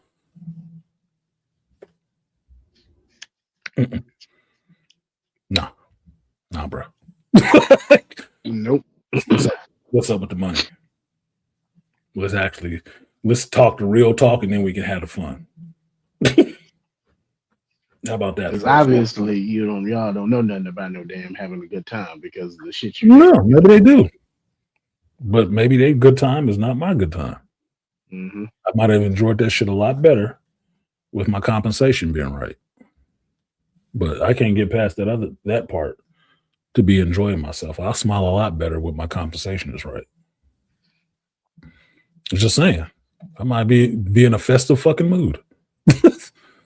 I'm not right now. I'm irritated.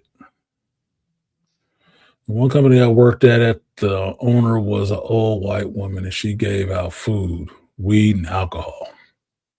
Damn, she has some loyal employees. One company I wish I worked for, but it was not in my trade.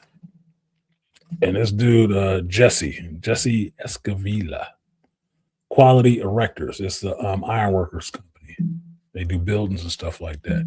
He built that company up from on his own, coming out of Richmond, Mexican dude. Big company, employ a lot of people now. Went to his holiday party, his Christmas party with his crew, and he got a big crew, probably 100 dudes. Everybody in there, even me, I don't even work at his fucking company. I still got the shit in my closet, getting quality shit. Vest. Uh-oh. Carhartt vest. Company logo on it, blazoned on it. Thick ass hoodies, zip up hoodies, company logos emblazoned on it, not screen printed, stitched. Like Yeti mugs and shit like that, company logo up. Oh, everybody in there getting this shit. Personalized for them, they size. That shit wasn't no $30 either. I still got one of them goddamn hoodies and the vest. I didn't even work at this fucking company. We got invited there because he knew my wife at the time because she worked at the company down the hall from them. And it was cool. He invited us. He knew me. He knew I worked in the trade. We getting there getting some of the same shit the people at his company getting. I'm like, this man, I don't even work in this trade, but I would join up to work for Jesse. Jesse take care of his crew. He take care of his goddamn crew. No ifs, ands, or buts about it. Big ass banquet style meal, motherfucking carved meat and all kind of shit all over the place. It's like this motherfucker went out. He went out. He wasn't pinching pennies on showing some appreciation for his fucking staff. That wasn't what it was. You didn't have to give each other gifts. He got gifts for everybody. Bring your family. You show up, bring your family, bring your wives, the kids. It don't matter. Everybody show up. He took care of everybody. That was a boss I'd work for. Never worked for him. Just knew him personally. I'd work for that motherfucker. It wouldn't be nothing he couldn't ask me to do. Hey, man, can you go over this? Hey, I got it, Jesse. I got it. Already on it, man. I already knew you needed that done. Me and the boys took care of it. That's how you get that kind of buy-in, nigga. You don't get that kind of buy-in because no. A fucking lunch at Chili's. You want to show some appreciation for Christmas? Get some of that other shit. Because that union Christmas party I went to that had the 4 different stations in this big ass hall, a quarter of this hall is where we do this pool tournament in. It's the same hall in Vegas, the same goddamn hall. They just section it off, and a quarter of it is just for this Christmas party. They had 4 or 5 different stations of fucking food. Carved ham, carved chicken and beef and shit like that. Got your carving station, your dessert stations, your salads and pastas. They did it up. Did it up for their members. And I told you, it had to be like 500 people in there. This motherfucker took us to Chili's. for 20 goddamn people and bitching about the money then. I'm like, y'all don't actually fucking care, dude. Get the fuck out of here. I know how much money y'all sitting on. Bullshit. Bullshit.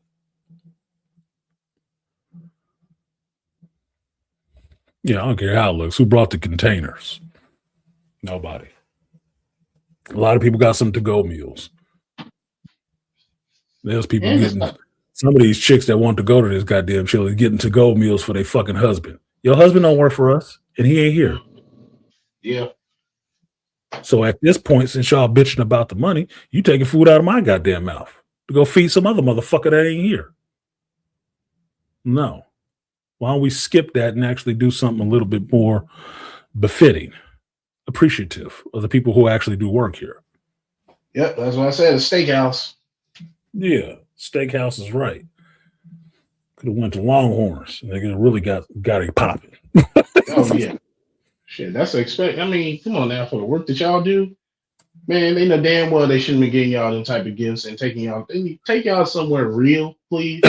Look, year in and year out, we have one of the things that's called, let's just put it this way. It's an incentive that we get extra money on our checks on a quarterly basis based on what we do as techs for the customers. Pushing shit that the people that sit in the office should be pushing. Shouldn't be on the techs to push that shit at all. But they are putting it on the techs. Oh, you see the residents more than us. No, we fucking don't. They not come to pay their rent to us. They don't see us monthly. They might see us when we're there to fix something that they've broken. Or they may not be there to see us at all. And based on how they satisfy with that shit, that number goes into a report to see what our percentages are. And if our percentages is over where it should be, we actually get money paid to us, all of the staff there who's not doing any of these goddamn work orders, as a bonus on your check in the hundreds of dollars. Well, for a couple of months, we were sitting there, everybody was getting $300 extra on their fucking checks. It's California, so you basically got 150 of it. 175 maybe because of how they like taxing shit. But you getting that bonus from the work that we doing, not what you do is sitting your ass in the office. So for all that appreciation, you got a white elephant and shitty gifts. And got to come back to work after going to lunch at the same place you went last time. To make gingerbread houses. And forced to sit and make gingerbread houses so you couldn't leave early. I'm like, you don't need corporate backing to leave early on a staff appreciation day. I know that from being a supervisor. All you have to do is run it by your higher up to let them know, yeah, we're going to let these folks out of here early this day. You fine with that? What is it for? It's for Christmas. We got the staff lunch we're going to do, and then we're going to do this. Yeah, that's fine. Just fix their time. Yeah, we'll fix their time. Because we was already off. We wasn't doing no more work that day. Yep. You made making gingerbread houses part of our work day? No. We could have been gone at 3. Who the fuck won the damn gingerbread contest then? Shit. They did. Oh. The motherfuckers who sit in the office all day. Cackling like some hens with each other. Tex didn't want that shit. Tex wanted to go or fuck home. Most of us wanted to go to fuck home. No, you got to stay. For what? For a rig ass competition. Stupid. Stupidest thing I saw that week.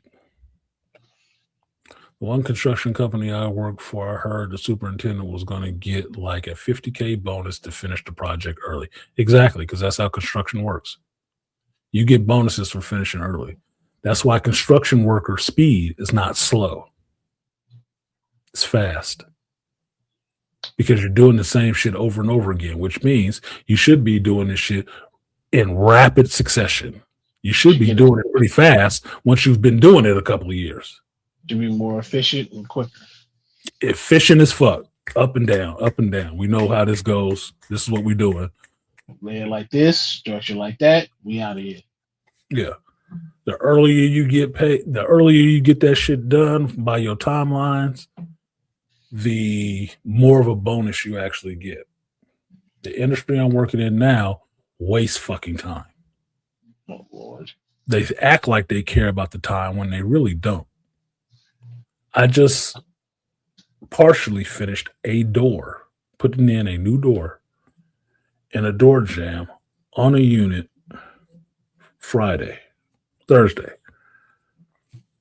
They've had that work order open since October 12th. And in the 5 weeks that I was gone, they didn't even schedule it for the person who started the job to finish the shit. They do not care. They waste time. Inefficient as fuck. And that's why you're getting shitty, poor planned fucking holiday events, staff appreciation that doesn't appreciate the staff at all, just wants to hold them hostages and do some shit the girls want to do. Giving them gifts some girls want to give. It's not appreciation at all.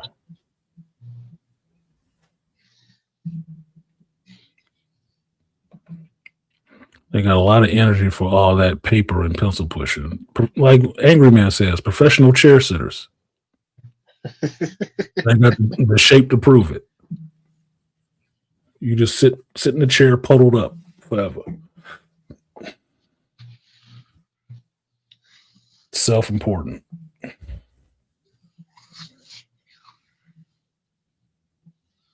So yeah, that was my angst on that shit. I don't do the corporate shit. Fake, nice, fake cheer is bullshit. I'll be cheerful when you give me something to be cheery about. Mm-hmm. Show me something, but it's not performative. It's not going to be performative. So, salutations, all great hoodie. Reverend Self-Destruct. I remember you. Thank you. I like my hoodie. I didn't wear it on Friday. I might wear it tomorrow. Just because. To be that much of an outlier. Just to be that outlier. Like, it's not the Christmas party. Yeah, I know. Because I don't perform, bitch. I do not perform. I do it because I wanted to. You know, off schedule and on my script. Anyway, final thoughts, Beast, after I just found Christmas parties that suck. That one sucked. I didn't want to be a part of it, and that's what they got. They got me a part of it and then held me hostage. Couldn't leave early. Yeah. Couldn't leave early because I had to sit there and wait for gingerbread houses to be made. I had more fun making gingerbread houses when I worked in the community center. I've never seen so many grown adults upset of doing something that should be fun. Never. And we was all in there pissed off. Wow. This motherfucker fucked off to go get a kid. What? And you gonna talk to us like children? You know what? I think we should all just get up and leave this bitch and leave these gingerbread house sitting on these goddamn tables. Come back. Wait, where did everybody go? Yeah, where did everybody go? Home. Took a sick day. Called it stress. We called HR and left. I got food poisoning from that bullshit I had at Chili. Yeah, exactly. We all got food poisoning from the ribs. I think it was the lava cake. Yeah, the lava cake got all of them. Got the rumblies and all tumblies. It's ice cream, so you know it's dairy. Yeah, dairy. They had that dairy. It's lactose intolerant. Yeah, I don't know, man. You hope I reviewed a Dave Chappelle stand-up. You thought it was funny. You just want to hear it for yourself. Yeah, let the gingerbread build itself. You want to know what we did, Rev, just to be funny on that shit? My group. The gingerbread house had all the pieces. It's one of them pre-made ones, not the creative solution where you actually get some graham crackers or some shit like that and some frosting and make it yourself. No, we had a pre-made kit. So in the said pre-made kit with everything individually packaged and stuff was a pair of gingerbread men. We broke the head off that bitch and made a crime scene out of it. We had one gingerbread. We built the house, and outside of the house, at the front door, there was a gingerbread man with his head detached and red frosting all around the body and neck and shit like that. And then the other gingerbread man was standing up next to him with a blade from a razor knife in his hand next to the house. And we put that shit up there. Oh, that sounds like y'all won. We're going to get fired for this. We're going to say so-and-so did it. You ain't got to say nobody did the shit. You wanted a gingerbread house? There's a fucking gingerbread house. You want your kid to judge it? Let your kid fucking judge it. I don't work for your goddamn kid. And he don't work here. Tell him I did it. But shit, low key, the kid is probably the one that wanted that one to win. Shit. He said, "Oh, mommy, that was cool." No, baby, you need to go vote for the ladies over there. You see the ladies over there? Yeah. Nah, but mommy, the one with the gingerbread with his head cut off, that's cool, mommy. That wasn't passive aggressive. It was completely aggressive. I said that shit when she told us we couldn't leave until we did this shit. I said, I don't like the way you're talking to us. It's not passive aggressive. It's straight aggressive. That's why they have a problem with me. Aggression is not passive. It's direct. I directly said I didn't like this shit and I wanted to leave. Plain, simple, to the point. You know, Rev, that would have been a good idea if we did the icing with the chalk line. I didn't think of that. I didn't even think of decapitating the damn gingerbread man. That was my other co-worker. Like, hey, we should do this. I'm like, hell yeah, do that shit. Oh, we're going to get fired for this. I like to see somebody try to fire you for that shit. For that shit? Yeah, I love to see that shit. I would love to see them try to fire lawsuit. Yeah, nigga, you'd be rich. I was like, please do. I got the lawyer on speed down. Please. Half of this shit gets done because nobody wants to say anything about it. A lot of people don't know the shit that happens. Please put a spotlight on this shit so I can tap dance out there with all your bullshit. Please do. Where did I get this hoodie from, Andre? I got it from Buc-ee's in Daytona, Florida. You thinking about going there anytime soon? That's where I got it from. Told you, Buc-ee's got me sold now. I got stickers and shit. Like me a fucking Buc-ee's. Brisket on the board. I bought hella shit from Buc-ee's. And I bought this sweatshirt. I was trying to get one for my son. He was like, "That's cool. You don't have to get it for me, Dad." I'm like, this motherfucker, you ain't no fun. No fun. We would have had matching sweatshirts, bro. Damn, B. You let me down. You don't want to do the twins I got it anyway. Yeah, I got it anyway. I'm still getting myself one then. Fuck it.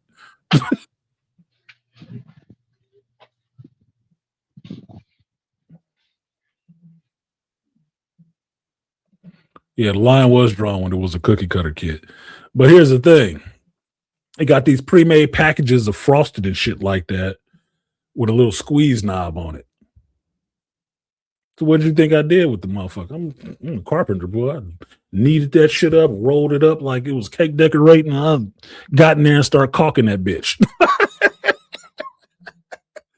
Caulking the walls and stuff like that to hold the gingerbread together. We mad my shit look awesome. What?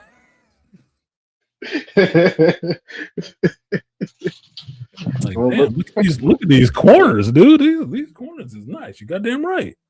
And I'm gonna go over with this green on the roof. So we gonna get this pattern down. He said, y'all Americans got all the good shit. No, we don't. We got a lot of the bullshit. Fuck, we too. don't. We got a lot of the bullshit too. We say that from living here, nigga. You looking on the outside. You can come over the fence and go back. Because we'll look at Canada and say, y'all got all the good shit. Y'all got actual space. And common sense. I just told you we got a $300 bonus that's taxed to the point that we only get about half of that bitch. We got all the good shit. Oh, your ignorance is funny. No. And trust me, I have to tell people at my job about that shit. The bonus that we get, trust me, your managers get multiples more than that shit. Oh, they do? Yes. They get all kind of bonuses for goofy shit that you don't even know about. The regular shit that you get, they get multiples of that every time. Every time. All managers do. My manager bought a new vehicle and was trying to say, oh, me and the wife had saved for it. Shut the fuck up. I don't want to hear that goddamn lie. Tell that shit to somebody else who believe it. No. You got that shit off of stuff that we doing, nigga. That's where that bonus came from. Shut up.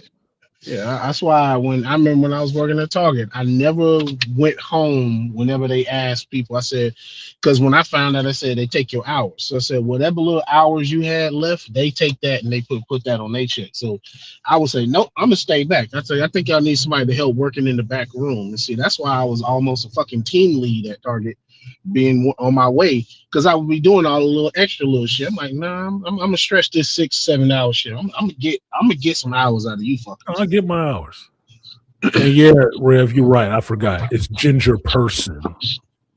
Because a gingerbread man apparently has testicles hanging off of him, so we can't gender the gingerbread. Say what? Since the fuck when? It has to be the ginger person. It's bread. It's a goddamn cookie. Oh my! See, this is the shit that made me. See, Andre, America got everything. No, we don't. We got a lot of the dumb things too. A lot of the dumb shit. Shit, I work a 60, 80-hour weeks, and all my overtime went to taxes. Oh yes, they love you. When I worked in construction, is where I developed the term that I'm one of Uncle Sam's favorite bitches, because his ass was taxing the fuck out of me. And this tax year at this job, on paper, I made some damn good money, which means Uncle Sam is going to have my cheeks spread wider than Big Booty Felicia out there. Coming to get him and Gavin Newsom going to be in there just like, yeah, artisan. Yeah, artisan. Make it clap. He gonna be like Peter Green, the gimp in this motherfucker. They coming, motherfucker. They coming. I did damn good this year again. Is it ironic that Gavin Newsom kind of looked like Peter Green a little bit? I don't call it ironic.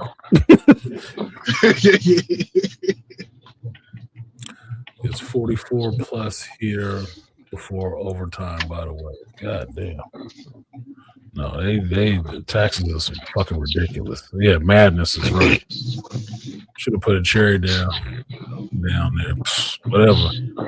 I just know whenever us at our company, if we get a bonus, the bonus has to be multiples of that for management. Because if it wasn't, there would be no reason for management to push it. What do they care about $300 when they already making six figures? Well, why would they care? But what I found out from being a supervisor, being on that side of it, no matter what these motherfuckers getting, that's the regular, peons doing the work and shit like that, making, you make multiple times more than that. That's why you see management doing funny shit like, why'd they lay off so-and-so? I don't know. I guess he fucked up. No. That money goes back into a pot that they can now draw from.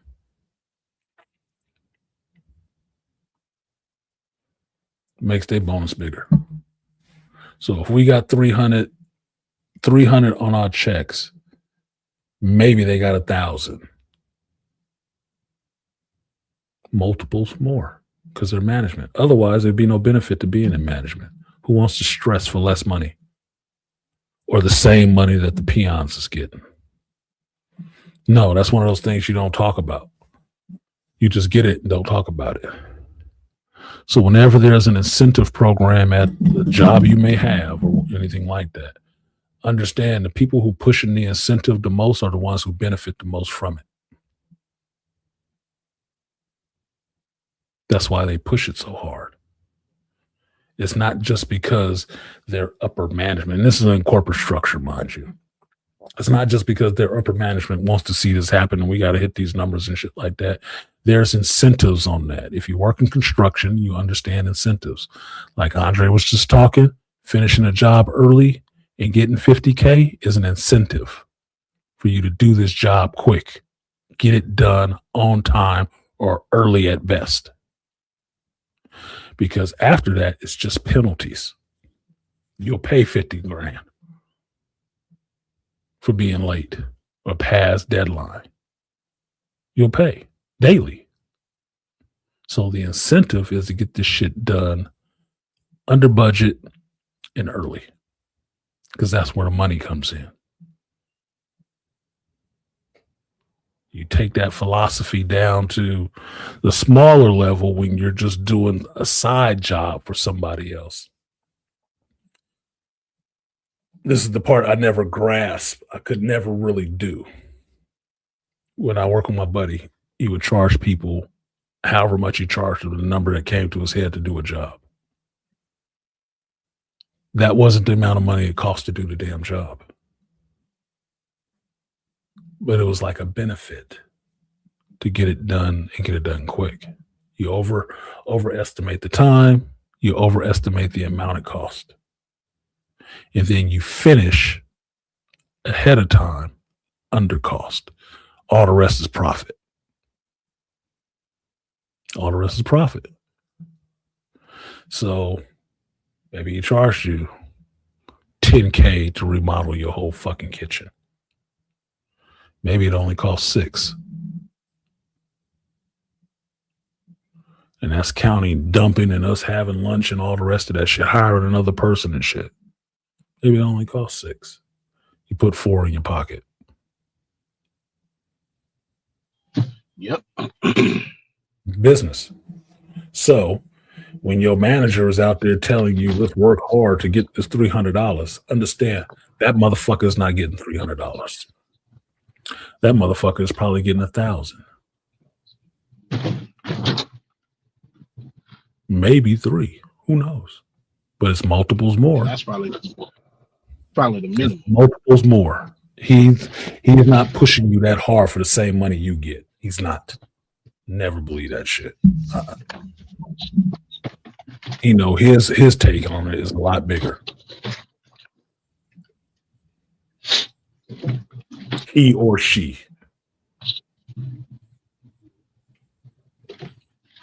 I heard you pay taxes at the end of the year rather than out of your check and still do taxes. We pay taxes out of every check. Yeah. And then they'll file at the end of the year to see if they took enough or took too much. So that's all it comes down to. They either took too much or took too little. If they took too little, you have to pay.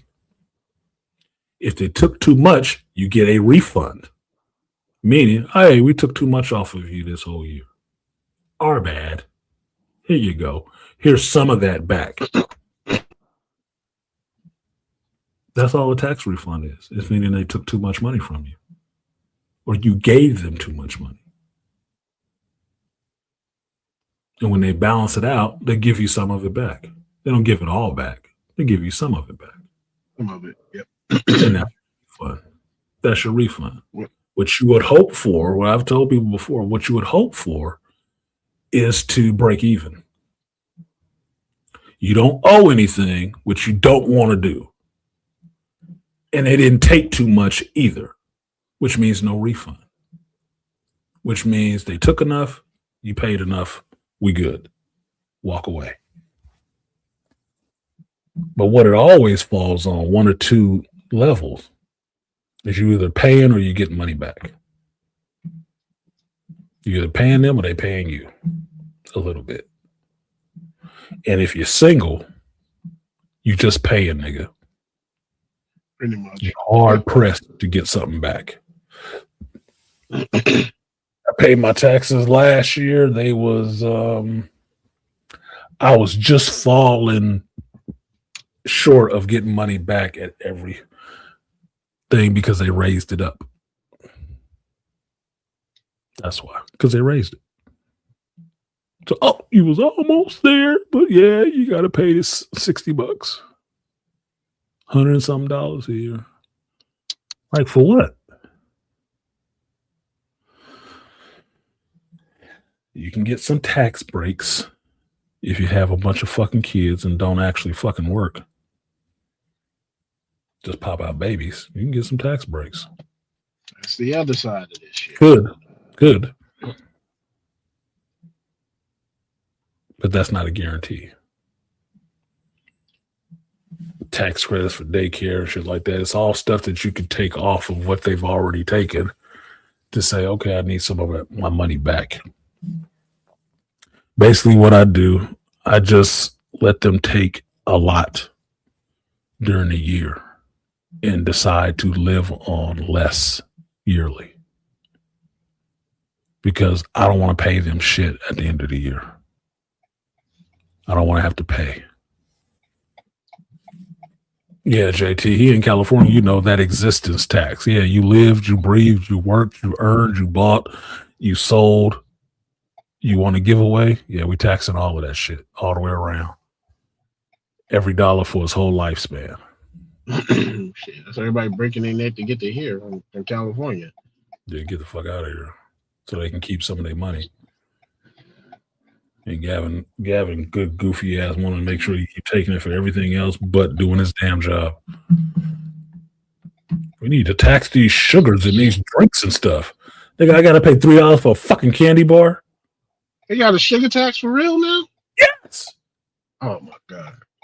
He do know that's what started the fucking American Revolution, right, homie? There was a tax on sugar. Stop that history shit. We don't listen to that anymore. Oh boy, that shit was a tax on the tea and the fucking sugar, and that's when the colonists lost their damn mind. Fought a whole war over shit like that. Over a tax on some sugar and tea, man. They willingly signed up to get taxed on sodas and candy. A fucking sugar tax. Get the fuck out of here. You want me to entertain you one day? I will go to the store tomorrow and take a picture of how much they charge it for a goddamn Snicker bar. For a 16-ounce bottle of cola. And what was the lie they told everybody to vote for this shit? That it was about public health and shit like this? Yeah, it's about the kids. No, it's not about the kids. Fuck them kids. It's not about them kids. These mythological kids. It's not about that. Oh, we'll be a healthier society. Shut the fuck up, Mom. No. How about you just don't buy Find another way to generate some more money out of this shit. Because bottled water was too expensive, but Coke was cheaper.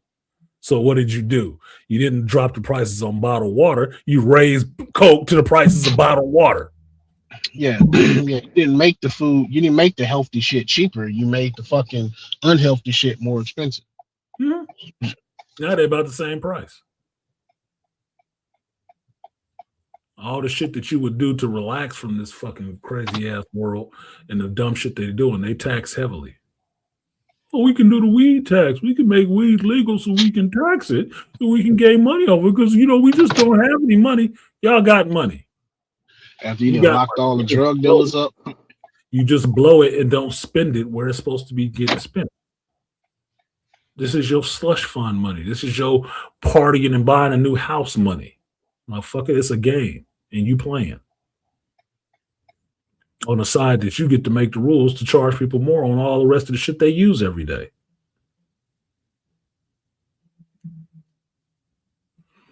I went to Six Flags once, and there was a 1 liter pop bottles in the machines. Yeah. Probably charge you $5 for that bitch. $5 American. That ain't pesos or rubles or rupees or none of that bullshit. $5 American for something that's cheap to make out of water.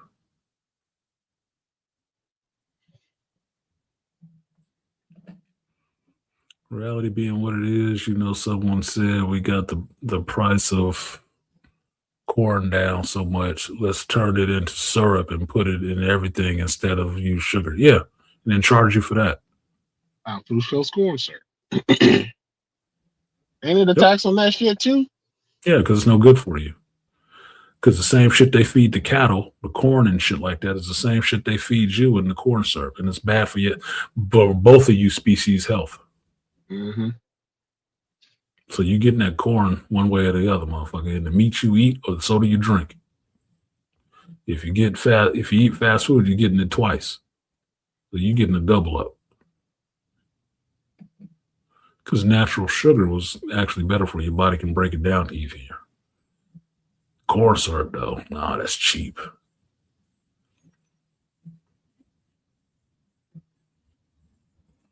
Yeah, you said milliliters. We don't use the metric system here. Yeah, metric bullshit. Imperials over here.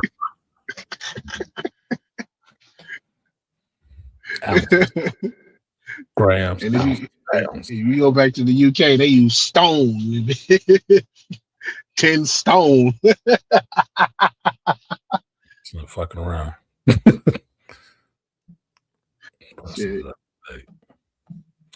Anyway, let me go ahead and get out of here. I'm almost 5 hours in just bullshitting with you folks. I did talk about some geek shit. I will go see the Avatar tonight. And I'll report back to you guys in the coming week about it. It makes it, I can tell you this, it's hard to do videos nowadays. I still got a Supergirl video on this damn computer that I've been trying to do for a fucking week. And it's just about a trailer reaction. Mm-hmm. I did it on the stream, but I tried to cut it up and make it its own little review. But I didn't have time to finish it because my work week is busy. It's full. So it's still here on the computer. It's disappointing to me to not be able to put out videos regularly. But I say that to the ones and twos who subscribe and then unsubscribe in the same week, because I guess they're looking for daily content. When I say I don't do daily content, I don't. I have a daytime job. YouTube is not it. If it was, it'd have to pay me more.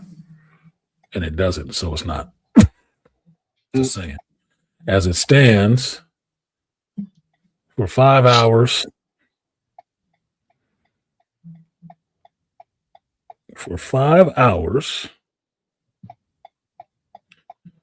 of YouTube talk time,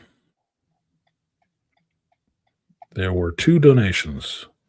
One of them, shout out to the Beastly Nerd for supporting said stream that he is actually being a contributing part of.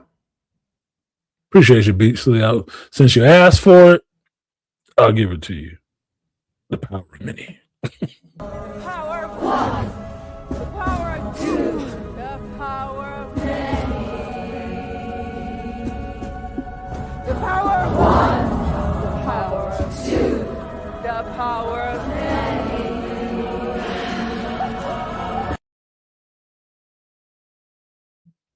And also shout out to the Aquateke Techer for supporting the stream. I will give you the Red Man. Appreciate you, Aquateke. Oh, yo, I'm doing all right. Yes, sir. I get an attitude when my money ain't right. The team don't want to see me rich. I bet they all back down when they hear the click. Oh, yo. So at that rate, I'm working for less than minimum wage. Way less than minimum wage. And basically a slave. I'm a rich. So if YouTube was paying me, I'd be homeless. I guess I'm not a good YouTuber. I guess I gotta do a better show. Scissor. Yep. Scissor Gang. Yeah, minimum rage. Yep. Minimum wage, maximum rage. Yep. That's what it would be. I'm not complaining. I appreciate the support regardless. But yeah. That's why I do a regular job. So I don't do content every day. I could try, but I do have a pretty full life. I have a lot of commitments. Or at least enough commitments that keep me busy after work hours. And I'm not even dating right now. Because I don't believe in paying a bitch nowadays. Paying you to be around me? Fuck no. Should be paying me to be around you. My time is more valuable. So, you got some final thoughts, Beast? Any information I need to do for the fire and the ash? Yeah, none. Was just kind of happy to see Jake Paul get his ass whooped. Oh yeah. Oh, I saw that. I saw a clip of that. Him getting punched in the face and sat on his ass. I'm like, he broke his jaw 2 places. You thought you really fought Tyson, nigga. You didn't fight Tyson. I knew that was a setup fight. It couldn't have been more fake. Got your ass. Look, this dude ain't even Tyson level. He beat the fuck out of him. Shut up. Yeah, everybody was like, oh, he had a chance. I said, you think and it was it was a video that I watched with Chael's son, and he said, and he was quoting Michael Bisping. He said, the idea that he has a puncher's chance is a myth. He said, you really think he's going to beat the 2-time world heavyweight champion, who was also an Olympic level athlete and Olympic level boxer? You really think he has a puncher's chance against him? And who was also a heavyweight? Jake Paul is a fucking cruiserweight. I was like, yeah, your ass is grass, son. Yeah, he's gonna say that is a well-deserved break. Yeah. Look, bro. Look. Jake Paul is a YouTube celebrity. I give him credit for stepping into the ring and boxing, but there's a lot of boxers, just like it's a lot of MMA fighters nowadays in a lot of different places. So I give you credit for having the nuts to stand up and do that shit. I never believed you beat Mike Tyson. Never. That was a stage fight. That was a promotional event. That was putting some money in Tyson's pocket and giving you some legitimacy. This young dude, as far as I know, he's about Paul's age, right? Yeah. Anthony Joshua. He sit there and put hands on you for real. And I saw you crumble from getting a real shot to the face. Quit it with the toughness. This is the dude that knocked out Tyson Fury. This is the dude that everybody wanted Deontay Wilder to fight. I've watched boxers for a long time. I grew up around boxing. A real boxer would have beat the shit out of you. Tyson would have killed you in that ring if he was really going at you. He wasn't. He was pausing and stuttering. That's not Tyson, nigga. Mitch Blood fight out of a Tyson. Robin Givens got more of a fight out of Tyson. Yeah. You fought a ring rusted Tyson. That had Tyson been still fighting. I'm not saying that Tyson did not have any ring rust. There was too many videos I was watching before that fight of Tyson training. I'm like, God damn, that motherfucker still got it. I've watched his fights for the 10 seconds they were. Okay. Like, I've seen him fight. Tyson was not in there trying to fight you, nigga. Stop it. Tyson was in there cashing a check. Right? So now you can sit down and shut the fuck up. And since your jaw broke, it should be easy for you to shut the fuck up now for a while.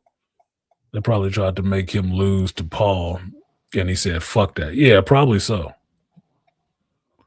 Because that Tyson fight was a publicity stunt. Tyson paused too many times in that fight where he could have laid your ass out and you see him cock it back and not even drop it. That's not ring rust. I was not seeing any ring rust in his training videos before that fight. That motherfucker was going.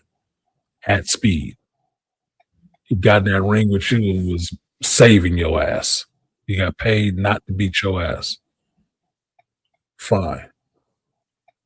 Whatever the fuck. It's entertainment. It's not an actual fight.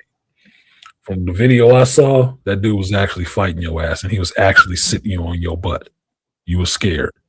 He spent more time running and trying to you was sitting there terrified. That motherfucker was coming, and he was all gas, no brakes, nigga. And he was lowering booms on you at them ridiculous David Goyer-esque wide open plot hole in your defense that you was throwing up. He was laying your ass out every time you did that dumb shit. The same shit Tyson saw that he wasn't capitalizing on and wasn't hitting you in. Them weak ass openings in your defense.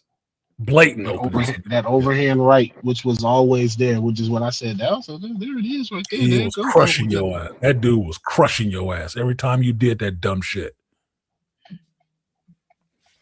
Tyson People say, well, he's amazing. He lasted this long. Yeah, he's dancing around the fucking ring. He's running. Yeah, and I could last a long time if I ran in the ring too. And I counted. He did at least 5 or 6 times. He grappled and tried to do some wrestling move shit on him. And I was like, okay, at what point do we take a point away, ref? Like, because he did this shit about 6 times. Even the commentators, okay, you got to stop with these antics. That motherfucker was running. He was scared. I'd be more scared of Tyson at 70 than Charles and Black Bane currently. I would be more afraid of Tyson right now. Yeah. As old as I am, if I was in the ring with Tyson right now, I'd be afraid. And I don't sense any weakness in myself for saying that shit. That's what Tyson does. That's what he does. That's what he's done his whole life. No, nigga. I've watched him sit down grown, buff-ass men with one shot in less than 10 seconds. I've watched that shit. That's the truth. They ain't looking at him as being one of the GOATs because it's just a title we throw on everybody nowadays. No. That motherfucker is a fighter. Most feared and respected man. Because if you can't whip his ass, you gotta respect him. You better shut the fuck up. Pay homage. Yeah, even the Chinese kung fu cats had a lot of respect as well. Yeah, I would not be fucking with Tyson. What can I get you, Mr. Tyson? Let's put the motherfucker. Let's just put these down.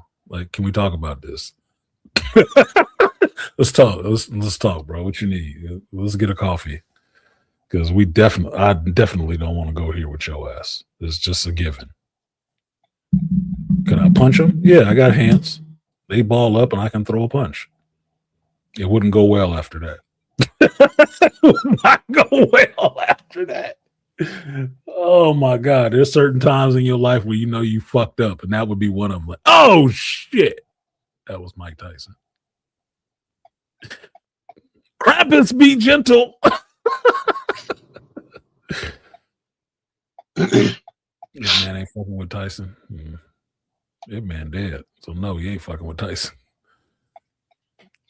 Very Sun Tzu of you. I read Sun Tzu. I know better.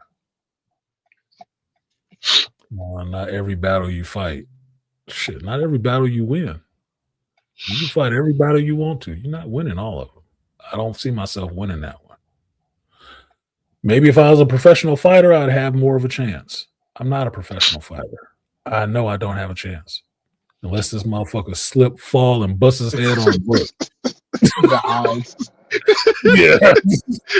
The 1 in a million chances. God loves me.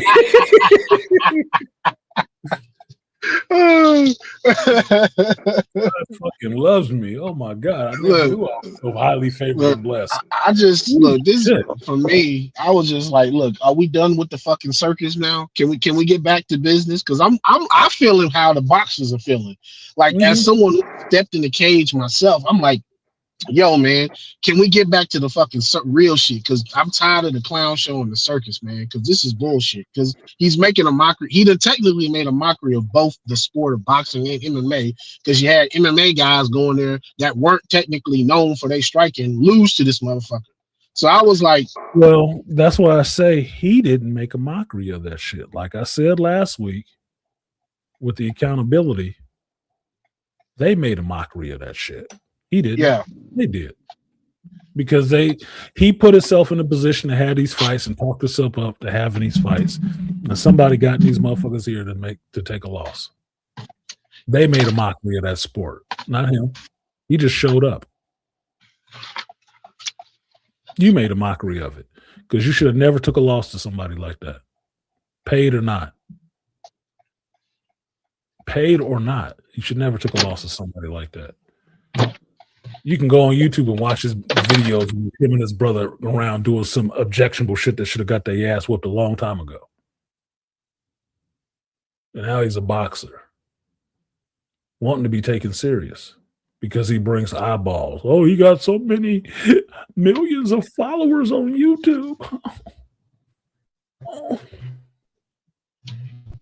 And that means what exactly? Nothing. Where's the YouTube stadium? Where is YouTube putting their name on every one of the subscribers? Where's YouTube buying a studio? No. Okay. Bunch of you Borging a little bit. Oh. You know? Can you hear me now? I can hear you. You and Tyson are the second match, and they didn't clean up Jake's blood off the mat. He slips. Do you get a shot, or are you just making him angry? He's gonna be embarrassed that he slipped. If he's not unconscious, and I hit him while he was down, he's getting up mad. It's like that line from the first X-Men movie. It's like the dude getting in the cage with Wolverine. He said, just don't hit him in the balls. He said, I thought you said anything goes. He said, he'll take it personally if you do. That's what it would be like. Let's not make this nigga any madder than he already going to be. I got too much respect for that dude. No fucking way in hell, dude. Look, I would have to be highly favored by God to get out of that ring alive with my head still attached. I got too much respect for him. I've seen what that man can do. No fucking way I'm gonna stand there in that shit. No fucking way. Nope. Look, I give myself better odds fighting against Sugar Ray Leonard than Mike Tyson. And I watched both of them fight. Nope. Maybe Manny Pacquiao. Sugar Ray not gonna hit you with. He's not gonna hit you with the same level of power that Tyson is. He's just gonna be super technical with his shit. Tyson is just gonna knock it'll look pretty, right? It'll be pretty. Leonard to make it pretty. Tyson just gonna destroy you. No, I'd probably fight Manny Pacquiao before I fight Tyson. Yeah, that peekaboo style is. I fight. I just like to fight. I just want to go and have a good competition and fight. Yeah, shut up, Manny. Little bitch. Yeah, that peekaboo style, man. Yeah. No. I'd fight Pacquiao before I fight Tyson. Fuck that. I lace his gloves. I can't hit the motherfuckers. Fuck that. That'd be the dude. Tyson would be the dude if he was in your family and you went to like the holiday, the Christmas gathering or something like that, and he wanted to fuck around and play fight with you. Like, nah, I don't play with you.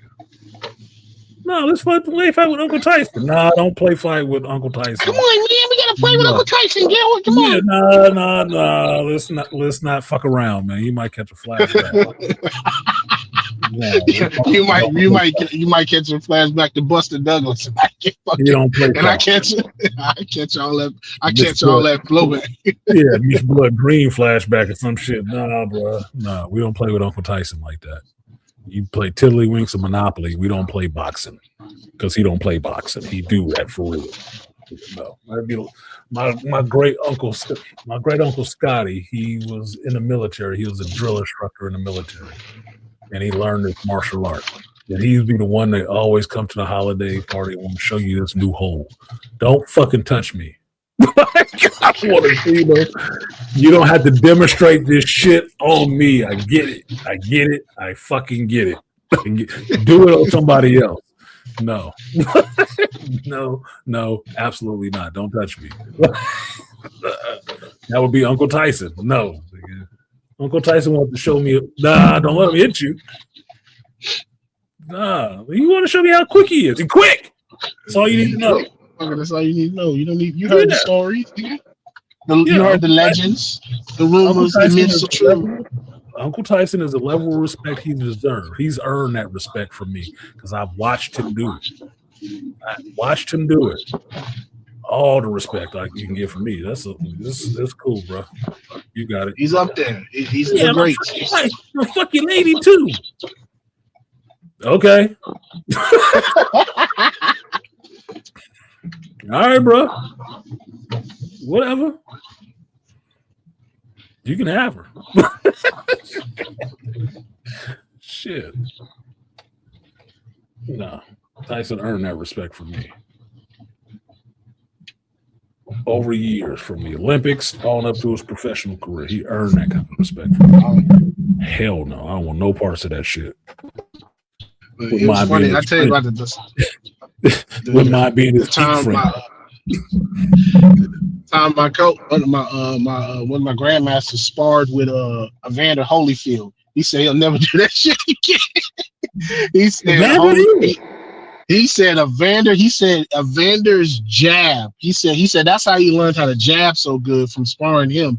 He said his jab was the stiffest damn thing you can ever hear. He said I couldn't do nothing with him. He would just jab the hell out of you. And I said, damn, he couldn't get around it. Yeah, like getting hit with a concrete post. That's what he said. He was like he was fucking cinder blocks. He was like, God damn, what are you made of? I think my soul left my body. Mind you, my grand's a world champion cage fighter himself, so he like, fuck that. He said, I'm not sparring him no more. He said, I'll just learn from him. I don't want to spar with him. If you want to, just imagine if you never watched Evander Holyfield fight, go back and look at on YouTube on some of the videos. Just look at his arm cocked back. Just look at that arm cocked back and look at that bitch. Dude, that looked like a fucking steel piston. It just looks like a piston ready to go. He hit you with just a straight jab. Yeah, it looked like some anime shit. It'll look like some anime shit, like that Doctor Strange going to meet the H one, like your soul just got punched out of your body. They go like, wait a minute. Wait a minute. Hold on. There's a reason you do the training before you jump in the ring. You know that, right? So you can take it. Well, hit you with the eye of Agamotto like Doctor Strange in the game. You see your damn soul. Agamotto. I am Holyfield. Wow.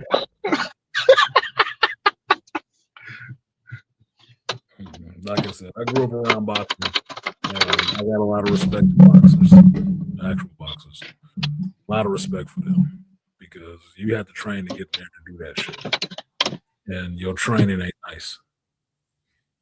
It's not nice. It's not. They don't use foam pads and shit like that. No. You learn how to take a punch in the face from getting punched in the motherfucking face. Yep. And having to pick your ass up from getting knocked out or whatever. Like, damn, my fucking rib, nigga. I think he broke these bitches. I think they're broke. And this is get hit one of them what I call Mississippi, Alabama punches. You fucking donkey punch. Boom. The ring is one of the worst places to have an out-of-body experience, especially if you're a professional fighter, because everybody else sees it too. Yeah. From experience. You know what a seance is, right? You heard of the term of a seance? Okay. A professional fighter, especially in a heavyweight class, in the ring, fighting, is like a seance because you will see somebody's spirit leave a fucking body. You will. From experience, it's like third. Yeah. Go ahead. It's like third person. You see yourself in third person. I'm like, oh shit, I can see myself. From experience, I was like, yeah, I'm having like a third person video game shit right now. Let me get back in my body. Just understanding that if you're in the ring and you got your gloves up and you sparring with somebody, and this person is coming directly at you with intent and purpose, you stepped in there knowing the purpose. We are going to hit each other, and we're probably going to hit each other as hard as we fucking can for about 2 minutes. And it's my job to try to keep these shots from landing clean to where it can knock me out. But some of them are going to get through. I have to take that shit and keep pressing on with all that pain because your head and body is not designed for that shit. It's not. It's not really designed for that shit. It can take it, but it's not designed for it. To go in there and get that shit and one slip through and you see it coming, it's worse if you don't see it coming. And get that. Yes, your soul left. You saw your soul left. Like BC is saying, you third person that shit like, oh, fuck. Everybody else saw it too. That is a seance, motherfucker. They saw the spirit in the room. They felt it. They know what it feel like. They seen it happen. Like, yeah, that motherfucker just lights went out. I've seen too many dudes watching boxing matches get just knocked the fuck out or just laid the fuck out where it's like his soul left. That motherfucker was gone before he hit the ground. It connected and you saw everything in his body shut off. Like he ain't even there. He ain't even there. That's my coach says. Spin the chin. Once you spin that chin, everything's going night-night. Spin the chin, get the knockout. That's what you should train for. When we do the overhand, spin that chin. The ringside commentators, we just witnessed his soul leave his body. You do. You just witnessed a murder. It wasn't a murder, but it was the death of a spirit. He exercised that bitch and then put it back in you. That's why they always disoriented as fuck when he come back through. Like, the fuck? I just float around this whole stadium. What the hell happened? What happened is, sir, you got hit so goddamn hard that your body lost its spirit. Or you went back to the creator for a minute and he sent you back like you ain't dead yet. Get back in there. Or the worst ones are the ones that be on autopilot, like one of the dude I used to train with, and his name is Rasan Chow, and we were in Beaumont. This nigga got clipped so hard when at the end of the fight, we didn't know he was unconscious the entire time. And he put on a hell of a fight. He was unconscious. He said, he asked everybody, he like, what happened? After he did the interview with the people, he was like, what happened? He was like, everybody, what you mean? He said, dude, I don't remember a damn thing. He said, what happened? He said, when he hit me, I went out. He said, next thing I know, we're doing the thing. He was like, we doing the deciding the winner of the fight, and they're interviewing me. He said, well, what do you remember? I said, I remember getting clipped and the lights going out because the facility lost power. So for like a brief second in the middle of the fight, the power got like that. I said, bro, that was like at the beginning of the fucking fight. You mean to tell me you fought all 3 rounds unconscious? He was like, I guess I did. And it won fight of the night too. I was like, dude, you whooped his, you almost had him a few times. That motherfucker was doing that No Way Home Spider-Man shit. Like his body was still he wasn't there. Like, wait, this is weird. Look. No. Like I said, respect for fighters and people who see your soul in your body. Yeah. You don't get 2 minutes in a fight is a damn long time. I've never been in the ring, but it's got to be over 30 seconds or bad shit happens. God forbid. Look, we spar when we was kids. Kids, you have a lot of energy. 10 or 12, you got some energy. You got a little bit of strength, right? Mm-hmm. 2 minutes is forever, nigga. Yes. Forever. There's people who can't fuck for 2 minutes straight. It's taxing, especially if you throwing blows and you moving and shit like that. That's why you got to do so much training and cardio for that shit. Yes. It is not an easy thing. And you getting hit on top of that? No, it's not an easy thing. You got to be. That's why, like, even for like when you from the experience of being a fighter in the martial art, you have to you can't do regular fucking workouts. You gotta make up some shit to basically help your body train, because it's like, okay, you can't just go in the gym and just lift regular weights because you're not being a bodybuilder or doing some physique shit. Just like you can't just go run a regular mile. Like, no, you gotta do like some interval sprints, homie. You gotta do a burst of speed and then jog and then speed and jog, because you're training your body to do something that's not regular activity. It's a fight. So 2 minutes is a long ass time for somebody like this done fight. 2 minutes is a long ass time. 2 minutes is a shitload of time to be getting. Let's just say you ain't mounting a defense or offense. Let's just say you're not mounting the offense. You're just on defense. 2 minutes is a long time to be getting punched with this motherfucker's gusto. That's a long time to try to be on guard for that kind of shit. Yep. That's a long time. Actual fight, like Rev was saying, on pavement and asphalt, that shit is like less than a minute. 30 seconds. 30 seconds, less than a minute. An actual fight. It's quick. It's over. It's quick and it's done, and motherfuckers is heaving. Yeah, motherfucker. Yeah. He done. They're done. They're done. And I'm not talking about all the posturing and shit talking and shit. I'm talking about once the first blow is thrown, how long that shit lasts. You see how quickly motherfuckers go to grappling. Yeah.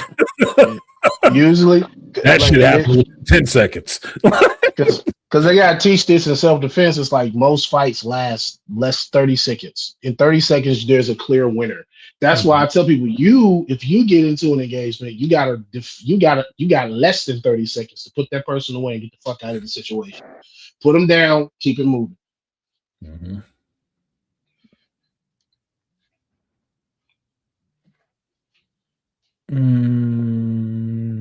Back to the point I came in on, the people limp in their armchairs, speaking loudly. Common occurrence. That was office politic bullshit. About people sitting in their chairs. You can tell what they do because they sitting there piled up in the chair. Their body shape matches what they do all day, which is sit. I look like Pizza the Hut sitting in a chair. If you don't know who Pizza the Hut is, your childhood sucked. Just saying, your childhood sucked. Nailed it. 10 seconds, grappling in the parking lot, gassed out. Yep, it's over. 10 seconds. What? That's it, 10 seconds.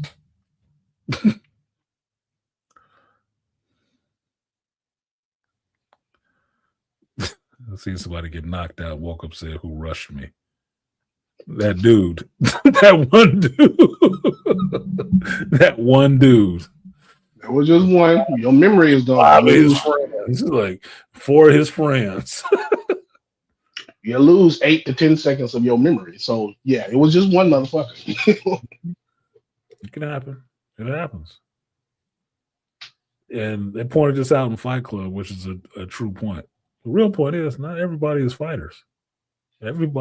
Most of the society is not fighters. They're not. Everybody likes to believe everybody is Spartans. Everybody is not Spartans. Just like everybody in Asia isn't Bruce Lee. They all Asian. They ain't Bruce Lee. They're not. That's about. It's probably a little more nowadays, but that's not everybody. It's not. Can't be. That's not how humanity shakes itself out. That's why everybody ain't gay either. It's not how society shakes itself out. The biggest number of people, the biggest group of people is usually the ones who don't do none of that shit. Yeah. That don't do any of it because it takes effort.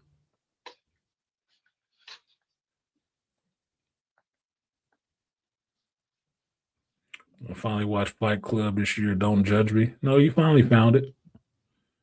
Some of the stuff you find it when you find it. When it's supposed to be, if you believe in the higher power, you find it at the time of your life and when you need to find it. Or it will find you.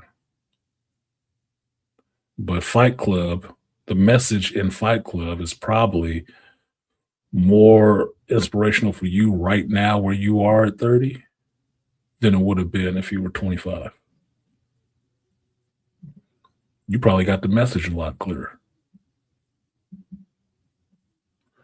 And for me, the message was be your fucking self and do what you set out and dream of doing now or die because you're wasting time. The society is not made for you. It's made for fucking women to be comfortable. You're not supposed to be comfortable. You should be pushing on to your dreams and your desires and being the person that you would idolize yourself to be. That is you. All you have to do is do it. Which ties into the message of the other movie that came out at the same time. Don't get caught up in the matrix. Mm-hmm. Free yourself and free your mind. Free your mind. Your limits are on what you believe. Some rules can be bent, some rules can be broken. Most of these motherfuckers are bent. Now, people love to talk like they're hard. Maybe I'm spiraling on some louder comic people I follow. This is the thing, because I was in that generation who used the term hard. Hard is relative. It's relative. To a 10-year-old, Beastly is the hardest person they'd ever see. Right? Mm-hmm. To somebody in prison, Beastly might be a snack. Might be. And Beastly is trained. He might be a snack. It's relative. Most of the shit in life is relative. That's why I said I've always said I'm not overly a tough guy. I'm just a man. I'm just a man who knows what I'm willing to do to get certain things done. That's it. That's all you actually are at the end of the day as a man. What do you stand up for? What do you lay down for? Apparently, as I said on the stream, I wouldn't lay down and take it, but I would lay down in the sense that I'm not trying to fight Mike Tyson. Mm-hmm. Especially if that motherfucker pissed off. Hell no. That's stupid. I got too much respect for him and what he can do to think and not have my ass on my shoulders. No, I can whoop Mike Tyson's ass. Okay. I know me. I'm not trained to the level he is at that shit. No fucking way. So he is superior to me in that way.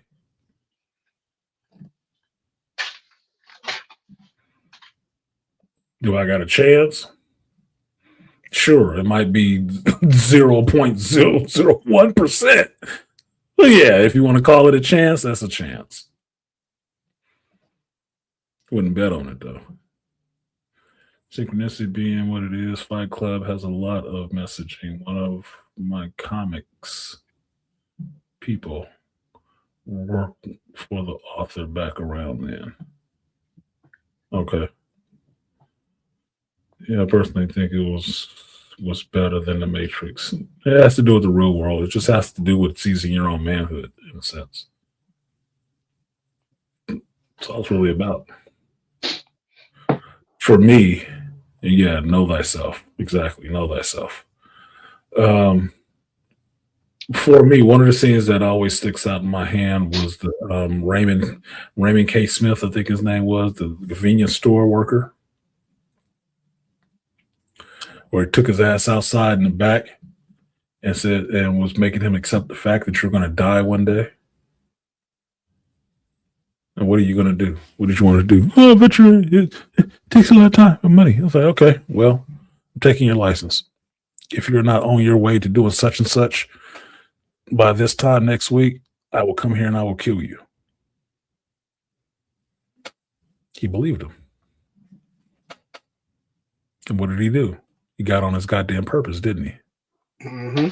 He started pursuing something he always wanted to do. The fuck are you waiting on? You don't hear me saying nothing different when I sit here on the stream and talk every week about doing the things that you want to do. You're a fucking grown ass man. The fuck are you waiting on? Who are you waiting on? Permission? A bitch, permission or a bitch to motivate you? Fuck a bitch. Do it. Do it alone.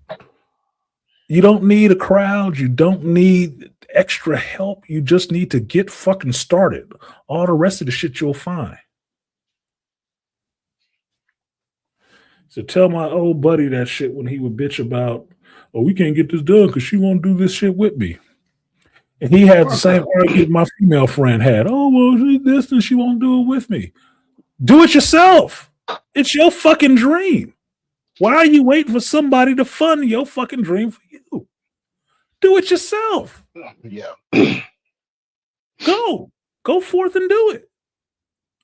You're wasting years of your life trying to get somebody else on board to do with you what you want to do yourself. Yeah. I used to say this all the time, especially to the young guys that want to come into the sport and they want to train stuff. I said, I've watched dudes that had the potential to be the highest levels of fighter, be world champions, and they because they didn't feel like they wasn't getting the or they wasn't getting the support that they think they needed at home, especially from their wife or their woman, they failed. There's a guy I know whose wife, excellent martial artist, great fucking fighter when we sparred in the gym, negative win rate in the ring. All because he didn't have the support of his fucking wife. She even would tell him that she didn't think he was going to be good. Because of that, fucking terrible win rate. And I'm like, that's why I would tell young guys, I said the number one killer of a male's fighter's careers is women. You either running behind them or you're chasing behind them or whatever, and you want them to accept what you do. I'm like, look, check that shit. Tell it because we tell guys, if you want to do this, make sure your personal life is in orders and make sure this is some shit that you want to do. Not what your mama want, your daddy want, your girl want, your kid. You got want this shit. Because if you don't want this shit bad enough, it's not going to work out. Because when you start missing gym days at the gym and not showing up for class and you losing fights, it's like, look, you get out what you put in. If you're not putting any work in, you ain't getting shit out of it. That's my thing. It's an easy excuse to say you're waiting for somebody else. I just had to tell my friend whose birthday I went to in Vegas. She was talking about something she wanted to do. Mind you, she just turned 50. And she's telling me this shit that she wants to do, but it's all about her mother won't do something with her.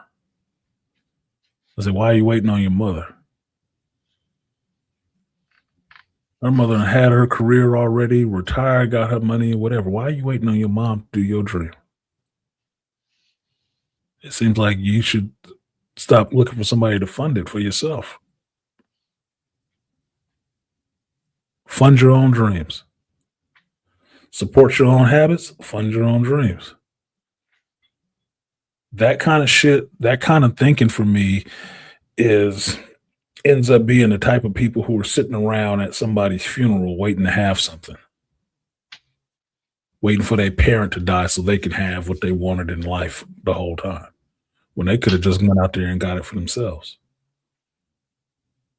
That's child thinking. As an adult male, an adult man, there is nothing you should be doing that's waiting on somebody else to get done.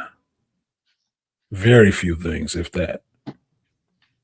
Work, but for the most part, it should just be you. You don't need everybody else to do it. You're the man, right? So you should be doing it. I want to travel here. I want to go there. We'll get a fucking passport and leave. Oh, I couldn't go by myself. Why couldn't you? Are you not grown enough to walk around the world? Get the fuck out of here. I have a degree in psychology, Reverend. I have a bachelor's in psychology. So this shelf in the back that you can see, that top shelf behind me, is my psychology books. Some of the ones I'm reading through. And I have keen insight because I'm old and I pay attention. But my major focus that I really liked when I was in college was philosophy and psychology. Really like that. Like architecture and stuff like that too. But philosophy and psychology is just that. And psychology was something I did naturally. What I've said is I went to school to find out what I was thinking was right. That's what I found out in school. I was on the right path. It wasn't wrong.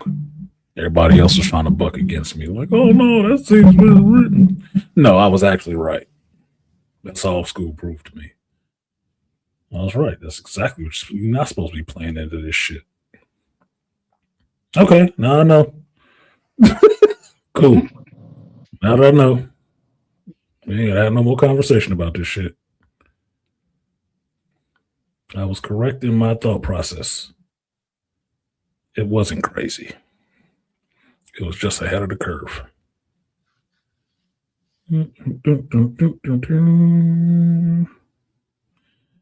All right.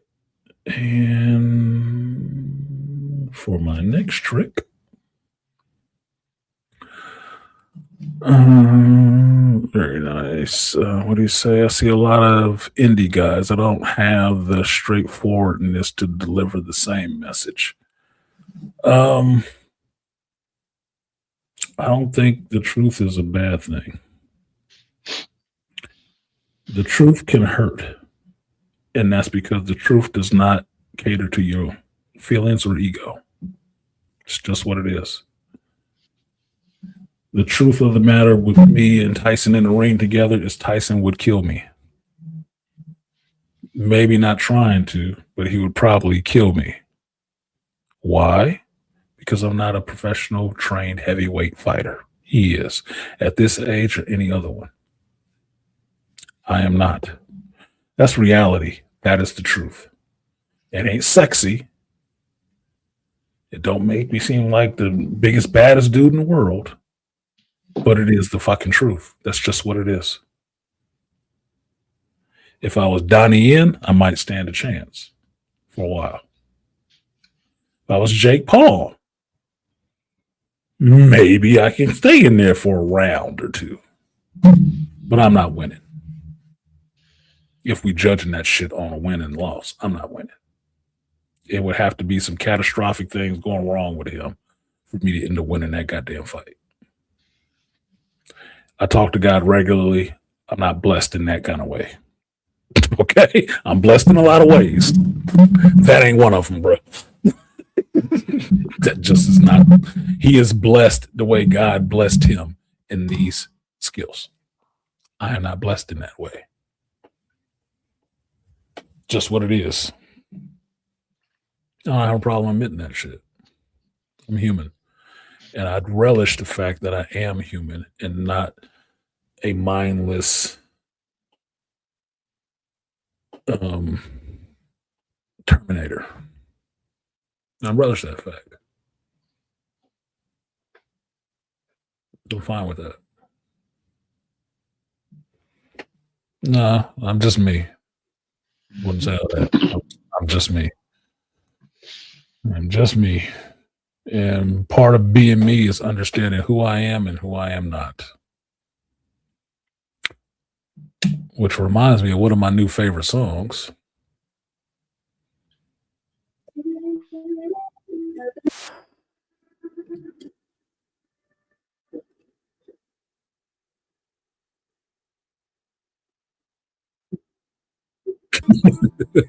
Ain't changing my ways for a soul like you. I am who I am. If you don't like me, fuck you. You can talk all day. I still do what I do. I've been into my country music lately. This shit been hit. Dude. I'm like, God damn, who making this shit? You know what it sounds like? It sounds like the soundtrack to the ending of a fucking great action flick. Like that's right. That's the problem. We missing great action flicks, and we don't have that banging ass soundtrack that these action movies used to have, where there was hip hop, rock, and country that was at the end of these damn movies. And when you bought the damn soundtrack album, they had like a variety of artists on that shit that came from different genres. Yeah, but feel this one. I'll just play the chorus so I don't get in too much trouble with YouTube. But just listen to this one real quick. Listen to this one. We're second. For one quick second. Because I told you, I've been, since I went to Georgia, they was playing some of this stuff in the bar, right?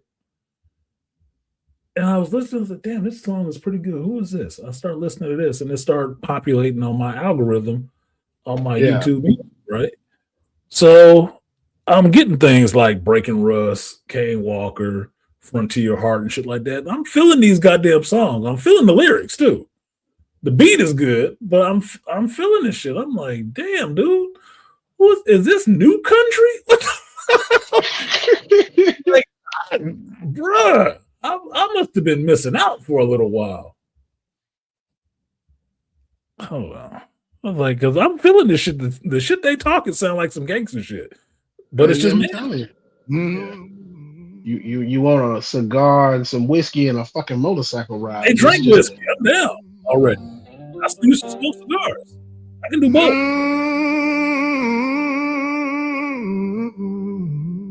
I don't know what to classify it as. Soulful sounds of the South. With the dust in my head. Hold on. Listen to this. Work my fingers raw while nobody cared. The smile to that sounds like my daily life, nigga.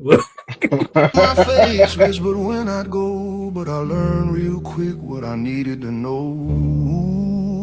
Life's too short for fake handshakes. Too much pain in the love they make. So I pour my heart in what I do and let the lies roll off like morning dew. Hate me all you want, I don't care. I don't mess with two-faced hypocrites. I swear I'm gonna be me and stay busy working hard and living free. What? You don't feel that shit? Oh my God. Bruh, he talking that shit. Like, that's real shit. That sounds like that old blues music too. Yeah. It has a little bit of the blues. You don't have Black in his family. Oh no, he talking. To me, that's some real shit. He talking real shit. Like, you hate me all you want. I don't care. I'm still like the real cats from the South that can actually sing, and on the country record, it sounds like a lot of the country western blues music too. That's why you can hear that soulful shit. Well, that's what I'm saying. I don't know if this is country music. Is it new country? I don't know what to classify this shit as outside of country, but the shit sound good. It's country because they're talking about it taking over the country music charts. But it sounds like lyric wise, it sounds like a rap. Yeah, it sounds like rap music.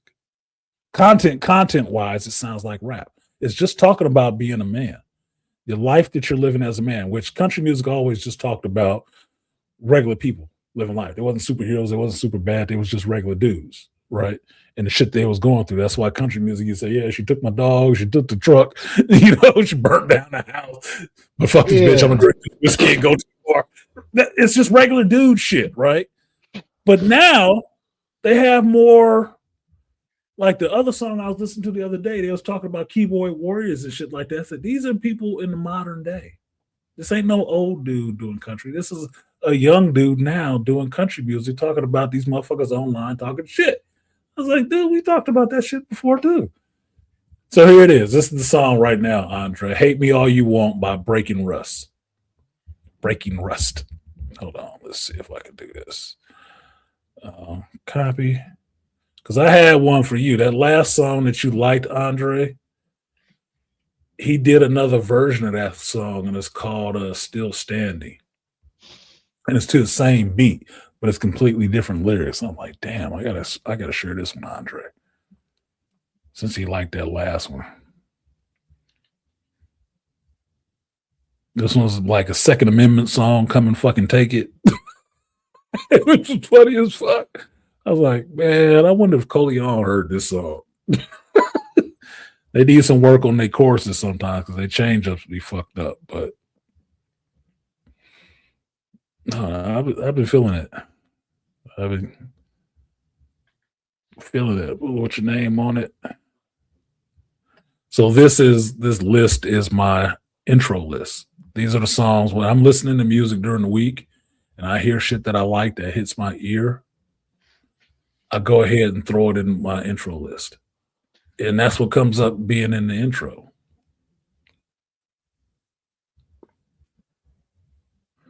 So 552 songs in this bitch right now.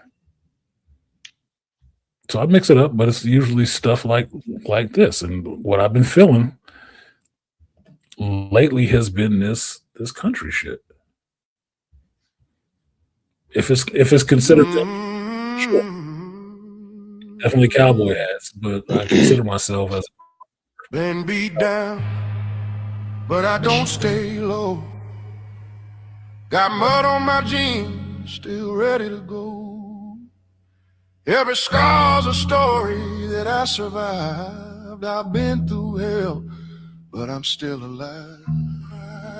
They said, slow down, boy, don't go too fast. But I ain't never been one to live in the past. I keep moving forward, never looking back, with a worn-out hat and a 6-string strap. You can kick rocks if you don't like how I talk. I'm gonna keep on talking and walk my walk. Ain't changing my tone, ain't changing my song. I was born this way, been loud too long. You can hate my style, you can roll your eyes, but I ain't slowing down, I was born to rise. So kick them rocks if you don't like how I talk. I'm gonna keep on talking and walk my walk. Don't this sound like, dude, this got a bop to it. If Kendrick Lamar was saying this shit, you motherfuckers be dancing to it right now. Motherfuckers be lit to this shit. It's just country, though. I'm like, damn, look, a good song is a good song. I told you, I listen to all kinds of music. A good song is a good song. That's why my little shuffle playlist will throw some shit out there. It's like, fuck you listening to this for? Because it's a good song. It's a good song, god damn it. Shit, that's about to be my outro for this bitch. I'm gonna play this again on my outro. I'll cut it out later. Breaking Russ. It's out of appreciation. It's not hate. It's not hate. It's appreciate. So what you got, Beasley? I'm gonna go ahead and get out of here because I gotta eat and I need to use the restroom. Nah, that's nothing. Let me get you out of here, man. So I'm done. I'm gonna peace out. Yeah, I will catch you. Hey, I am gonna say something to your ass though, Beast. Yeah. I'm kind of upset, man, and I'm playing this rival shit, and I needed to invite 5 friends, and your ass is already in a group. Fuck you. You and Lion. I forgot I was in a group. I didn't even know how to do that shit. I don't even like this Galactica bullshit, okay? This Rivals Day, New Year's celebration bullshit. I don't even like that shit. But apparently I'm a big fan for completing stuff. I can't complete this shit because I can't get 5 of you motherfuckers to join up. I didn't even know I'm still in a group. Somebody sent that shit to me. I didn't even do that shit yet. I was like, I got my units and used them for what I need. I'm good. At least my son accepted the invite, so I'm happy about that. It's like, oh, thank God. Woo! I must have got a little bit of cool points back. No, I'm tripping because if you go to they got that little Pimniti shit in Times Square where you can eat it and you can either shrink or grow big. And I was like, oh shit, you let all these perverse ass motherfuckers get a Pim particle. And what did you see? Giant ass. Is that what happened? That I popped into that Times Square shit and it was a big ass Venom sitting there twerking, shaking his ass and shit. Like, yes, the Pim particle. God, They let got they me got out of here. Ultron. They got Ultron selling like little Mark 1 Ultron selling Pimninis. So if you take the Pim particles, Pimnini sandwich, if you eat it, you either shrink and grow really small or you grow really fucking big. So I wasn't surprised. They're twerking and shit, and I'm like, what? I'm really like in my character, like, what the fuck is going on in here? I gotta go. I gotta get the fuck. It's obviously Look, not for me. This is chaotic. These people can talk to each other and shit like that. I was like, is this a lobby? This yeah, looks like Ready Player One or some shit. Some goofy shit that I saw in Dot Hack or something. Like, I'm good. I'm really. Can I get to the game? I just want to play. I just want to play this game and get out of here. Like 30 minutes. This is traumatizing for my old asses. No, I got the only Venom costume I'd want to use, and that's that ice costume they brought back, and I went ahead and dropped the $20 to get that bitch. I was like, good, now I can play Venom because that twerking shit is never on my emojis. I was watching Snarky J video. She talked about playing Rivals finally. I was laughing my ass off because she said it was terrible. I got my ass beat by Spider-Man and I got teabagged. I'm like, how was they teabagging you? But yeah, Spider-Man is fucking annoying. That make me want to not play too. Spider-Man is fucking annoying in the back line, but a I really don't know. good one. Yeah. But yeah, that shit. It's a love-hate relationship. It's a good game. It's fun to play. Can be fun to play. But it's annoying as fuck sometimes. And it's usually I'm playing that. I was having a good time playing that Jeff shit last night, but I was also getting pissed off. Yeah, the little Jeff festival where you just walk around spraying water, painting shit. Yeah. And making snow cones. Like, fuck it. I can do this. I just need to do it 10 times. Fine, I'm doing it 10 times. Because I'm an accomplishment junkie, dude. like they gave me a list. Like, oh, can you do 8 of these and 10 of these? Like, fuck. Yeah, I guess. Yeah, I guess that might as well. Yeah, what I get a little nameplate. Fuck it. I'm playing the shit anyway. Fuck it. Fine. Get this shit over with. I just want my werewolf Captain America. All right. So what did Andre say? Thank you for supporting the stream, Andre. He said, I've been dealing with a lot in this last year. Thanks to artists in your channel helped me a lot, even though you mostly talk about geekdom. Well, thank you. I thought I helped. What's it all about? I mean, that's what I started the channel for, was talk about geek stuff. Because there wasn't one. There wasn't one over here in the Black Manosphere. Closest one you got was Angry Man. Because Angry Man is a geek. But most people talked about relationships, women, politics, and all the rest of that stuff. It was a small little thing. Wasn't a lot of people. So that's what I did. I tried to fill the need of what was missing in the community. But as I viewed it, everybody had their own storefront. Everybody that had a channel that can come onto this thing had the ability to say what they wanted to say or talk about what they wanted to fucking talk about. So my thought was it should be variety, not uniformity. That's what it is. So when I use that term, cruising these YouTube streets, that's what I'm doing. Far and wide, not just in the manosphere, everywhere, just to seeing what other offerings are out here in YouTube, because YouTube technically is big as fuck. Yep. And it don't make the majority of its money off the Black Manosphere. It makes the majority of its money on people doing all kind of shit. Like Marcus Brownlee, who black, and all he do is reviews on products. And rich from doing that. So, namely, or Rob, Comics Explain, just talking about comics that your ass ain't read. And telling the masses about comics they never even read. They've been around for a long time doing this on YouTube, so they should be big. Just in certain sections, you do get shadow banned or whatever. I don't believe that shit over a certain amount of subs. Over a certain amount of subs, I don't believe you're shadow banned at all. I hear big channels still talking about their shadow ban. I'm like, shut the fuck up. There's like 200,000 subscribers. Oh, you hurting. Shut up. I don't hear that shit. All you have to do is have a pair of titties. And whisper into the microphone. Do some ASMR shit. You get your numbers back. Yeah. So, no. For me, it is what it is. It's people who have huge channels and never showed their face one fucking time. That's okay. I'm a man. I don't necessarily believe in hiding.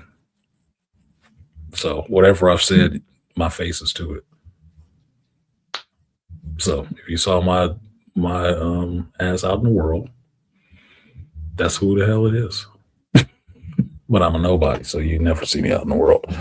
Unless I took a video while I was out there.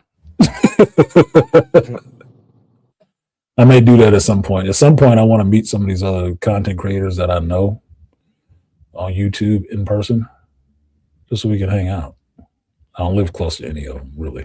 Closest one to me right now is Ism. I don't know Ism personally, but I know he's like in Oakland. And then there's somebody else who's in San Francisco. One of the dudes that came through here is in my general area, so he knows some of the places I know. But, you know, faceless icon, so I don't know what the hell he looks like. Could be a stalker. Dr. T in Fresno, BGS and New Style in LA. Excuse me. But that's it. Everybody else I got to go to the East Coast to find. Dr. Anwar, Charles, I'm gonna say Black Ties Matter, Trust. And they're all on the East Coast. They're all on the East Coast. But I think from conversations on here, it'd be cool to hang out with. It'd be fun.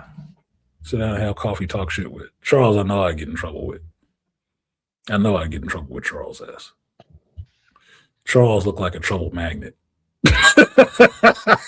Big ass. Because he'd be talking shit. And I'm more like calm. Charles would turn up. I was like, oh, fuck. He gonna be into some shit. This big motherfucker.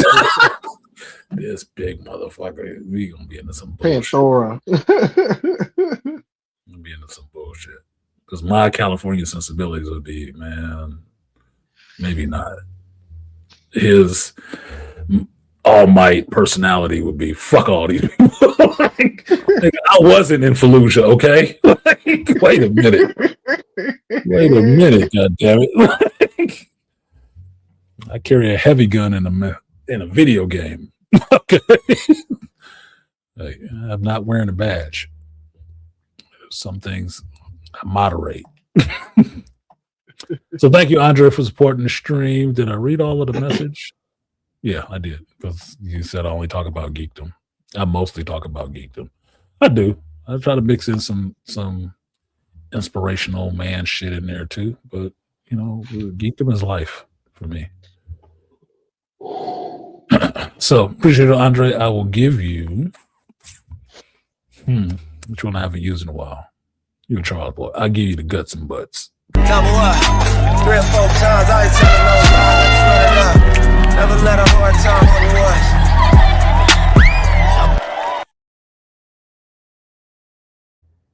I gotta do some new videos. I gotta do some new donation videos. Because there's a song I want to use that sound ridiculous as hell to me. But it's I just want that this clip out of it. I had to spend some time doing some editing. Where is it? Here it is. Let's open this up in another tab so I don't take away my ending song I want to use.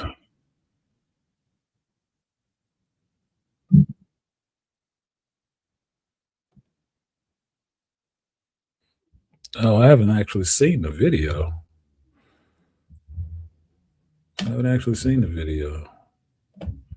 Stop sharing that and share this one. I don't need all this talking over this, but it's just a course that I want to take. Ooh, that's kind of thick. Little B cuppies. Let's see.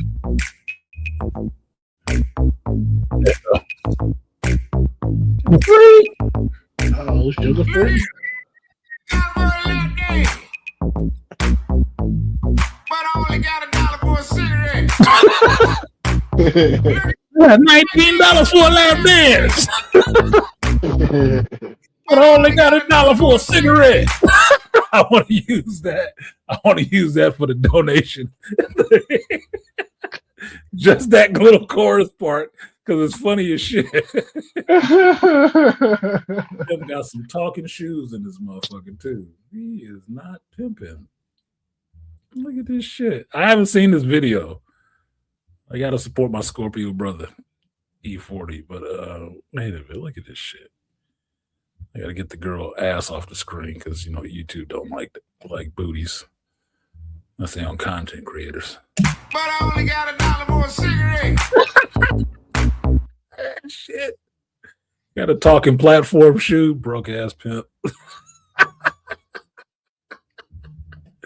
I haven't seen this video. I haven't seen this video.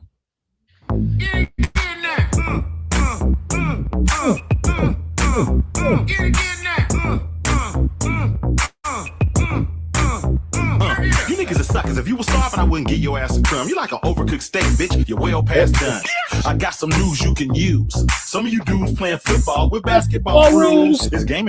He brought that shit back. That shit is so old. He brought that shit back. That's one of his catchphrases. Y'all playing football with basketball rules. Anyway. All right, Beast. I said it multiple times, but I think I mean it this time. Go ahead and get out of here. I haven't got the text from my DoorDasher, so my food is probably sitting out on the porch in the rain, cold as fuck. Yep, it's sitting out there cold and lonely. Somebody eating my shit right now, I'm sure. I'm gonna get my brisket on the board. What you got, Beast? Final thoughts, closings for the audience. No. Merry Christmas to everybody and happy holidays to everybody that's out there. Because next time we don't see him, it's gonna be after Christmas because it's this week. Andre said $1 for a cigarette. Must be Cali prices. For a Lucy, yeah, probably. I don't know. I don't smoke cigarettes, but $1 sound about right if you wanted one. Because a pack is what, $15, $20? $20. Yeah, here in Cali, shit is expensive, dude. I had to give up the habit. You have to be too expensive. Another thing they tried to tax the shit out of to get people to stop. Yeah, I'll possibly be back before New Year's because I'm off one of these days. When is the fucking New Year's? I got some more of them floating holidays, some good corporate floating holidays. So yeah, I'm off. I think the 30th and the 24th and 25th. Yeah, I got a couple more off days coming up, so I'll be back. I'll do some shit online. If not, you'll see me do it on Killing Time stream because I am playing Division 2. I'm trying to get this Krampus outfit. It looks sick as fuck. And I got my little Division soldier looking like a whole werewolf with a hood on. Looking kind of cool to me. So I'm doing that. But appreciate you, Beast, for coming up. I'll possibly be back before New Year's, Andre, on here because God willing, come January, I'll be back in Georgia for 2 weeks. So this is my last couple weeks home. Hopefully, they might start hating. I ain't told them I was having fun while I was gone. I told them it was all work, but you know how they get. They start, you might be trying to have fun, nigga. We ain't sending you next time. You're going to be here and be miserable with all of us. we smell the enjoyment on you. We smell the excitement on you. It smells like you're having a good time. No, we thought it was a punishment. It ain't a punishment, nigga. Send me away. Need to collect some more of that damn extra money. Smoked native cigars since I could smoke 17 a carton for 10 packs.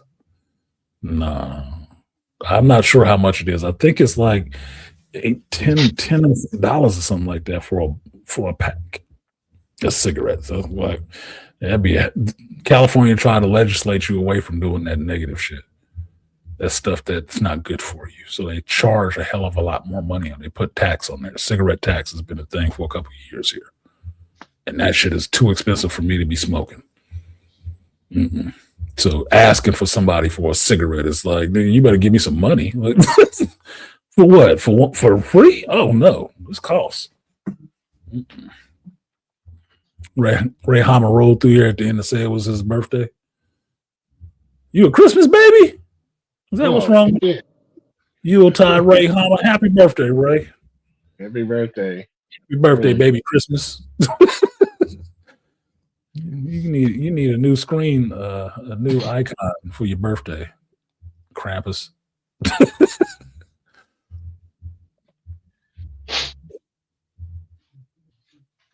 Because 20 a pack where you move from, yeah, they're trying to legislate your ass away from liking shit. Shit you like, they're trying to charge you more money on it so you can't do it no more. Like having bullets.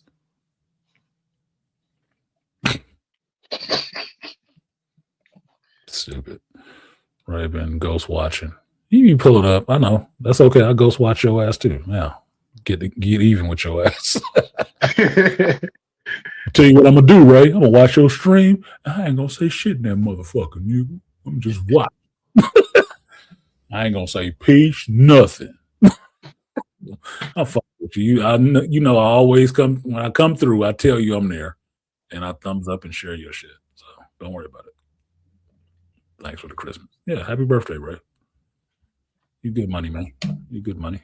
You should be watching Fallout. You should be watching Fallout so we can talk about that shit. Anyway. All right, Beast. Get the fuck out of here. Go play Rivals, because I got that black and yellow Magneto, nigga. I know you didn't. Fuck. That black and yellow Magneto, man. With okay, I've been trying to get with the Polaris stuffy in between his rings. I'm liking that. I might have to play Magneto more now. Like I've been busting ass with Rogue, so I'm like I haven't played Rogue yet. I play Gambit. I can kick ass with Gambit. With Gambit. It works just the way I want him to work, where you can go back and forth between healing and fucking people up. I'm liking Gambit. I haven't played Rogue. But it's okay. She coming. I'll play Rogue when I get around to playing Angela. And I only play Blade in that zombie shit. I don't play Blade in the regular game at all. Too slow. I just be playing ass and rank, be fucking motherfuckers up. I'll take everything. Mm-hmm. I'll take everything. I hate her with that shit. I'll take everything. Fuck Rogue. The other night. I was playing Sue. I'm still trying to get Sue to Lord. I'm close to Lord, like 300 points away from Lord. And I was playing Sue, and this motherfucker was coming after me with Rogue. I'm like, God damn it. Why can't I blow this bitch back?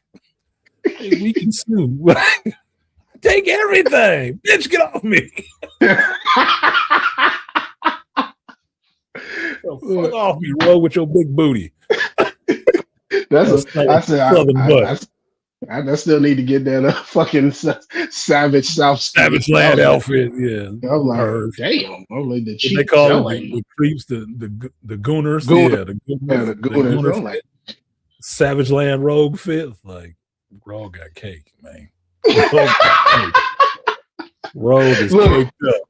Good and job. Somebody pointed out that when you steal an ability from Rogue, she lays how she laid down on that little clip of her in Apocalypse where she's laid down, her buttons towards the screen. She lays down like that whenever you take her powers out. On that dinosaur, yeah. Andre already had that song. I'm all over Kane Walker, man. I'm all over Kane Walker right now. You got so many songs on my damn list right now. It's ridiculous. I'm like, is this dude actually an AI dude? I don't know. It don't matter. Man, I had to do some fucking research. I was trying to find this motherfucker. You gotta listen to some Kane Walker. He be talking shit. Talking some real grizzled shit. But I'm getting out of here. Appreciate you, Beast, for coming through. All right. Andre, Beastly Nerd, Aquatechy for supporting the stream. Appreciate you guys. Appreciate you in the chat for keeping the conversation moving. It's always good when the chat is communicating with you, cleaning their house and shit. JT, Andre, appreciate y'all. Happy birthday to Ray. Happy birthday to my friend Max, even though she don't listen to this shit. But happy birthday to her pretty ass too. That long rogue laying down was one of the Kane Walker like the boss. Okay, yeah. Yeah, rogue laying down was something else. Yeah, if you ever seen the game, look up on YouTube, look up Rogue Marvel Rivals. Rogue caked up, man. I appreciate that. And I appreciate that all the women look a little bit different because Emma Frost got some thighs for your ass. But Rogue is thick all around. Sue got some hips. Mantis and all of those is different body shapes. Different women, different body shapes.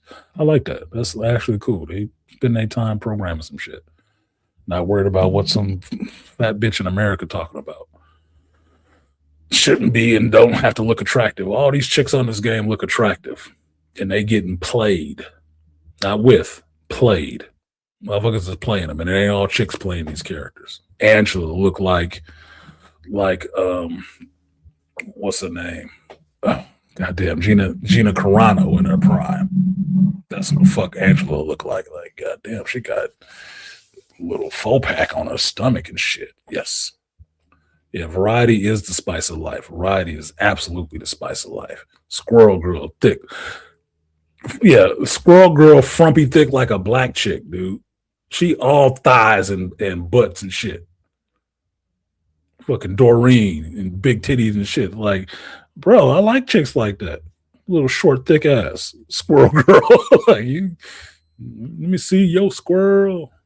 Let me see your squirrel. Yeah, frumpy thick. Make her cute. Just what it is. Just make her cute. I seen videos complaining about the lack of ass on Rogue from X-Men 97. Yeah, they de-assed her. That was bullshit. Rogue was a grown-ass woman. It's supposed to look shapely and sexy. Nothing wrong with that shit. That's why we like Rogue. And she can stand right next to Psylocke and we can like them both. So, there you go. All right, so that's been my stream for today, you guys. Thank you for coming through. Those of you who did, it's not the biggest chat or stream on YouTube, but I don't care necessarily. I like talking with you guys, and I come through here because I do that. So, with that, R.I.P. to Gil Gerard again, the Buck Rogers, the foundation stone of my sci-fi interests. And shout out to all of you. Have a Merry Christmas if you believe in that. If you don't believe in Christmas, that's fine. Have a happy holidays. Have some time with your family, your loved ones, your friends, your fucking dog, whatever it is that you actually care about. Show some appreciation for having that in your life and understand that your life is valuable. Whether you rich or poor, your life is value. You mean something to somebody. And that's what you need to remember. You couldn't do this without you in this world. As shitty as it can be sometimes, couldn't do it without you. Andre being here, Andre can be annoying at times, but Andre is fun to talk to most of the time. Right? It just is what it is. So everybody's life has some value. If you don't think so, you're looking in the wrong place and dealing with the wrong people. Find people that motivate you and appreciate you for who you are and not who you pretend to be. And that's something to share on the holiday season. So with that, I'm going to go ahead and get out of here. Thank you guys for coming through. I've been Artisan C. This has been the Hero's Journey. I do this every Thursday when my journey winds back around to Sunday. And where I will come and share with you my thoughts on life, geekdom, and everything in between. I will see you guys when I find the right clip next time. Peace.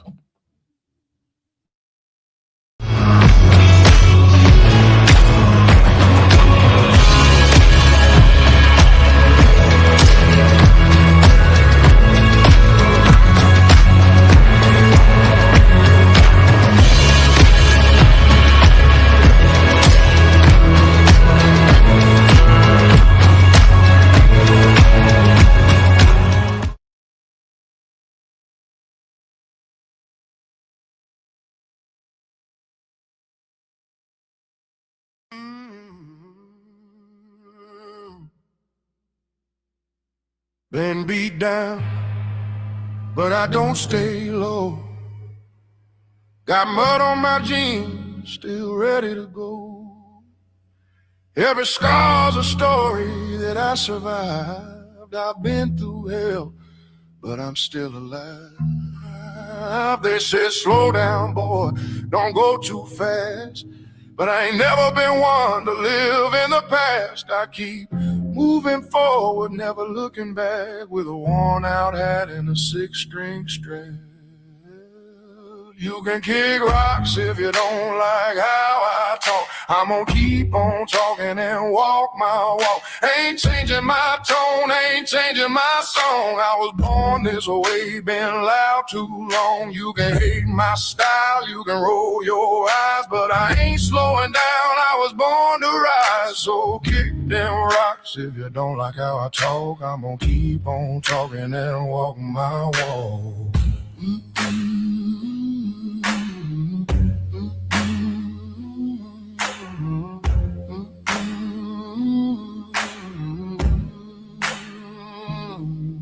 I've lost some friends, made a few new foes, but that's just life, that's how it goes. I ain't bending over just to please a crowd. If I fall down, I'll fall down proud. I talk my truth, I live my way. Ain't nobody gonna take my say. This road's been rough, but I learned to trade. It's sweat, soul, and dues I paid. You can kick rocks if you don't like how I talk. I'm gonna keep on talking and walk my walk. Ain't changing my tone, ain't changing my song. I was born this way, been loud too long. You can hate my style, you can roll your eyes, but I ain't slowing down, I was born to rise. So kick them rocks if you don't like how I talk. I'm gonna keep on talking and walk my walk.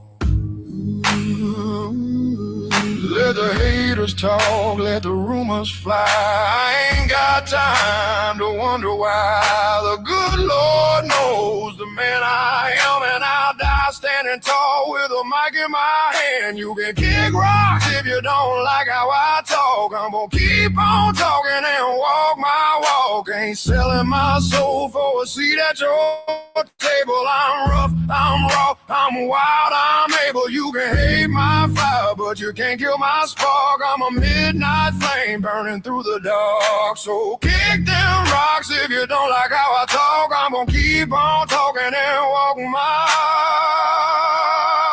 walk. You can kick rocks. You can kick rocks. You can kick rocks. I'm gonna keep on talking and walking my walk.